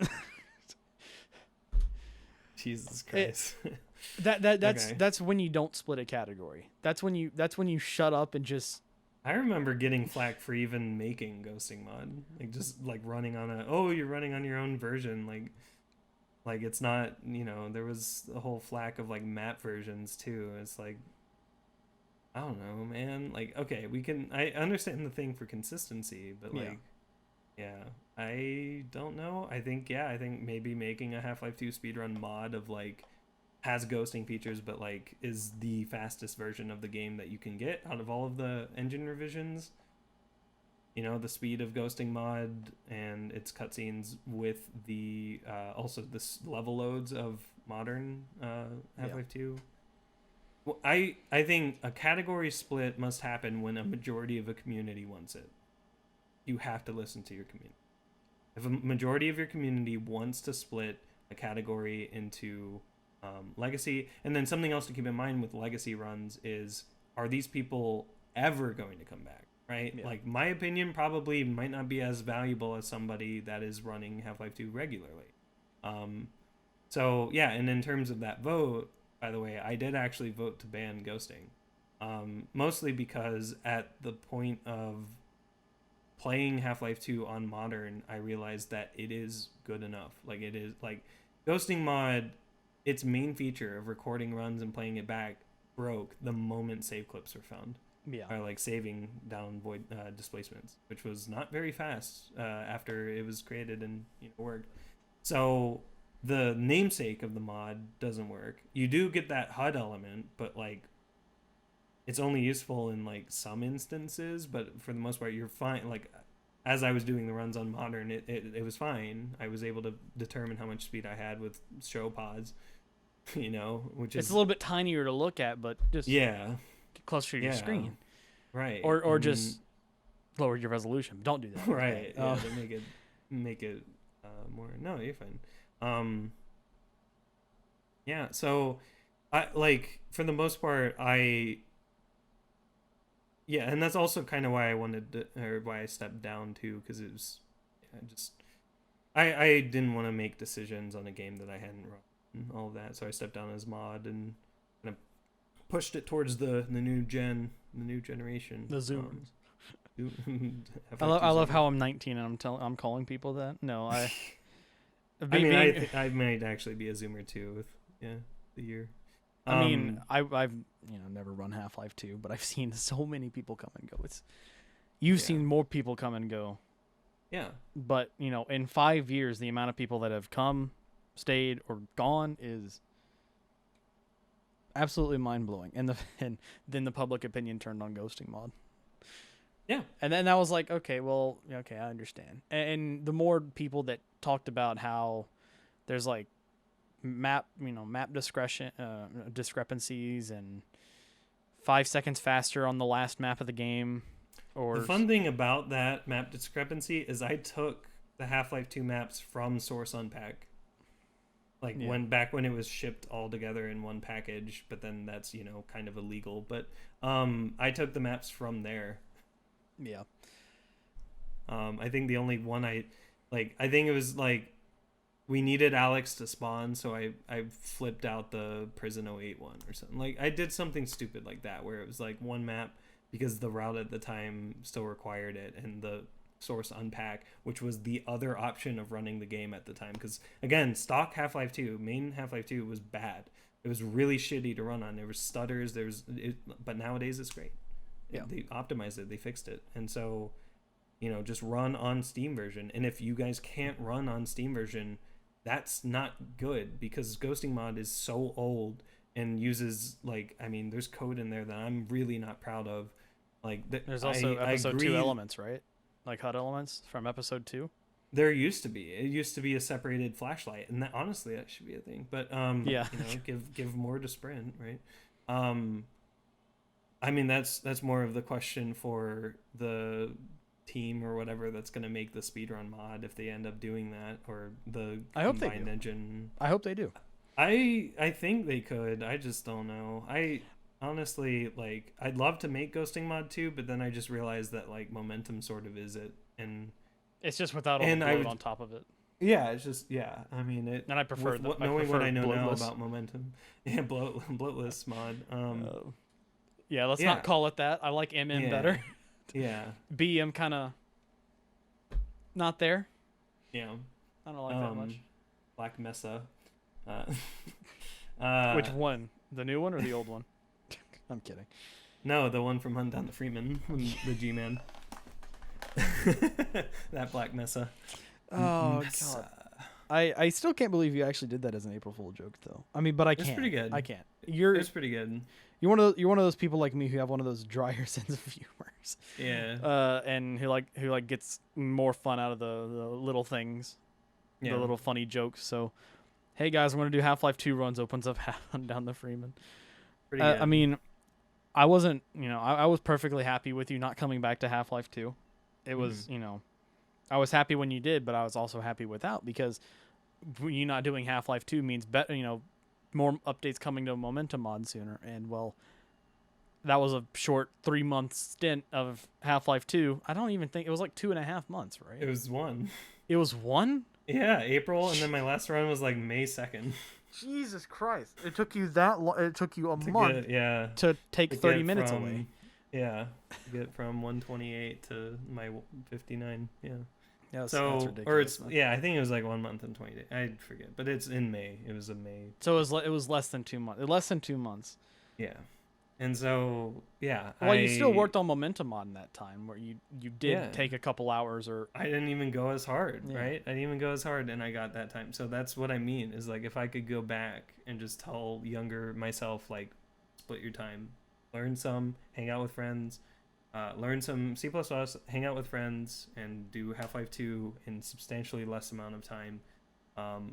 I think what you would have probably seen is me go more towards 2016 as a happier runner, but then subdoamaving and then actually being happy with my exit. And then, yeah, I would hope that the rest of that would lead to, you know, the current route being found and then me coming back for a sub 1. And Maybe even a that sub would have 50, been... that is, if you cared enough. Yeah. If you were happy, Right. if you left on a happier note, you probably would have had your goal lower, like a 55 or something like that. Right. But, you know, being able to say, I completed Half-Life 2 in under an hour, have you? Even though you don't do it for the bragging rights, although the bragging rights are a good part of it. My bragging rights would be more, I held the world record for like a year straight. A long amount of time. Wait, how long of a year are you talking? You talking about 5-year year? It depends on the year, I guess. Yeah. It depends on the 2015. That felt like a long what year. year. Yeah. No, that was. Yeah, I actually don't know how long that was world record for. Actually, I didn't look at that, but yeah, I mean, very quickly. Jamie, pull that shit up. Yeah.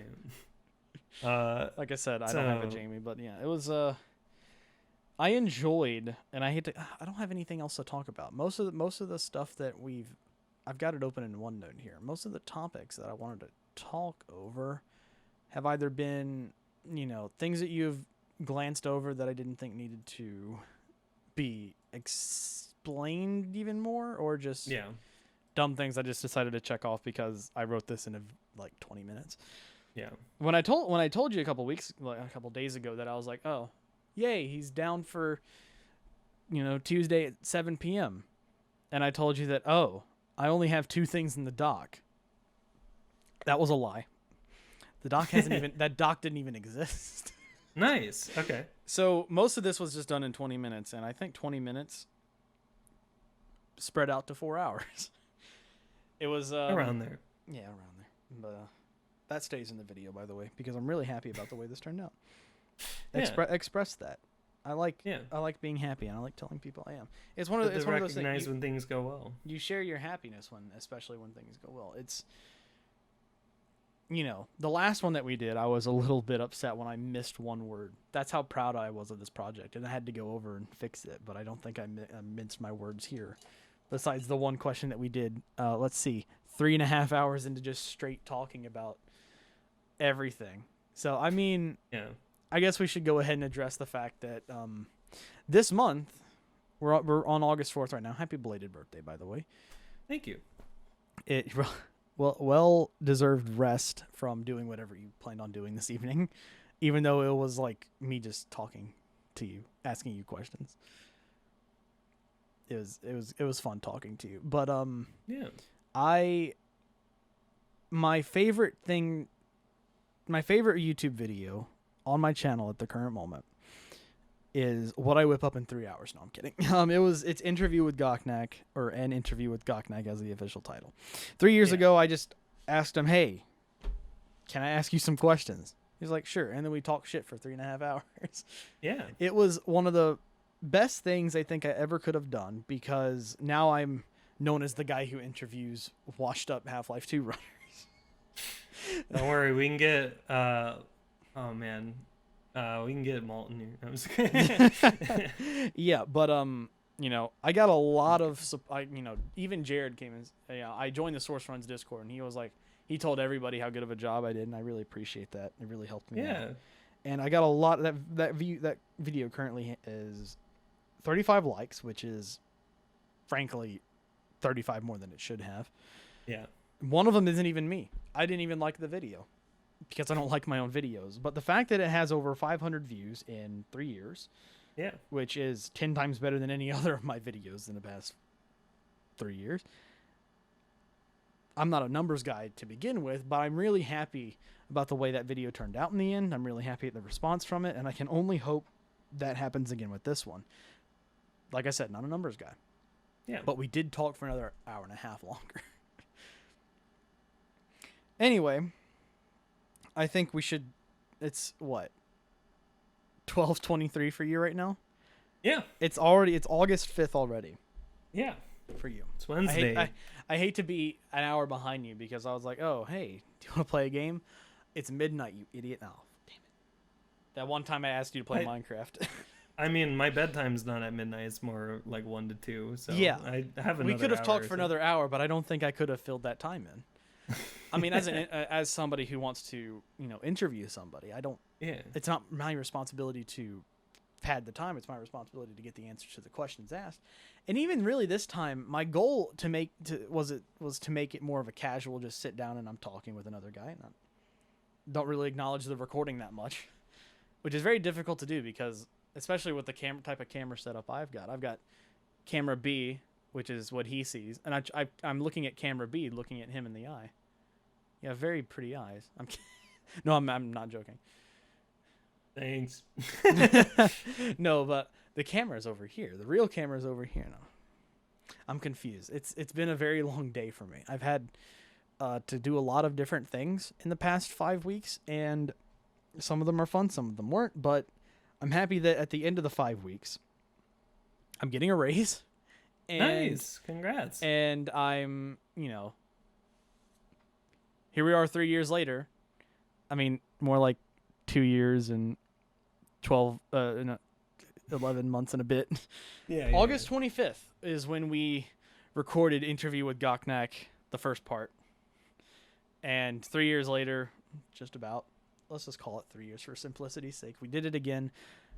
I hope I can only get this one out on that date. Damn. That's a lot of footage I'm going to have to turn. That's a lot of footage you're going to have to upload. God, now I feel bad. How we got this set up is fantastic. My internet's fine. Is it a gig? Yeah. Is it actually? Yeah. Oh my Gigabit fiber, yeah. It'll handle it. I'm jealous of you once again. No. Oh no, this area is not the greatest. I might actually move out before my lease is up because it's just.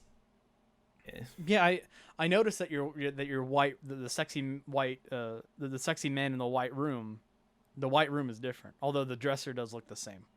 Yeah, same dresser. The same dresser. Can't get rid of it. It follows me everywhere. It follows you. I mean, it's a really nice dresser.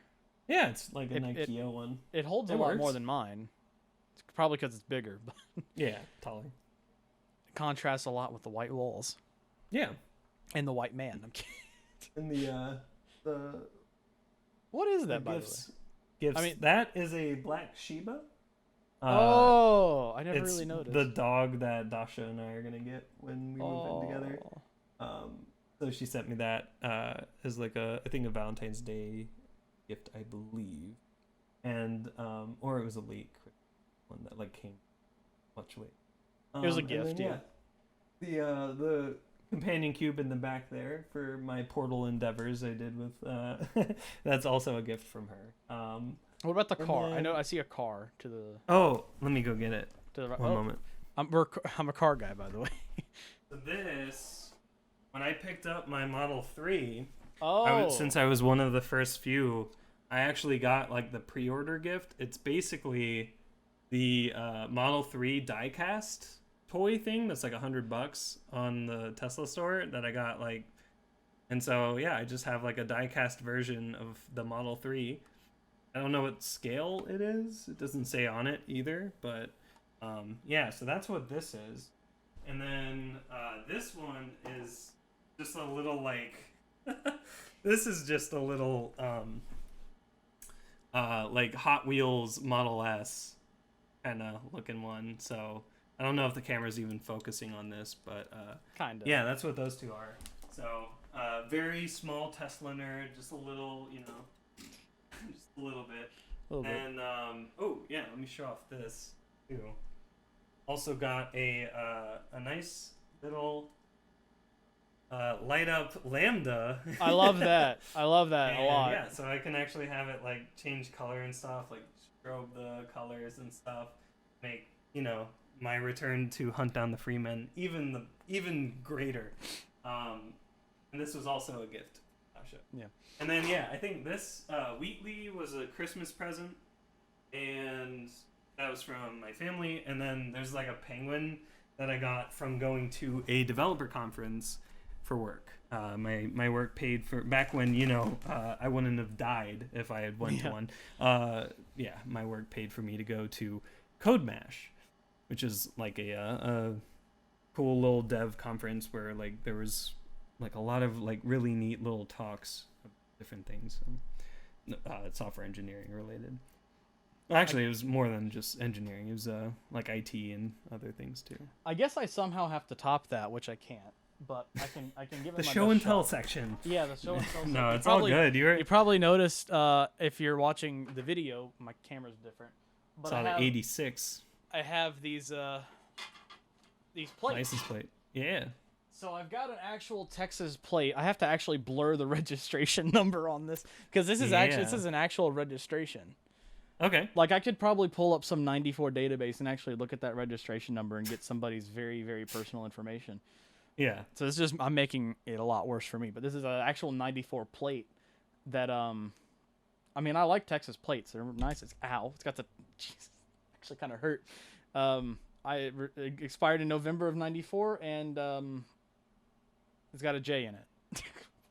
Cool. And I like the letter J because it's the first letter. And then this one is actually quite cool. This is a 1947 Louisiana registration plate. It's seen better days. Wow. But yeah, it looked like you don't see these every day because they don't actually mean anything anymore. They probably also don't last to today. I mean, so it looks like it's hanging on. I mean, yeah, it's I wish I could flatten this, but it's probably ill-advised because this is like 1947 tin or aluminum, something like that. I could break it in half. Very rustic. Yeah. What I'm probably going to do is I'm going to hang this and that plate. You're going to like this. Okay. He's gone.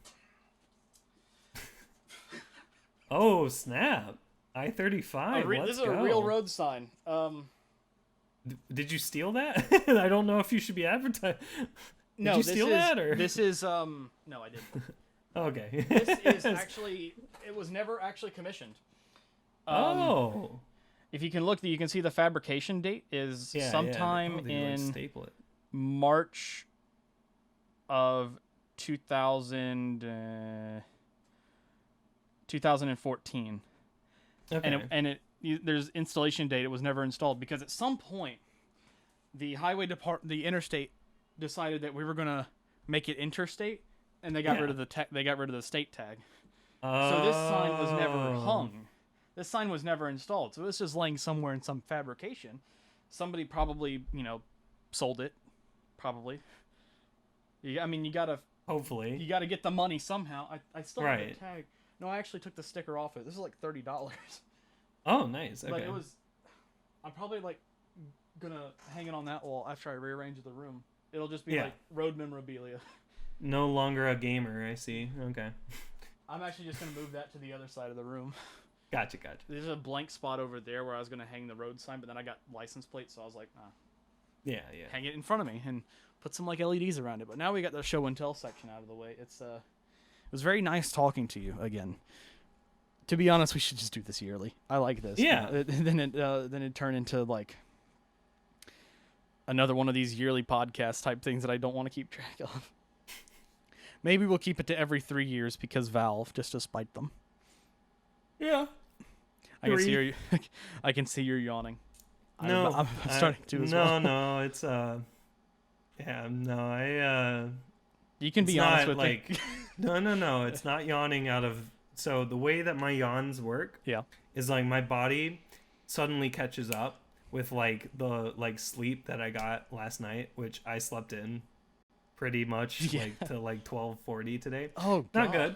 Not good, but I caught up and got my work done, so I wasn't like a slacker or anything. But I mean, you do a really good job at like if you catching up on things because you're a really fast worker.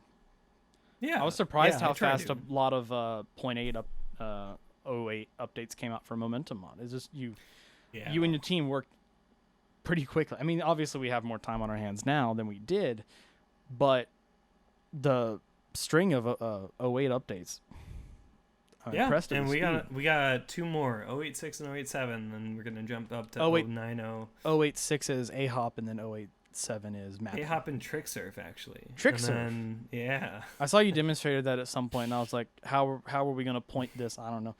Probably a bunch of questions that are answered already that I'm just gonna have to search through because I Yeah, don't. and we're earlier on too. Yeah, So we don't have to have every question answered. yeah. It's just a problem with being disconnected off of the Discord server because I'm not. I've got 100 Discord servers I'm in. I can't keep track of them all, and I'm mainly just in the Momentum mod Discord for any like AHOP Coast, right? Yeah. I find the release candidate for those, play them, and tell him Bellas what I've thought of it. Yeah. If I had any issues, which most of the time I don't because I'm not sure what I'm looking for, which is Hard to know. another question that I had that you actually question not question but mentioned Answered. was Or, answered. yeah. Man, I'm tired.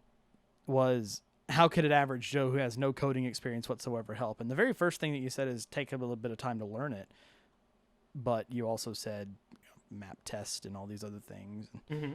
It's not strictly coding, that was mainly Yeah. a question for me to answer for myself because I was like, okay, he gave me a key, now I have to do something with it. Yeah. Because I felt bad that I took it and then I started streaming again and then I started playing games with friends, and while that lasted very short period of time, I never really came back to it and I kind of felt bad. I don't feel It is bad what it much is. about it now because I'm finding a way to help out. I'm surfing for new maps. Get it? Surf. And then coming from somebody who doesn't really play test much, that's just about as valuable as coding probably. Is helping Yeah, helping the mappers with their maps and making sure that their quality is upheld for it to be in the game and Yeah. come with it. And I mean, sometimes literally just doing like weird like things, just trying to break the game too. Like a lot of people I think right now are really scared to break the game. Like break uploading, break run uploading, but like we're looking for that right now. Like we want to see what kind of problems we can have. There's also the problem of stress testing, right? I want that 10,000 peak concurrent, so we're gonna have to be able to scale to that. But I want to see how much we can theoretically support right now, and so like, yeah, it's really a lot of like the help right now for Momentum is staying hype for the game, word of mouth, telling your friends, telling everybody about it, getting them in the Discord for the game so that they can be updated with it. And then eventually we are going to need things. So like if you can't code or do anything technical like map or whatever, we do need stuff like documentation of entities. We need localization. So if you know another language, people like that could help out and test the game and make sure all the languages work. But eventually in the future too is going to be map zoning, right? Because like right now we have a fixed map pool. We don't want to add a ton of maps and then like wipe it and then like now we have all of this. We aren't limited in terms of map, but like 090 is going to be a giant overhaul to the zoning tools and like the zone properties, and I'm hoping to get the implementation or of them abstract enough to be like if we need any updates in the future, it can just be added on or whatever. To where after 090, we're effectively setting the community free for zoning every map.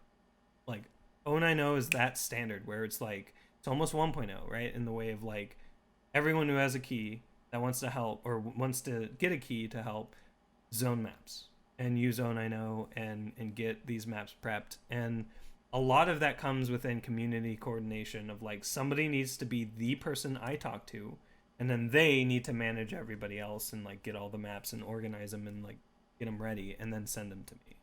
So like that's what we need help with, but that also is a ton of effort that a lot of people also don't want to do. It's really weird. People just don't want to do anything and get a key, and that's like frustrating because I know people want to just play it, but like we really need the help and there's a lot of things that we could do or we can give people to do to get that key. So yeah, just basically keep an eye out. I mean, if anybody's watching this wanting a key, keep an eye out. Towards this end of the video too. Yeah, right. Remember, timestamps below if you want to get to a question. If the game's not already even out too, right? Yeah, by the time I finish all of editing all of this talk is like 1.0 might already be out like next year or something when they stumble upon it. Yeah, So- or that's just when I finished editing it. That could also be Either the one. thing. Either one depends on the time. I remember which one comes first. I remember back in high school, I had to make my friends and I made a video, or we were in AP Physics, and one of the things we had in May actually when we were about to graduate too, so it's fun. One of the things we had was something called Physics Olympics, and it was like a week where people in physics class would be able to do all these different kind of actually no, it was a day, sorry, it wasn't a week. I think we had a week to set it like up and everything, and so yeah, we definitely did. So we got the topic, and we had effectively a week to shoot a just really fun video, kind of introduce the topic of Physics Olympics, and the topic that year was like Back to the Future. So it was like time travel and stuff. So like we had a lot of fun filming this, but I remember I had to edit it after getting everything from the school. So we spent 2 days actually filming it, getting basically all we needed there. And then I spent the next 3 days basically straight editing it. And I finished 30 minutes before it needed to be. Oh no! And then you had to export and it. I didn't. No, I export. That's what I meant. It was done. Oh, you exported it 30 minutes. Okay. I didn't have time to watch it because it was a 22-minute video. It was my magnum opus of group project videos or whatever. But it turned out that there was actually like a 5-second. A 5-second like spot of black, like I had forgotten to smush everything in, and yeah, that was funny. But people loved it. Like it was fantastic, and it just shows that like, or sorry, I guess like the main thing I was trying to relate to is like, yeah, editing is it's awful. It's a necessary evil. Yeah, you start to hate like what you made. Like I know by the time I was done, I thought it was the most unfunny, like unoriginal piece of shit. And then we played it. Like I am so glad I didn't sleep through that day, or like just gave it to a friend and like slept through and just asked him later. I went to school and like we watched it. We had to actually cut it in half. Actually, it's pretty funny because it was at the beginning of the day and at the end, and people loved it. And like they were, just seeing that up front, seeing the results and what you were talking about before too, with like how you have a video you're proud of, that's good. You know, it's great to have that, and you got to realize it too. You can't let it just be like, oh yeah, it was okay, right? You got to realize that you can make some. I mean, of cool course, stuff. I was like that at first. Like it was okay, especially after I misspoke one word and fixed it after, which somebody commented. It's like, we were talking about Botnak, right? And we were talking about how it was very interesting that we watch your passive odds, and we can see the history of Botnak in videos. Yeah. And I think I said the word intrusive, which I was like, yeah, this is a Java program. It's intrusive enough, but when you look at it in retrospect, but I didn't mean to say intrusive. I meant to say it was very intriguing to see the history of Botnak through Twitch VODs, and Twitch highlights. So I went back and editing over it, and I think I did something like intriguing over just to try to stretch it out, and it was very, very, very abrupt, very dumb way of doing it. I should have just cut it out. But you mentioned science class and doing a video for science class. I remember when we had a science project. It was my 8th grade year, and I wasn't going to see this friend of mine who I did it with forever because they were moving.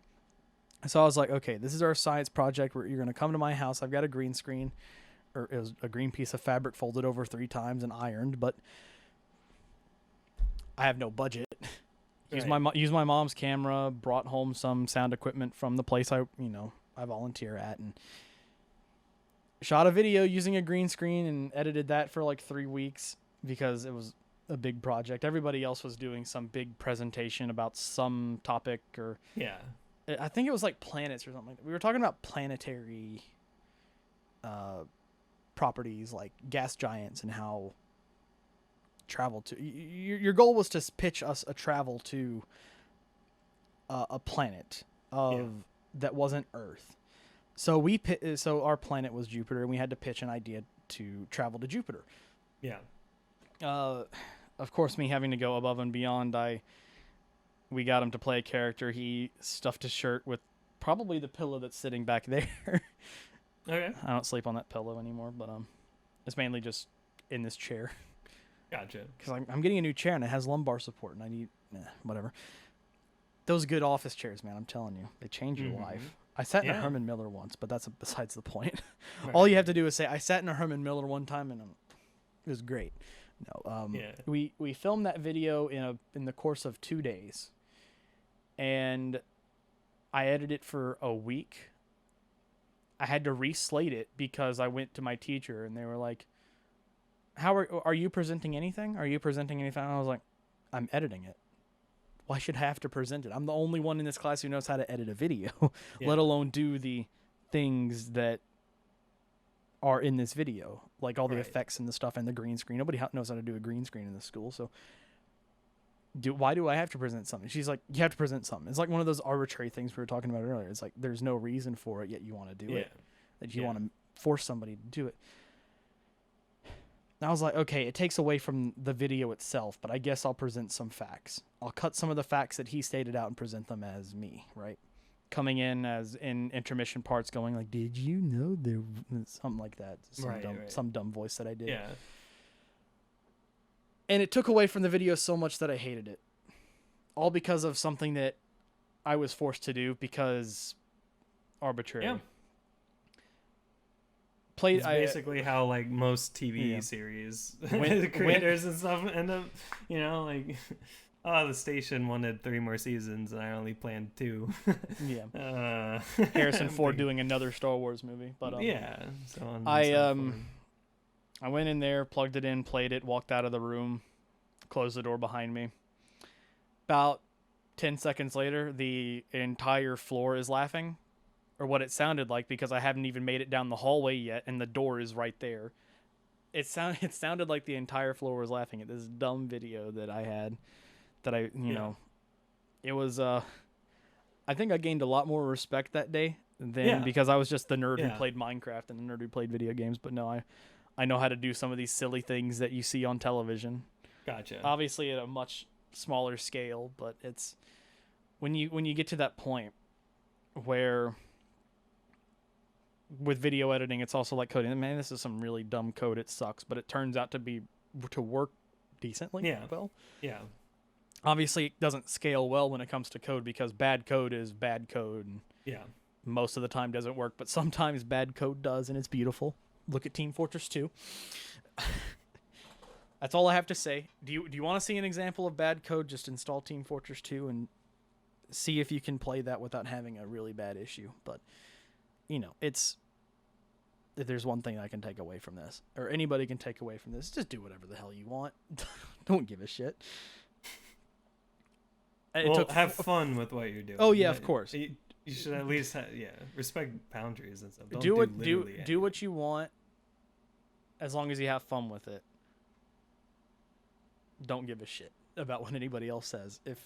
If you're having fun with it, you shouldn't care what I or Nick or what anybody else has to say. Just do it. Have fun with it. And I think that's a good place to end because it's about to tick over to 1 a.m. for you. 1 p.m. It's still p.m. over here in Louisiana, country town. So if 1 a.m. is your bedtime, I'm going to let you go. Thank you so much for tonight. Yeah, we're going to have part 3 tomorrow. No. Oh boy. No, I got a meeting to go to tomorrow. So anyway. Yeah. I do appreciate anybody who stuck around to the end of this. Holy shit.